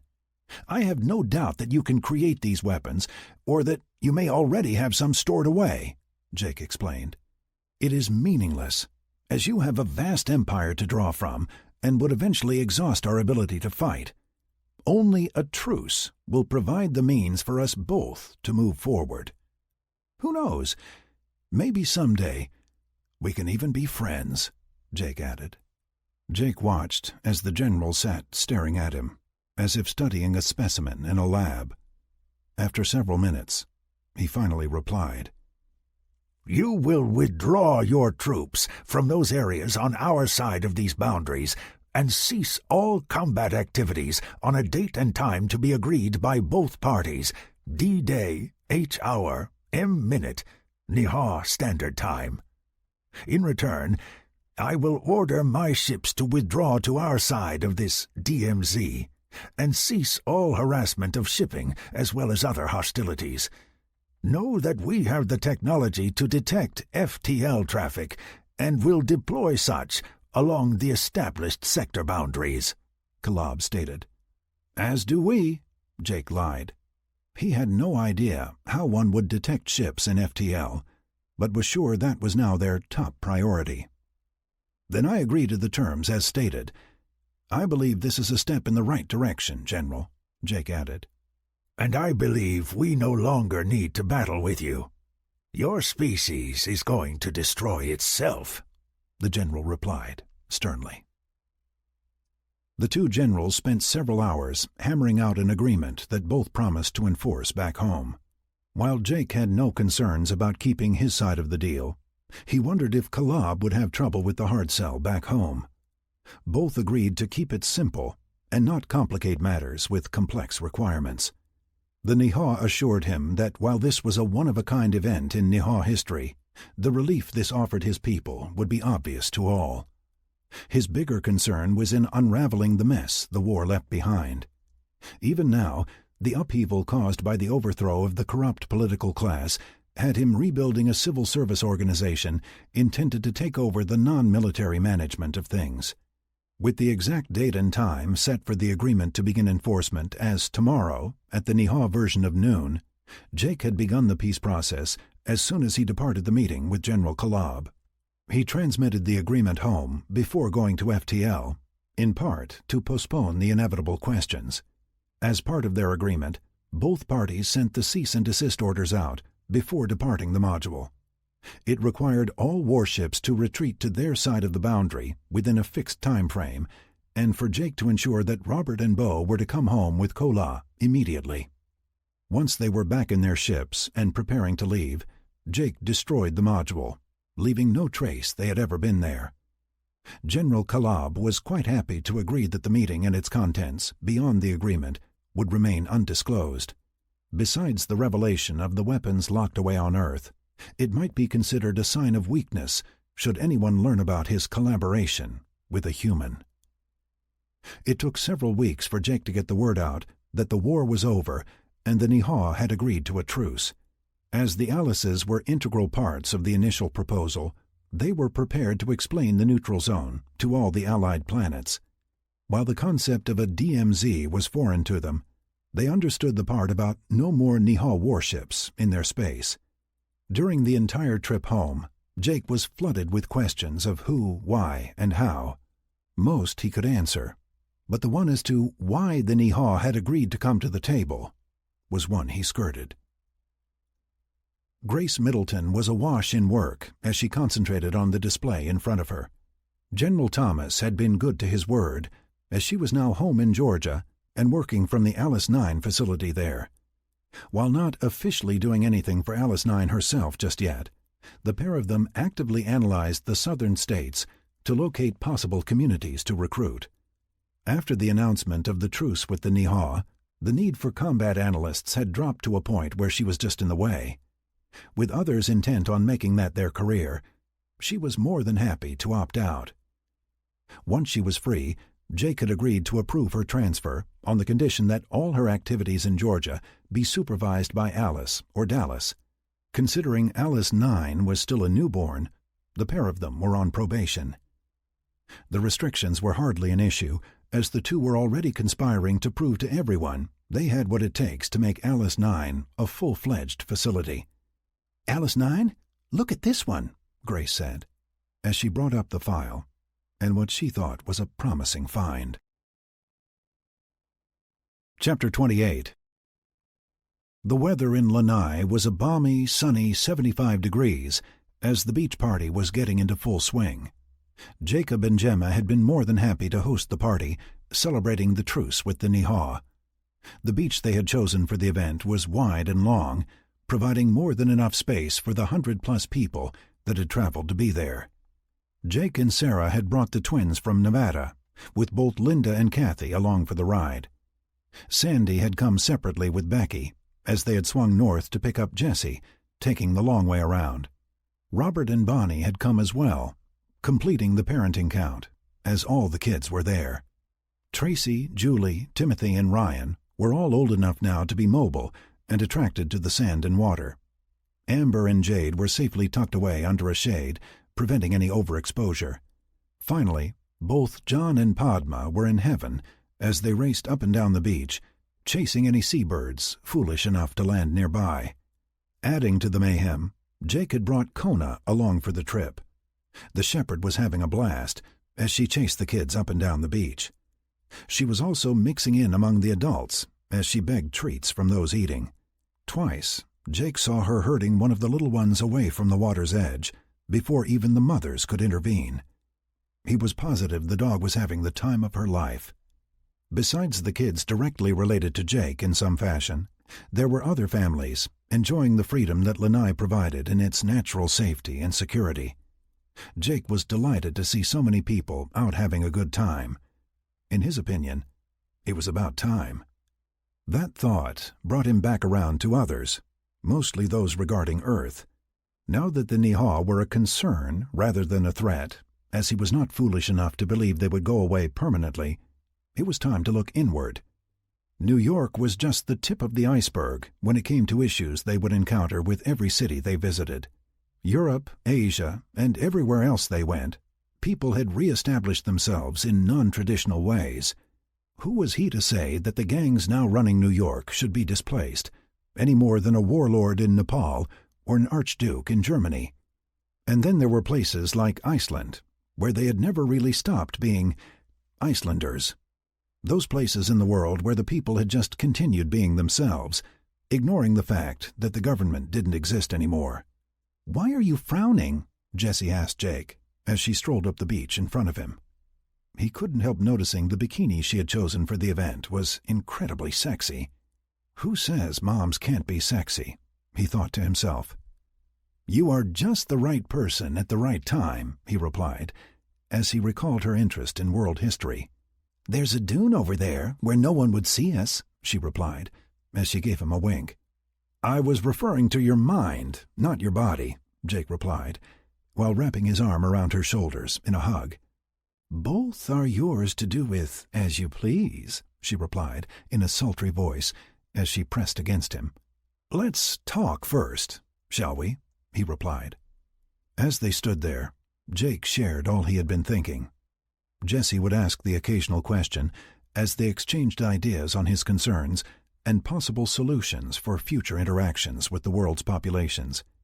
While he spoke, he could see Jessie staring at the shore, where he assumed his words were giving her cause for thought. At one point, he paused, asking for her thoughts, and she replied, "I think you're right in worrying about those things, but I fear we have another issue right under our noses," she said. "What?" Jake asked, confused at her reply. "Why aren't those two actually speaking to each other?" Jessie said, as she pointed to the water. From where they stood, no more than a few feet from the water, they could see Julie and Timothy at the water's edge. As they watched, they saw Timothy point to a stick floating near Julie, who was not looking at him, but turned to where he was pointing. The adults watched as the two children gestured to one another, and Julie squatted to pick up the floating stick and handed it to him. During the entire exchange, not a word was spoken, and as Jake and Jessie watched, the two began to wander away toward the other kids. "Did you see that?" Jessie asked, looking for validation. "Not only did I see it, I heard it," Jake replied, while pointing to his head. This concludes Alice Space War by Charles Lamb, narrated by David Drummond. Copyright 2017 by C.W. Lamb. This unabridged audiobook is published by arrangement with Charles Lamb and was produced in the year 2017 by Tantor Media Incorporated, a division of Recorded Books, which holds the copyright thereto. Please visit Tantor.com for more information on our growing library of unabridged audiobooks and to take advantage of special offers.